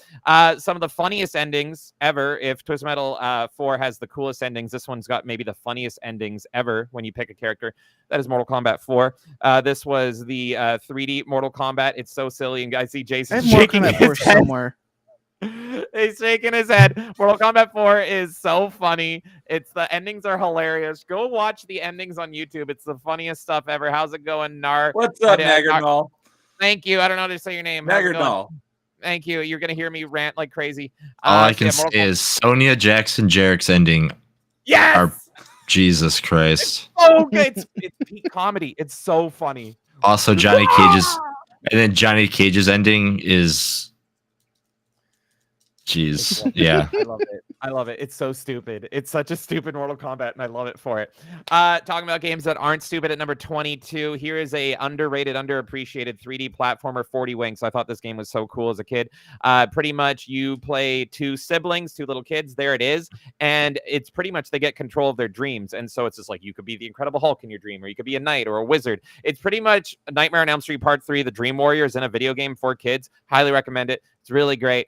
3D platformers. I love them so much. That's one of the best on the PS1, if not the best. After that, we got Bruce Willis. Bruce Willis's Apocalypse. I love twin stick shooters. This is a twin stick shooter on the PS1, literally starring Bruce Willis. I thought I don't this think you was sent like that one to me. No, that one I just threw in just now because I was like, how could I forget this I one? don't think I have So, that either. Apocalypse, it's so good. It's a great story. It's Bruce Willis in like a sci-fi, almost Fifth Element environment, but he takes on the four horsemen of the apocalypse. And it's like, what? And it's actually him, and he's doing the voice, and it's his likeness. It was advertised as Bruce Willis' Apocalypse. The camera sucks in the game, but it's so satisfying and so good. I want to play through it one day on stream. Did add this one, Spyro 2. Spyro 2 is a mention I already said. My childhood is great. Number 19 is Cool Borders 4, one of my favorite snowboarding games. I love I Cool do Borders not have 4 Cool so Borders 4. I have 2 and 3. It's so good. Jesus. I love that what JB says. I can't understand James without Bear Force 1 blaring and his shirt off. Well, the shirt's really tight, okay? It's a small, so it's pretty close. If you zoom in, you can see the nipples. We're used to getting his speed running of the news shirtless. Yeah, that's a good point, JB, but I appreciate you being here anyway. Number 18, this game is excellent. I love fighting games. I know Jason loves fighting games. This is one of the best you can get on the PS1, and it's actually 2 games because they're pretty much the same game. It might as well have been DLC. This is X-Men Mutant Academy and X-Men Mutant Academy 2. There's like no difference apart from the characters in it. They are absolutely great. I only It's have the so second great. one. And this game, the first game came out before the X-Men movies, which I love those movies. That's my childhood. And you could actually unlock their outfits from the movies as like a tease for them. And I thought that was the coolest thing ever. Great 3D fighters. I love 3D fighters. It's much better than Mortal Kombat. What, do you expect us to go out in yellow spandex? Yeah, there you go. Number 17, Monkeys Ape Escape. It's so charming and good. The only game that actually requires the dual sticks on the platform. You can't play it if you do not have the dual sticks. Great, charming, fun game. Make me a new Ape Escape. It's so good. I love Monkeys. And number 16, Bugs Bunny Lost in Time. I love Looney Tunes. And this is a 3D platformer starring Bugs Bunny. It's so funny. It's actually like a big celebration of Looney Tunes because he goes through time. So he goes through like all of the classic iconic sets that they did throughout time. It's so good. I highly recommend it. I want to stream through it. Sadly, this is before the Duck Dodgers show, so we don't see Queen Tyranny. Oh yeah. Oh my God. Whoa. That's okay. The Martian lady that you showed on. Sexy Martian lady. Number 15 is Tomba 2. I love Tomba. Tomba 2 was the one I had as a kid. It's so unique. It's so strange and weird, but it's great, and it like hooks you and captivates you. I don't even know what to say about it. Everyone should play Tomba. And it's a weird like 2.5D 3D game. At least the second one is. The first one's like literally just 2D. But the first one that is. Second one is all 2.5D 3D weird, and it's just great and charming and fun. Number 14 is Final Fantasy 8, but that is exclusively for Triple Triad. There's no other reason for that. It's just Triple Triad. And also Squall. It looks super cool. I wish I was Squall. Look at him. Look at him. Peak. That's not true. Okay. Peak character design in Final Fantasy 8. Best character design in Final Fantasy, at least Quistis and visually. Nydia are kind of sexy. Yeah, and Gunblades are super cool, but Triple Triad, that I love them. And Triple Triad's the best card game of all time. Screw Hearthstone. It's all about Triple Triad. Here is a game at number 13 that's considered one of the worst games on the platform. It actually consistently makes top 10 worst games on PS1, but I love this game, and that is Simpsons Wrestling. And this is because I love Simpsons. I don't have that game. I thought you were and I love wrestling. And so I played this nonstop. Two of my favorite things together. I've heard Ned Flanders is broken in that game. He's broken because God talked about that. God is on his side, and it makes sense. God will not let him lose, so he's unstoppable. But he's not like a boss. He's just a character. He's just a character. So it's a broken game. It's absolutely it's totally not balanced because you can just win as Ned, but God help you, or he won't help you if you go against Ned. But great, if you love Simpsons, definitely check it out. I love this game. I don't know why it's considered the worst. There's so many bad games on the PS1 that are worse than this. Yeah, it's not a balanced fighting game, but I think it's a lot of fun if you're a fan of wrestling and Simpsons. I thought you were gonna say Bubsy. But guess what? We already Bubsy's showed that earlier. Bubsy's not even on my list. Oh my god. Where was I? Oh, number 12, another game that's pretty much the same game, but I'm listing two of them: WCW Nitro and Thunder. This game was my introduction to WCW. This is the only one I have. Oh, there you go. And they're very similar, very comparable games. They're like sequels to each other. This actually introduced me to WCW, so I got to know a lot of the unique WCW wrestlers this way. And I love that it has FMV bios, so you actually get to see the wrestlers. That's like the coolest part of the game. So bad too. Go look them up. That's the best part of the game. They're so bad. You can find a YouTube video of someone just going through all the FMV bios, and they pretty much just drag the wrestler into a room, like, talk about yourself for 10 seconds, go. And they're like, which is insane because that's what their job is. But when you put them in front of camera to do give a promo, they're like, I have to give the worst promo in my entire life. Yeah, I know. It's so because it wasn't rehearsed. They need to be told what to say. Yeah. Oh my God. Did you know? By the way, Jason, did you know? Talking about WCW. At WCW versus NWO on N64. Did you know that Raven was on the cover just because one of the developers was a big Raven mark? Oh yeah. I heard about that. Yeah, I learned. I like Raven. I went there. Yeah. The and then there's worse reasons. And then on PlayStation, WCW versus the World's actually kind of is a Fire Pro wrestling game, but they just put WCW on it. That's why there's so many different wrestlers from other promotions. And that was like the birth of Sting, like the Crow Sting, and he doesn't even look right. Anyway, I love WCW Nitro and Thunder because of the FMVs, and it introduced me to WCW. Number 11, Jet Moto 3. I love this game. This is also 989 Studios. Jet Moto, you're on little water skis things, yeah, and you get sponsored by Mountain Dew and Doritos. Unironically, you can ride a Doritos jet ski. It's fucking great. Sorry about that. Number 10, one of the best ways to play Mortal Kombat Trilogy. Did you want Mortal Kombat 1? Jason doesn't like it. I don't even know why. But do you want to play Mortal Kombat 1, 2, and 3 in one game? Did you want it all smushed together, including the bosses? You can just play as the bosses. It's like the best of album for Mortal Kombat. It's one of the most highly Smash Ultimate before Smash Ultimate. It's one of the most highly sought after Mortal Kombats. I love this Mortal Kombat. The load times are garbage, but it's awful. I thought it was so impressive that they packed. Is it better on N64? No, and they also got rid of characters on the N64. It's also available on GOG if anybody wants it. Surprisingly, a lot of people don't. So the N64 removes the loading screen, but also some of the characters. Yes. There you go. I'm curious why Jason doesn't like it, but I thought this game was super impressive as a kid because it was it's all the Mortal Kombats in one. It's great. It's great to look at, but it's terrible to play. The aggression meter thing is absolutely insane. Noob Saibot is completely broken. There's a lot of things that you play. Out of all the early Mortal Kombat games, which one didn't have a broken character? I guess Ultimate Mortal Kombat 3 because one of the points was you can play Human Smoke. Right? Human Smoke can destroy everybody. It's usually Human Smoke and Cabal are what UMK3 turns into. Oh, yeah, because Cabal was totally broken in Mortal Kombat 3. Well, I love Mortal Kombat Trilogy because, like I said, it's like a best of. So it's like a great sampler of all Mortal Kombat. So that's why I like it. Number 9, Gex 3, my favorite Gex game. I love this smarmy little jerk. I only have it on N64. Oh, well, it's the same. Look, and it's a Stone Cold cover. Yeah, it's so good. And one of the best Christmas levels in any game ever is the opening world is a Christmas world, and you fight evil Robot Santa. The jokes are so stale, but that's what makes them so good. This is peak Gex for me. I love this. It's got FMV girls. It's like a James Bond game. You're saving the hot blonde. Well, and that same blonde in the game. This one probably doesn't have FMV girls. Yeah, probably not. Oh, brutal. Well, that same FMV blonde babe actually went and did promos for the game, so she would be at all the press conferences being like, yeah, you got to go save me in the game, which is so cool because it's literally her because that's FMVs. So good. But we're going to get over to number 8, which I think is one of the best 3D platformers of all time. And I think it's actually way better than Mario 64. That is Buzz Lightyear to the rescue, Toy Story 2. I only have this one on N64. I streamed. Oh, you streamed I love it earlier this year. I streamed it. It was so good. It plays only available on Rumble.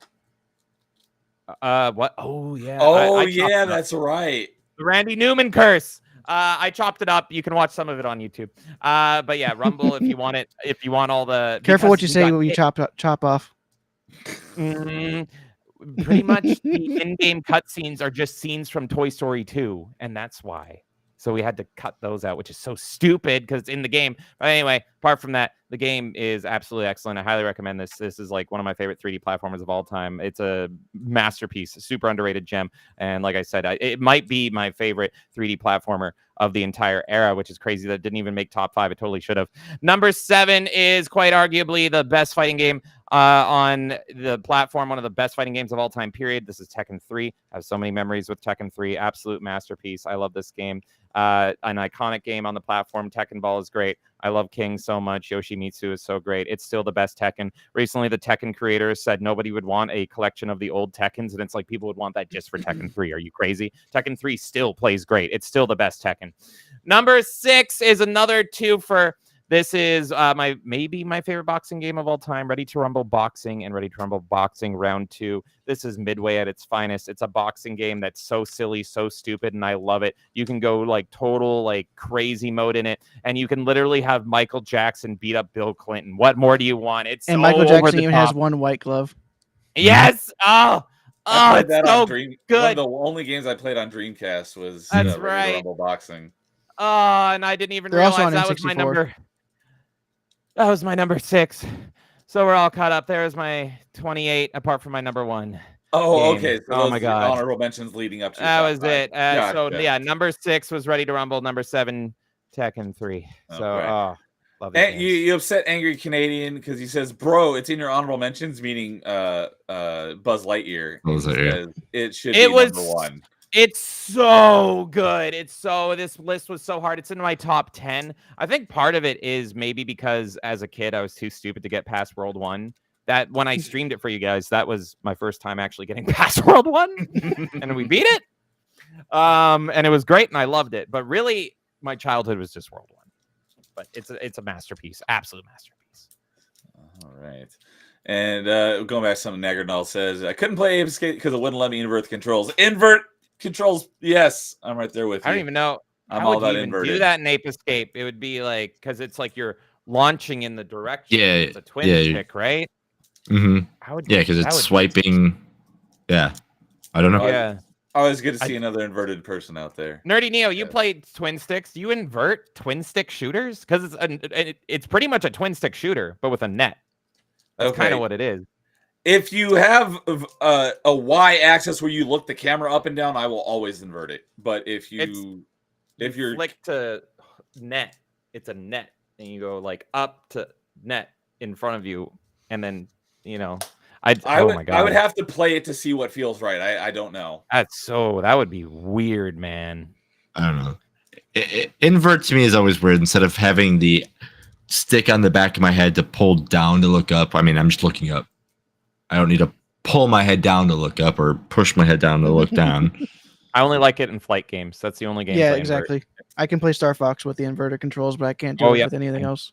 Yeah. Same. Oh, lowest expectations there. I use invert Y. Yeah, invert power. And like I was saying on Sunday, I have to do it for 2 levels in the Halo Master Chief Collection, No. and Halo 4 and Halo Reach. Reach. Yeah, I actually pause in that Halo Reach level and I invert and then I swap. Yeah, I do the same thing, Yeah. and I do the Yep. same thing when it comes to that Halo 4 level as well. A lot of times games I didn't check. It would since I actually be just funny keep- if it ended up if 343 ended up actually making a Star Fox like game in Halo universe. with That those would be controls. great. That would be awesome. Oh would've been yeah. awesome. Oh, like a wing commander in the Halo universe. Oh my God. Oh, they're dumb. though. But I just said With it how much to effort they invert- put into that one portion of that one level, they could have actually done it. Yeah, that's actually my favorite level in Reach. By the way, is that I was talking about 4. Oh yeah, I don't even remember it. in Yeah, 4. the spaceship level in Reach is awesome. There's only 2 things I remember about Halo 4 fondly. All right. Well, I think they're both attached to the same thing. Exactly. Yes. Cortana's boots. But yeah, a lot of games. I keep all my settings inverted always, so I don't know, but I would assume it does because a lot of games have it now where you have an invert setting for your typical controls, and then an invert option for flight controls, so you can have one inverted. Yeah, I not the other. appreciate. I when would you do assume that. Master Chief has that, but I haven't checked because I just turn invert on everything. Hmm.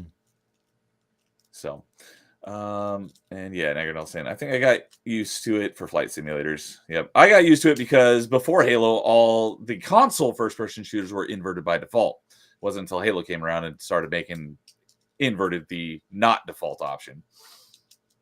So, oh yeah, in case saying that sounds like the best game ever, dude. Yeah, a Halo Star Fox game, that would be dope. So, all right, let's see here. Dude, we haven't heard from your honorable mentions yet, I don't believe. To be honest, since most of my honorable mentions are been said, I'll just go with Disney's Hercules. It's Okay. good. It's a good It's game. good. Nice Yeah. little 2D side scroller with some action, and of course it has those levels where you're actually running towards the screen. Nice There's a little game. ton of great Disney games on the PS1. Since we haven't really been mentioning, since we didn't really mention outside of this being in the HD collection, Spyro 1 and Year of the Dragon. Hmm. That's 1, 2, and 3, right? This is one and three. One and three. What Yeah, we 1 talked and about 3, it since earlier. we already was talked about 2. Yeah. 2 was Okay. an honorable mention for me, and then Dude had it in his primary list there. So that's all my honorable mentions. All right. And Jason, do you still have your honorable mentions to do, right? So no order in particular, but Armored Core Master of the Arena is one of mine. I do have Bushido the Blade first game in that series, but I don't have that one. I didn't know Armored Core went is back really to the good original PlayStation. Yeah, Master Arena was like one of my favorite, just because it had the arena mode where you just make your mech pretty much, and then you just go up a list and you would get money, and then your goal is just become the number one on the arena. Obviously, you could do your missions and everything like that, but your goal literally was just a one-on-one battle your way up to the top, and it was a lot of fun. I've actually heard the original Armored Core has a really good twist in its story. I believe so. I don't remember because it's been a while. I know I have it over there somewhere, but yeah, I gotta play all of them again. And look at Nerdface just got Hercules and Tarzan recently. Nice. Both good. Disney made good games, believe it or not, back in the day. On Super Well, Nintendo they and licensed them out, PlayStation. so Yeah. Oh yeah. But Bushido Blade is another one that I had a lot of fun playing. Very, very like anytime I was at a friend's house, we'd always pull it out and I think I own that one. It's the inspiration for the 1/2 Star Wars games that got lightsaber combat correctly. Jedi Outcast and Jedi Academy, thanks to Bushido Blade. Yep. Not Super Masters Puzzle of the Fighter. Kai. No, that game could have been so good. Super Puzzle Fighter. It's more of an arcade game to me, but the PlayStation version's just as good. I do have that game. 10-Pin Alley. It's a bowling game. Like, you didn't see a lot of bowling games, but there was a pretty fun Animaniacs version of it, and then a real version of it. But if you're looking for more fun, the Animaniacs one is. But if you're looking for like just something like more realistic, and one of the hardest ways to win a tournament, because the computer just cheats eventually, and you just never win. So Symphony of the Night makes my honorable mentions as well. Question for you while you're on the topic of bowling: are you better at it in the game or in real life? Oh, real life. Okay. Yeah. No, game I can do whatever, but in real life I'm a 220 average bowler. So nice. Yeah, I was better at Wii bowling than I was at real bowling. Yeah. So yeah, Symphony of the Night makes mine. Tekken 3 makes my. So Tekken 3 was gonna make my top 5, but it destroyed arcades, so I had to put it at my honorable mentions. And then my last two are SquareSoft games, because I'm 2 games away from owning every SquareSoft game on the PlayStation. So that's like my favorite was SquareSoft back then. One of them is Threads of Fate. It's a nice little fun I do own action that game. RPG game. It's a lot of fun. Yeah, I've been playing through it again on our trips and everything like that, back and forth. And then one non-Final Fantasy JRPG from Square. It's kind of like a mana game, like Visions of Mana, all that stuff, but not multiple people. Like, you can choose between 2 characters, and they intertwine, and there's a story between the two, and it's a lot of fun. So There's even technically a 2D shooter from SquareSoft on PS1. And that's the next one I was going to say. Einhander. That's my next game too. Einhander is one of my favorite games, and I have that one. Yeah, it's very expensive now too, which is insane. Like, I think I got it before it went to triple digits. It spiked. Yeah, it definitely did spike. But Einhander is my next one, and that game is so difficult. But if you love shmups, it's so good. And those would be my honorable mentions. All right. And Nerd Takes out a question saying, did anyone play the Rugrats Studio Tour game? Not That's the one that studio got one. a recent re-release. There was a old school. Oh no, it was Rugrats Adventures in Gameland. Is what I was thinking. I would think that was more of an NES game. So Okay, I didn't play that one, but I played the first Rugrats game that was on the PlayStation only because Ice Cream Mountain was a level and you had to play mini golf. But I can't remember. I think it was just called Rugrats the game, but it was the first one. But yeah, they had Ice Cream Mountain, and your goal was to just play mini golf. I'm like, okay, cool. That's all I played the game for was the mini golf. Rugrats. I watched Rugrats as a kid, but they were also like terrifying to me at the same time. There's something about it that like just. Oh, the animation was It's the like big babies like running at you with these like toothless grins. It was like actually terrifying to me. And the grandpa got rented a movie for just himself whenever all the babies went to bed. Oh, it was Space Vixens. Oh, I'm sure a lot of there was a lot in there. Family stuff happened in there. All right. Well, with that will bring us into our number ones. Oh my god! Top number one favorite PS1 game. So, I can go. All right, Jason, you can start off our all right. ones. So my number one was already mentioned, and I have to bring out the Bible. Oh, but it's Final Fantasy VII. I think I actually do have a manual guide for it as well, but I have had this thing. Oh yeah, I've had this. This thing has gone with me everywhere. I brought this to school so many times to read it. I brought this sometimes to draw the characters. I've drawn this back cover so many times. I'm sad that I lost my front cover somewhere in middle school or whatever. But is that what exactly is that? Is it like the this is the strategy. This is the official legit strategy guide for the game. Okay. But yeah, no, this thing is. I think I have one of the third-party ones for the strategy guide. Oh yeah, no, I've been tempted to rebuy another one because this thing has gone anywhere with me. But I see how much sometimes they are expensive. But like, I should just get one again. But yeah, like this thing has gone so many places with me, and it has such a fond memory of the game and how each character is so great. And I mean, as a kid, I love Cloud. And then now with the remake and as an adult, Zack is like one of my favorite characters of all time in the game. So I mean, like, I don't know, like I'm sad for people that don't try 7 or give it a chance, because there's at least a character that you will fall in love with, and it doesn't have to be a main character. And like you're like I love that story. And you get it, and everybody has something like that, and it's, I don't know. Can we get a spinoff with Reno and Rude? I would love that. A Turk spinoff would be so good, just to see how technically there was one on the phone. Yeah, but I mean, I think it was called Before Crisis. Yeah. And then there's that, and there's After Crisis. But like, I want like a real one. Like again, phones are good. Like I still want to play like the After Crisis or the new stuff. They should re-release those as like a digital download at the very least, especially with all the stuff that they're doing now, and they're teasing a lot of stuff for the third game that's going to be coming out. And oh man, I can't wait for the third of the remakes to come out to finish the story that they're telling. Might as well release Dirge of Cerberus at this point. You never know. I mean, if they can make it better, I'm cool with it. I mean, it just needed some slight upgrades to the combat. Yes, big time. But I mean, yeah, like. Even again, like I hate Kate Sith, or however you want to say it. They've said it the exactly. I'm saying Kate Sith from now on. That's how I said it. I know that's not the right way. What, they say it's Sith? Yeah, that's what they officially said it is. So I mean, that's like how we say Yang, but they'll say Yang. Because I know, I think for Final Fantasy IV on the DS they did that. Yeah. And that's fine, but again, I always go with how I said it. And again, it's what it is. But like every character has their point. Like again, and in the remakes they kind of go with that one more. But again, going back to the original, because I'm going to keep it at the PlayStation 1. Everybody has a tragic ending. Everybody has certain things. Everybody has such a weave of. Well, they don't all have tragic endings. Not tragic parts.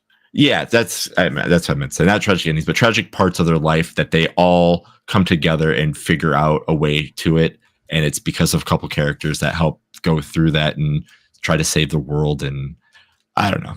There's just so much stuff that the game does, and it's like one of those coming of age movies, but in a weird video game route, and it's so good. But it's my favorite game of all time. Even though And Final Fantasy VIII has a yeah, exactly. Yeah, it's more of the way because they're in a school, but yeah. These guys are a little bit more on the older, but yeah, they're like mid late played 20s. Yeah, exactly. Yeah. Anybody hasn't played it and want to play it, I would love to sit on and you can ask me stuff, or if you have played it and anything like that. I love talking about the game. I love watching the people play the game. It's my favorite. Do you remember the first time that you played it? Like, do you remember those like first experiences and like going through it? Because I do, because I played on the Super Nintendo. I played like Chrono Trigger. I've played 6, and people say 6 is the best, and 6 is good. 6 is great, but I mean, one thing though that Final Fantasy VII does do is it does copy some of the music from 6. Mm-hmm. Like, I mean, the bombing run right away. I mean, like right when you get you start the game off and you're like, okay, cool. You don't know these characters, but you're literally playing this guy with a gigantic sword that jumps off a train, and you're just a mercenary that doesn't care about anything, and you're like learning his backstory, and you're doing all this stuff, and you're like, I don't care about the backstory is actually not yours, not real. Yeah, exactly. Like, he's living a lie this whole time, and his best friend as a kid is like one of these people that is part of this group, and she's just like, are you sure? Like, she's even questioning like what he's doing and everything like that. And then it takes this other character that's just Flower Girl that you don't even know who it is to kind of bring out everything and everybody. And then it just kind of just snowballs from there. And then just James, that's because you only played the remake. You haven't played the original. I didn't want to interrupt his love. I'm getting my feelings out in chat. Don't ignore me. No. But yeah. You didn't even put Yuffie in the list. Who? Yuffie's up there. No, he didn't even put Yuffie in his list. I know. I don't think he knows who Yuffie is. I don't think I do. Is that the Soul Calibur looking girl? It's like in green or something. Oh yeah, with the ninja stars. Yeah. Mm-hmm. He looks like he's from Soul Calibur. She was an optional character in the original. Mm-hmm. Oh, okay. No, I know this game is like, even though I don't resonate with it, and that's why I was quietly typing in chat. It's like, no, you're good. I'm letting him speak. This is his game. This is his all-time game. When you put Resident Evil 2, after thinking about it for 2 more seconds, this would be his number 1. Like I said, that's how that's why I compared to like these two, those two, my number 2, my number 1 are my favorite games of all time. That's why I have to classify it. I can't choose what's a number 1 because it's so hard for me. I choose my favorite movie is my Final Fantasy VII equivalent. My favorite TV show would be Resident Evil 2, and I choose it that way because I could beat Resident Evil 2 so fast. It's like me watching a TV show, and I'm like, cool, this is my favorite show. Or 7, I'm invested into it like a movie. I had to put that as my number 1. So when I made the list, I'm like, man, I have no idea what I'm going to choose for 1 or 2. It's like I've beaten Resident Evil 2 more than 7, but I've probably put more time into 7 because I've tried to do random things with the game. That's why I put 7 as that one, and I have so many more loves with the character of 7 than I do 2, but I also love 2. So it was very, very hard for me to choose my number 1 and number 2. I wish I could just been like, yeah, my number 1A is this, my number 1B is this, and then just added a 6th game. But that's not how we do here on Top 5. So when we made this list, I'm like, crap, I'm gonna have to choose one of these two, and I did. Was the same feeling for my 1 and 2 as well. So I feel you. Oh no, my number 1 was pretty much this is it. Yeah. So, and I know how you're a huge fan of the Final Fantasy VII remake as well, but you like the original more than the remake? You know what? That is another tough question to ask me. That is depending on the day, because I if I didn't love the first one the original so much, I don't think I would like the remake as so much because I love what they're doing. It's like me reliving the first one all over again, but as an adult and knowing what's going on. So as I see little things that happen, I'm like, oh shoot, they're doing this maybe, or there's little teases that could be, possibly happening. So yeah, I'm seeing what you're writing about 17. Easy, James. I'm not gonna highlight it, but please keep going. Sorry. You were saying you love your love. No, you're good. You're good. But yeah, no, it's yeah, no. I love remake. I love rebirth. I'm hoping that rebirth wins game of the year here, but I don't think it is going to because I think there's a lot of games out this year that are gonna kind of split votes. I think actually, if you were to ask me the Jeff Keighley Awards, I actually think Balatro might win game of the year because I think everybody's played that game, and I think that's what's I going didn't to win even hear this about year. it before, until the list was shown. Yeah, That's because I'm not into card games. it's a lot of fun. I mean, it's an addicting game. So I think more people have played that game, and it's more like anybody can pick up and play it. I'm hoping Rebirth wins, because again, I think what they've done to every character is so good, and it just highlights what they did in the original game, but now with the emotion and everything like that with the voice actors. I think Brianna White playing Aerith is. Like anytime I play the original now, I hear her voice because she is the perfect Aerith. She has this kind, gentle voice, but she's very sarcastic in ways that she knows things are going down, and she plays it such great. So I mean, I'm happy that she's won so many awards for her take on Aerith, and I think there's going to be more for her to do. And then if with what I think's happening, and some of the things that they're doing, I think there's some interesting takes that Aerith might go down in the next game as well, which is going to be a lot of fun. So, and then what Nightmare says, like, yes, I want Rebirth on the PC as soon as possible too, so we can see it look even more pretty. Yeah. And, Sorry, but I'm an Astrobot fanboy, so I want that one to win. Oh, I want that too. Yeah. No, Astrobot's great. I mean, you can see him chilling right there. Yeah, Both Canadian of says those he loves games were both. nominated for Game of the Year in the Melee Game Awards. So maybe Final voted. Fantasy will win our Game of the Year, or maybe it'll be Astrobot.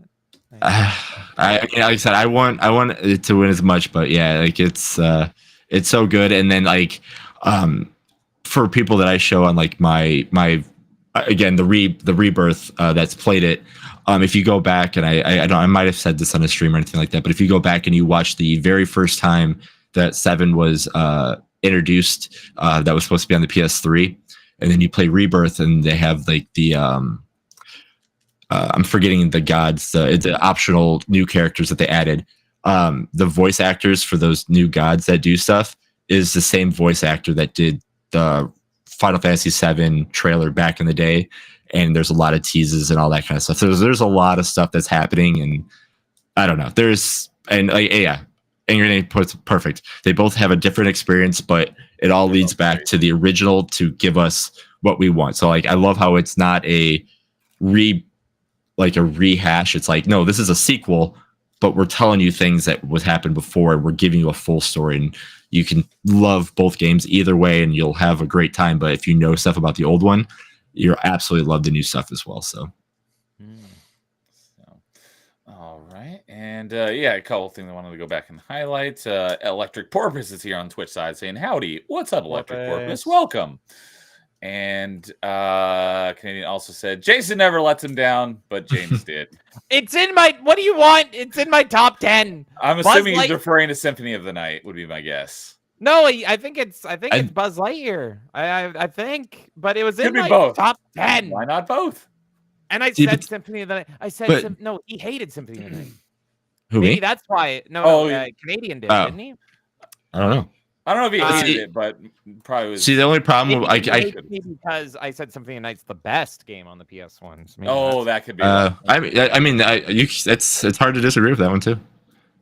But the show's not called top 10, James. It's called top 5. So I mean, it doesn't count. And JB had a funny one. He said, being a platform for big toothless babies is how Twitter got to be worth 44 billion. Well, we're talking about Rugrats. That's why I'm on it. Oh, okay. So he's saying it was Buzz Lightyear. I love that game. I love it so much. But then it's like Tekken 3, like arguably the best fighting game ever. I had to put that above it. And then Ready to Rumble is just, it's so me. Ready to Rumble boxing is just Michael Jackson can beat up Bill Clinton. How does that not win? And then, my Crash Team Racing, Spider-Man, Tony Hawk Pro Skater, and Twisted Metal. But other than those, it's the best game on the platform. Oh, it's Symphony of the Night. Other than those, best game on the platform. And my number one. So it's not even near it. So, all right, well, I'll go next so we can finish off our number ones with proper PlayStation respecters.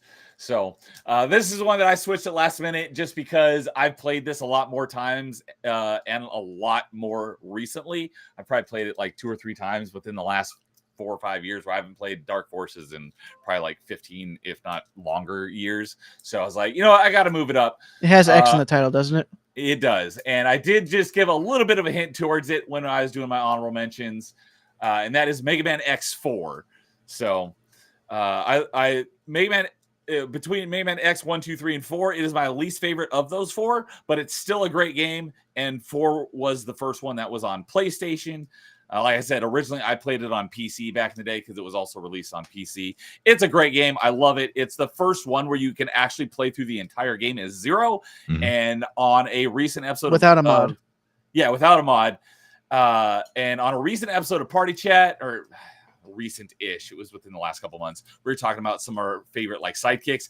Zero is my number one favorite sidekick in like all of video games. He's so freaking cool. I've loved Zero. Does he really count as a sidekick when he gets his own games?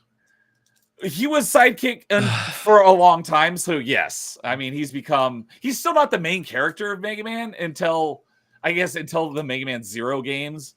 But he's still a side character. So I consider Zero a sidekick in a way. I mean, if you want to go crazy, the only sidekick really would be Rush. But I mean, Zero does fit there a little bit. Yeah. But yeah. Anyways, yeah, so the first time you could ever actually play as Zero was in Mega Man X3, but you can only play it for a very short period of time. He did show up originally in Mega Man X, and I just thought he was such a cool character. So when we finally got to play as him, because at the beginning of X4, you pick either you play through the whole game as X or as Zero. And I'm like, I'm picking Zero because he's freaking cool. He's got basically, the Mega Man universe equivalent of a lightsaber.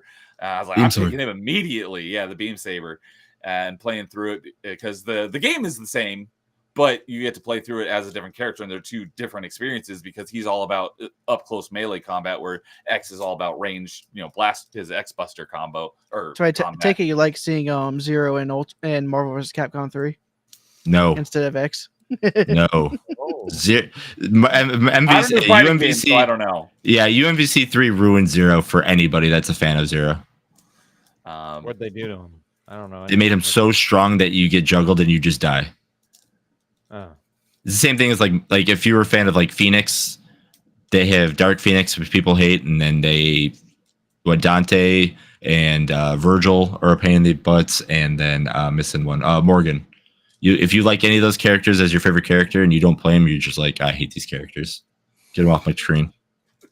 So yeah, I'm not a fighting game fan, so I've never played MVC. Maybe once. I would like to play as X and Zero if I was into them, but in the Mega Man games, Zero is so cool, and yeah, Mega Man X4 was the first time you could actually play through the game in its entirety as Zero, and it's just a great game. I've played it.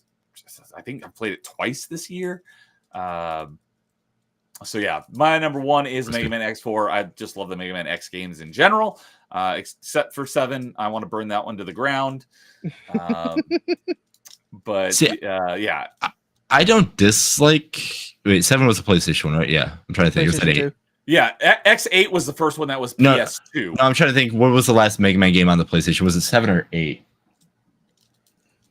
Are you Mega Man 7 or Mega Man X7? No, there was just regular Mega Man without the Mega Man 8. Mega Man 8. I'm a fan of Mega Man 8, except for the clown level where you're on the clouds. That's a pain in the butt, but so but yeah, Mega Man X4 is number one. I love the Mega Man. X4 is good. X4 is great. So and yeah, I didn't mean to kind of give away your number one when I said like, hey, did you play Mega Man X4? Like I should have because I'm like, that's really, really good. So yeah, that makes sense. Saying Zero is her fave as well. Yeah, Zero is awesome. Yeah. Like I said, I played 1, 2, 3, Mega Man X 1, 2, 3, 4, and 5 back in the day. X 1, 2, and 3 on Super Nintendo. Then I played X 4 and 5 on PC. Mm-hmm. I didn't play X 6, 7, or 8 until the X Legacy Collection came out on Xbox in 2018. But I played X 1 through 5 back in the day, and a lot of people say that X4 is their favorite. X3 is my favorite, but X4 is still a great game. Mm-hmm. So, All right. Who wants to go next, James or Dude? You Rock, flip paper, a scissors coin. for it. How do we do this? All right, we can try it. You want to? You gotta look at each other first. All right, rock, paper, scissors. Wait. Well, I was. You won. I guess I James, won. you won, so you get to pick.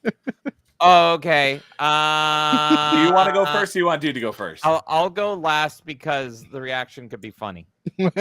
Oh no. Mine's already been said, so An electric porpoise came over to YouTube saying, "Hey, everyone's over here on YouTube." Yeah, that's where most of the activity is. So good to see on YouTube as well, electric porpoise. So, yeah. All right. Mine's already been said, and that is Castlevania. Let's Symphony of the Night. All right. Technically mine, not really. But I just love the game. The fact that you can even play as a Belmont is really cool because it plays a little bit more like the original Castlevanias. Yeah.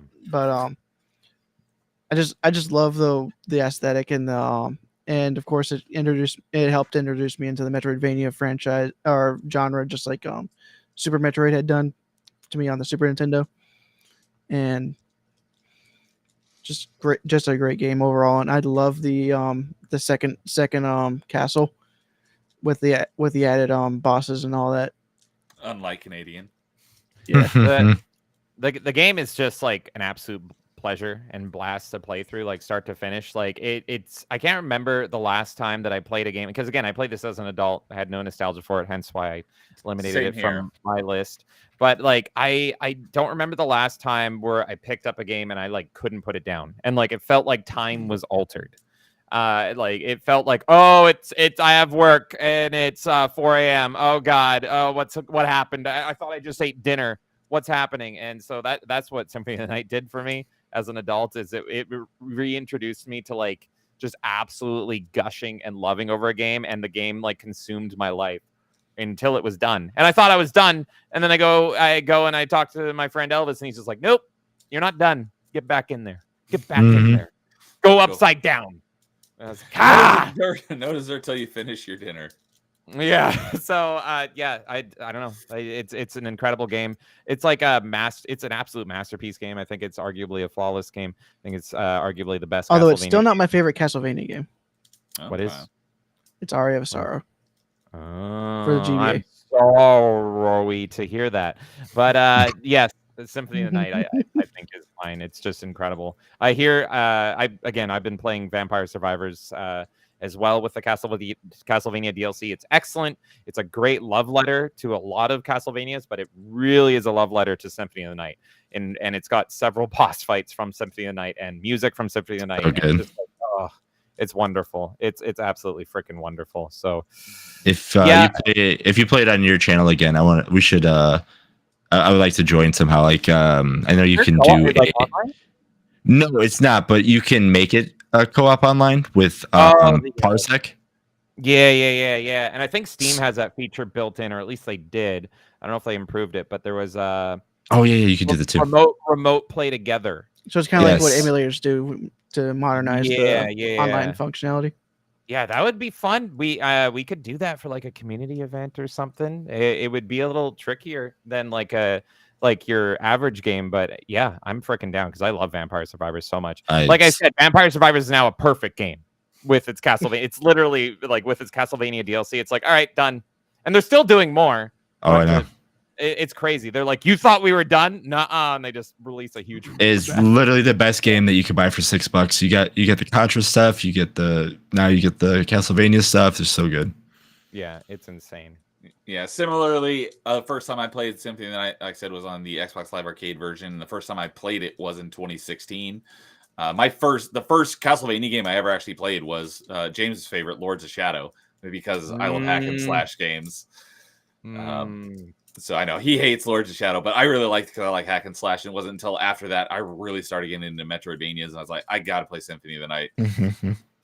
So and Canadian was saying that the worst part about the second half is the music, because he's the big into the video game music side of things, saying that the same 4 tracks played repeatedly when the main keep had more variety. Well, when you know where you're going, you don't hear him as often. You don't hear the repeats as often. I know there's a modded version out. I'm trying to remember what it is, a Symphony of the Night, and it's like the absolute best version to play. I've been wanting to play it, but I haven't. It like takes because there's two versions of Symphony of the Night, right? What is it, like the Saturn version and the PS1 version, and they had different strengths, and so somebody made a modded version that kind of combined them together and eliminated like load times and all that stuff. And apparently, Iga didn't like the additions that they added onto it. That's why you haven't seen the additions added to any of the later releases. Oh, I see. But I want to play that version. I think I think those additions were added without his input. Oh, really? I do want to say to anyone that hasn't played Symphony of the Night, you absolutely should. It's like one of the best games ever. But don't get the Requiem version or whatever it is on the PS4. Because that version actually takes out the cheese. They take out all the different voice lines, so all the "what is a man" and all that stuff is replaced. It's because they do that because it actually mimics what the Japanese was actually like. Oh God! Well, that's one of those things where they localized it where they changed everything. But it's so much better. Canadian says, yeah, it's the Saturn version with the correct English translation. Yeah, I need to try it. But yeah, I do not recommend the PS4 Xbone version called Castlevania Requiem. I don't know if it's on Xbone. I don't think it's on Xbone. Is it not? Oh, I don't think so. Wow, I'm surprised. Yeah, I'm pretty sure Nia would have played through it again. I think the only version of Symphony of the Night that's on Xbox is the original Xbox Live Arcade version. For 360. That's how I beat it. That's how I beat it, and I loved it. I actually started playing my friend's PS1 copy he lent me, and I loved it so much. I bought it and restarted over, and I gave it back to him, and I restarted over on the Xbox Live Arcade version. And that version's great. It's got all the cheese, and hey, if you're an achievement hunter, it's got achievements. There's even an achievement to beat it as Richter, which turns it into a Retrovania instead of a Metroidvania, like Dude mentioned. So, yeah, if you have to play the Requiem version, make it so. But absolutely, if you haven't played this game, what are you doing? Go play it. The only the Symphony of the Night on Xbox, there's the Xbox Live Arcade. I mean, they're both Xbox Live Arcade version, and then there's just the Japanese version, which is the arcade version is not gone now because there is a physical copy of that game. Because it was on a 3-pack of three classic games on it. I love. So you can still get it physically on the 360. Okay. It's backwards. It works on the Series X as well, so that's such a shame. Yeah. Well, since it's on the disc, you can always grab the disc from eBay. Yeah. That's true. Symphony of the Night is backwards compatible, so you can play it on 360, Xbox One, or Series. So, and while we're on the topic, just something I wanted to shout out. I haven't played it yet, but I have added it to my collection. Somewhat, I don't know exactly the details of it, but I think what the idea was taking the original platformer Castlevania and turning it into a Metroidvania. It's like a fan project called Castlevania Revamped. So I want to play that. How about you just remaster Simon's Quest, because that one's kind of a well, this is a fan project, so you can just go and download this. But it's supposedly that's the reason why I downloaded it, because they took the original Castlevania and made it into a Metroidvania. It's called Castlevania Revamped. So that sounds great. If anyone is interested in more Castlevania, Metroidvania style games that you haven't potentially played yet. Absolutely, I'm interested. Wow, Definitely. Thank you. So, and Lowest Expectation says he played Symphony of the Night for the first time in 2020. So yeah, not even that long ago. It's never too late to play Symphony of the Night for the first time. Oh, go do it. How dare you not play it in 97? So he's saying the 360 arcade version is gone. No, it's backwards compatible, so it's still available. So you can't buy it anymore, but no, you can. Okay, so it's still available on the store. It's you just have to buy it on the Xbox One. Games. Okay, it's that kind of weird thing. Because I have played it on the Series X and it works wonderfully. I love it. But I was saying, I think that's why I responded with there is a disc version. Yeah, there's a physical version. Okay. So it's one of those arcade games that actually didn't get completely lost. All right. Let's see here. That was Dude. So, all right, James. Time for you to bring us home with your number one favorite PS1 game of all time. No pressure. Oh, you're all gonna hate me. Oh, you're gonna hate me so much. Okay. So preface everyone before you put down the torches and the pitchforks and the porch forks and all that. What forks?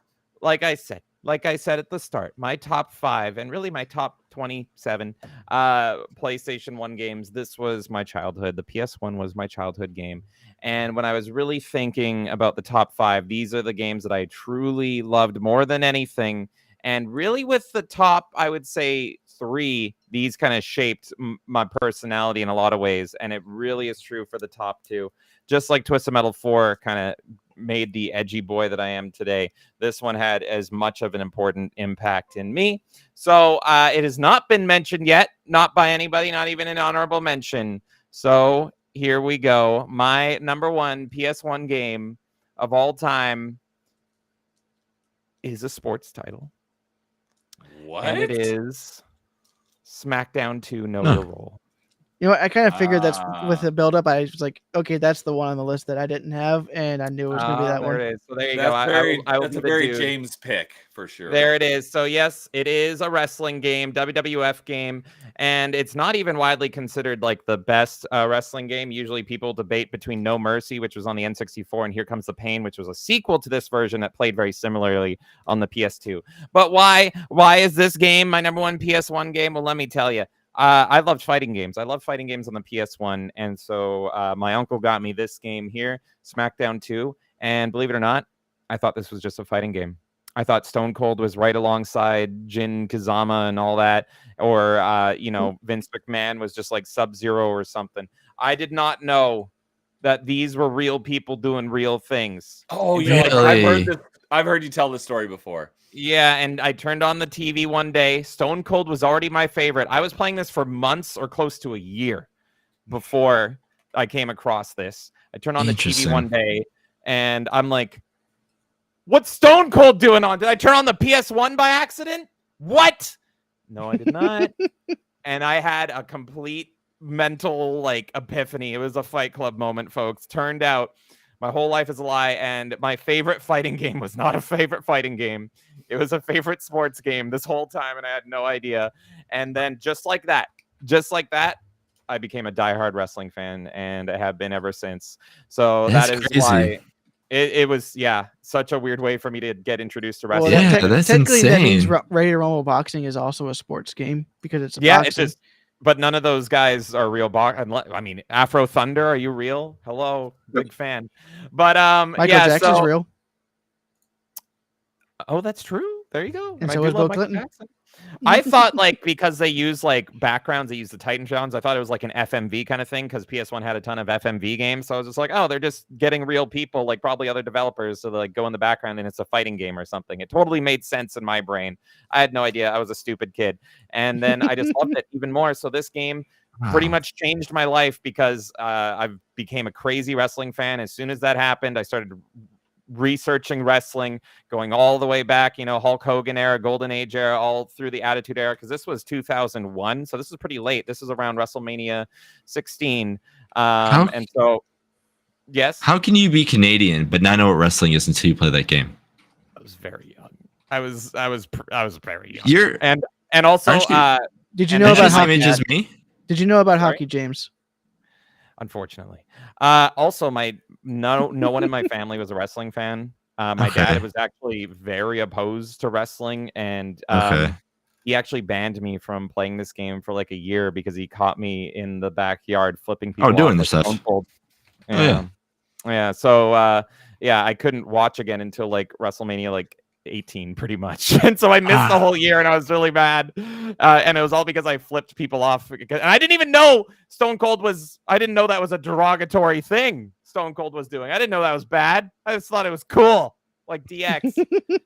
But yeah, so this game really transcends video games for me, folks. This is the first taste I had of wrestling, and I just was completely blind to Bret Hart and the Hart family and everything Canadian wrestling. Didn't really know about it. No one in my family watched wrestling, and in fact my dad abhorred it and all this stuff, and so it took a lot of convincing and pleading to let wrestling back into my life. And again, just like with I mentioned Iron Maiden, him hating wrestling just made it all the more cooler and made me want to get even more obsessed with it. And it absolutely did. And this game, and talking just about the game is absolutely excellent. Everyone always debates between Here Comes the Pain and No Mercy. I actually don't really love No Mercy. I have no nostalgia for it. It might be because I'm a PS1 kid, but I really much prefer the SmackDown games and how they play. They play very different. I love they're very snappy. I love the circle combat where you can circle and then D-pad direction. It feels tighter. How you build up the meter and you just snap and you do a finisher. It makes stunners and all that feels so good. And it just opened a world, because the thing about wrestling is there's so much storytelling in it. And so you have your cool attitude with Stone Cold in this game. But then I was also like Undertaker and Kane. So you had like the dark, edgy stuff as well that I liked. So it had horror elements. And there was just something for everybody. And there was like so much in here for me. The game also had this weird haunting like menu system. Like it didn't really fit wrestling. It made it feel like alien and strange. Like there, I don't know, because it didn't have like licensed music like the later ones would with 3 Days Grace and Papa Roach. It just had like weird, creepy music.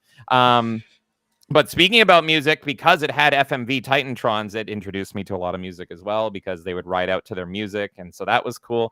And again, talking about babes, oh my God, the loading screens in this game, Trish Stratus, are you kidding me? Parents always walking in when that Trish Stratus load screen comes on, never when the Rock one comes on, but and so, yeah, it's a great game. Absolutely highly recommended if you're a wrestling fan. If you're not a wrestling fan, maybe go to Here Comes the Pain, because that plays very similarly, but way more refined, and it is super fun, tight experience. Very similar gameplay.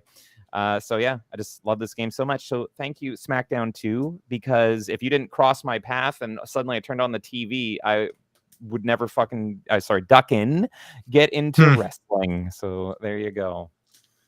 So Canadian said he didn't know about wrestling until he moved to the US, Jason. So but wrestling is like Canada's second national sport to hockey. Like, it's, to be honest, I'm probably not in an area where people care about wrestling. I'm really. I'm very. I mean, this is a dumb person from the United States thinking that all Canada is not you know, hockey. Yeah, it's all hockey's all wrestling. Like, I mean, yeah. So similar to the territories, right? Like, yeah. In the U.S., Canada would probably be better if it was like that. I agree.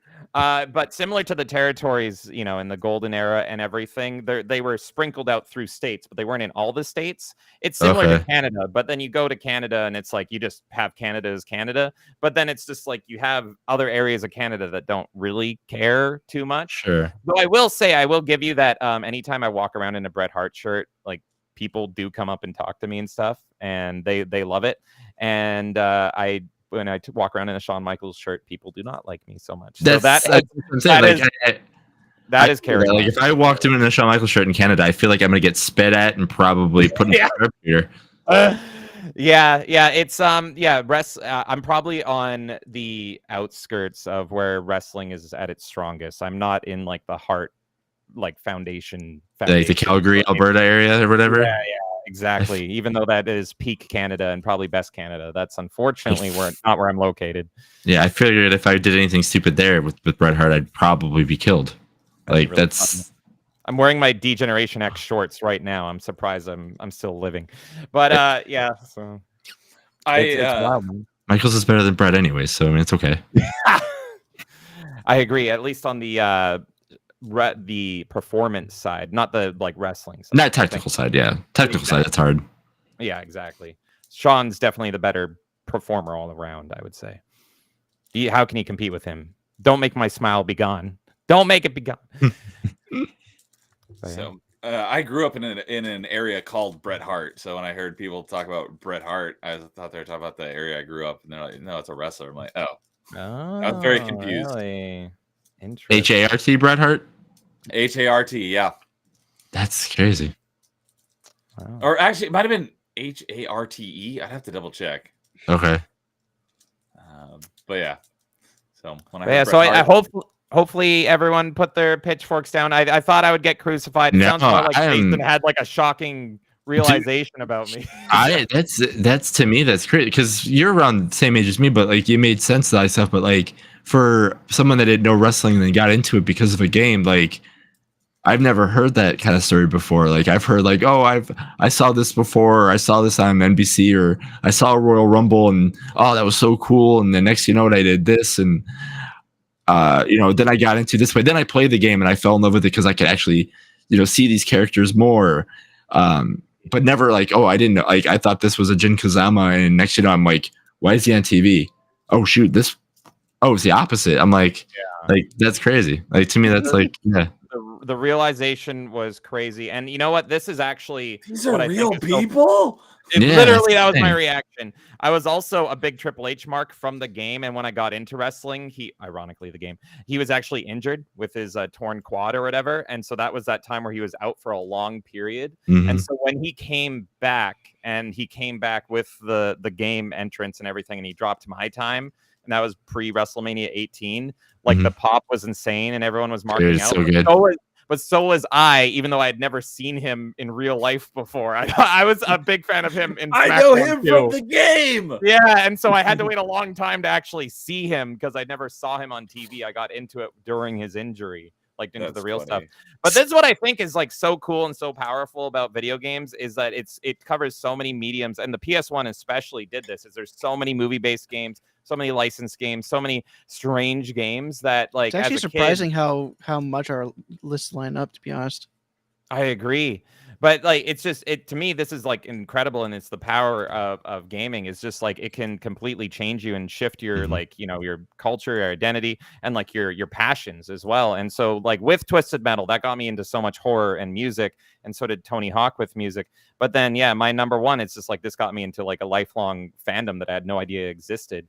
And it's done that as well for a lot of movies I like and a whole lot of stuff. But yeah, probably SmackDown 2 is the biggest change because it went from not knowing what this is to learning an entire sport. Everything. Like my number one sport. So this is why gaming is so great in my opinion. And so it's really cool to talk about. And just I'm curious if anyone else out there has a similar story. Like maybe they didn't know what dragons were and then they played Spyro and they're like, I love dragons or something like that. So I think everyone probably has a slightly similar experience, maybe not as dumb as mine, not knowing real people are real, but yeah, there you go.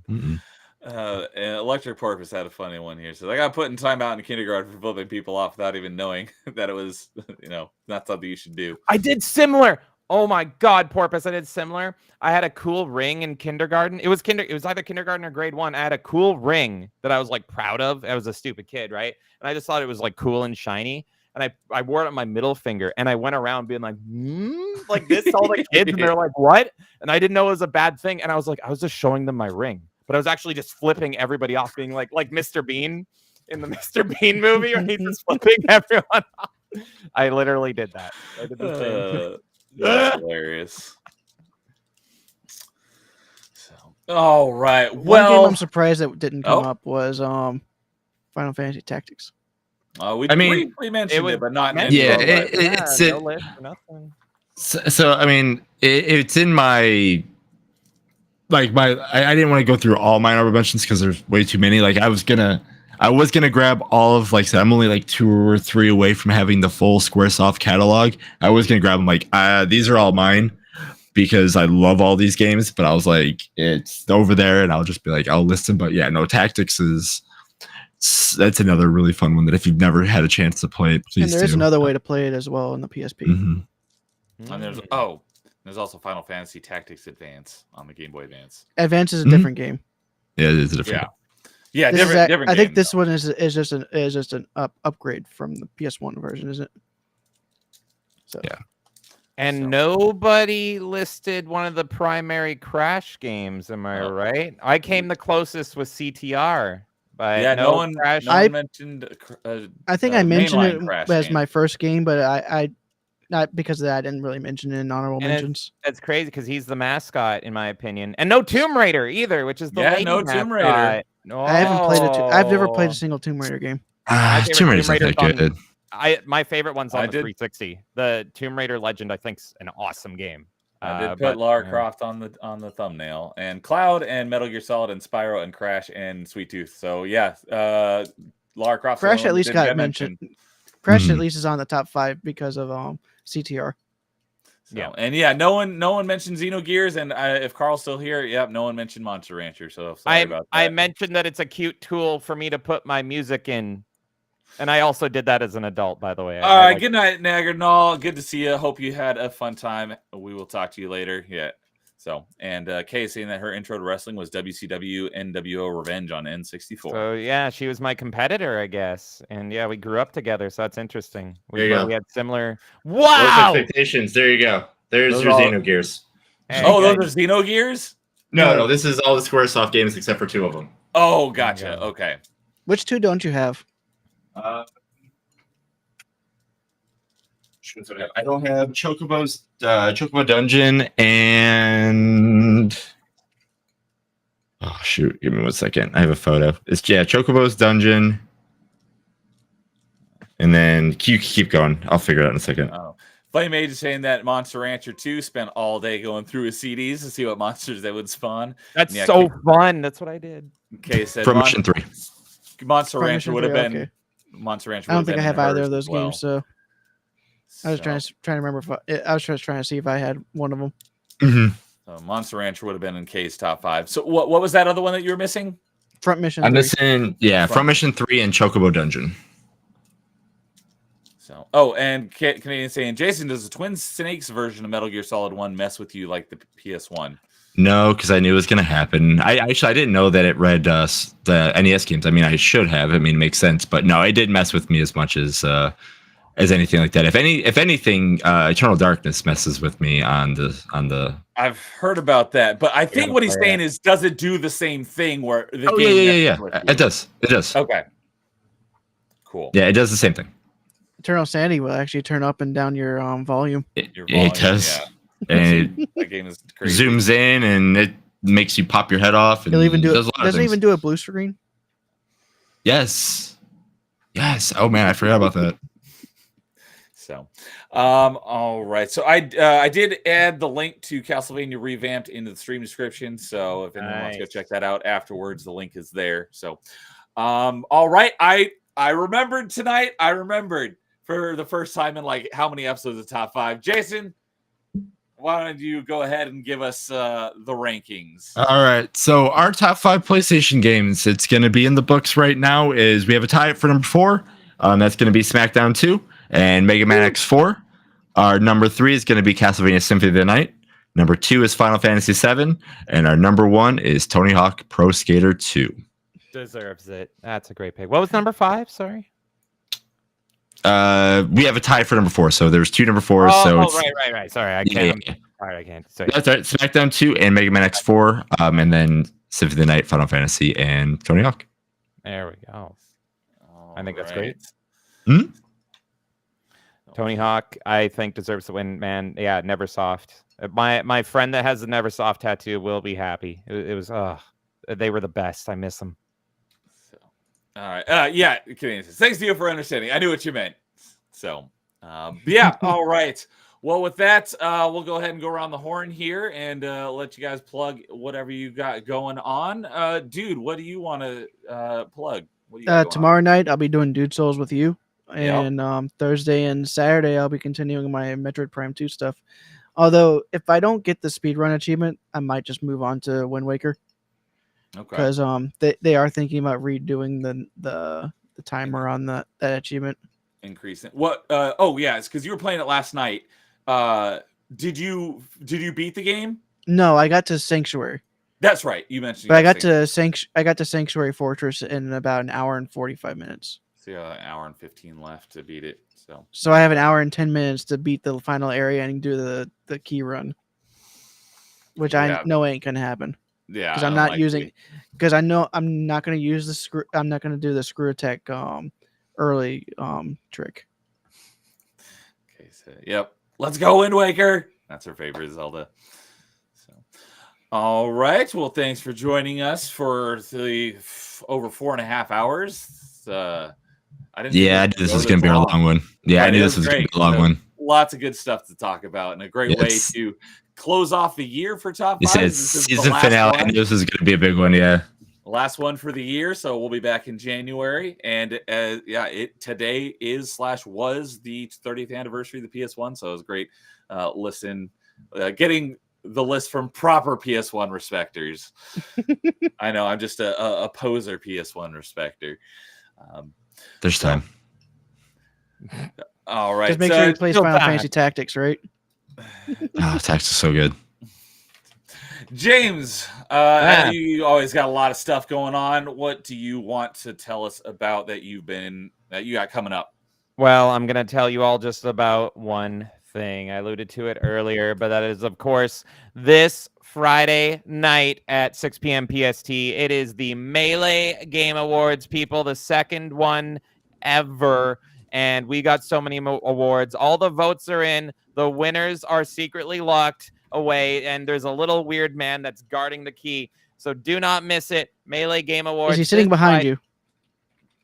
This guy right here? Yeah, I think it is him. I think it is this guy right here. He's good for something. This Friday, Melee Game Awards starting at 6 p.m. PST. We've been putting so much work into it, so do not miss it. So many awards, and some games are nominated that were mentioned today. Like in Game of the Year, we have Astrobot that was mentioned, and it is going up against Final Fantasy VII Rebirth. I don't know who's going to win. It's also going up against the new Zelda and Helldivers 2. And unlike, the other Game Awards that can't figure out if DLC should be nominated or not, we have so many games. We have 3 Game of the Year awards, 3 of them. We got Best Indie, and Best Game of the Year, and Best Game we didn't even play on the channel. All those are games that came out this year. 12 of them. Do not miss it. That's the headliner, but there's like 30 other awards. It's so crazy. That is this Friday at 6 p.m. PST, Melee Game Awards. Let's go. Excellent. I'm very much looking forward to that. That was a blast last year, so can't wait for that on Friday. Thank you. And of course, thank you for having me. The show is absolutely awesome. I was so excited to be on this one. Top 5 is excellent. If you guys are lurking in chat, definitely subscribe to these gentlemen. They put on a great show. Yeah, thanks for joining us for coming up here on 5 hours. So it was a blast hanging out with you guys as always. Jason, you got anything going on that you want to plug? I don't know, actually. I might play a couple games on stream. I literally have no idea what's in the future for me while we're on this break, except for I got to find something to do.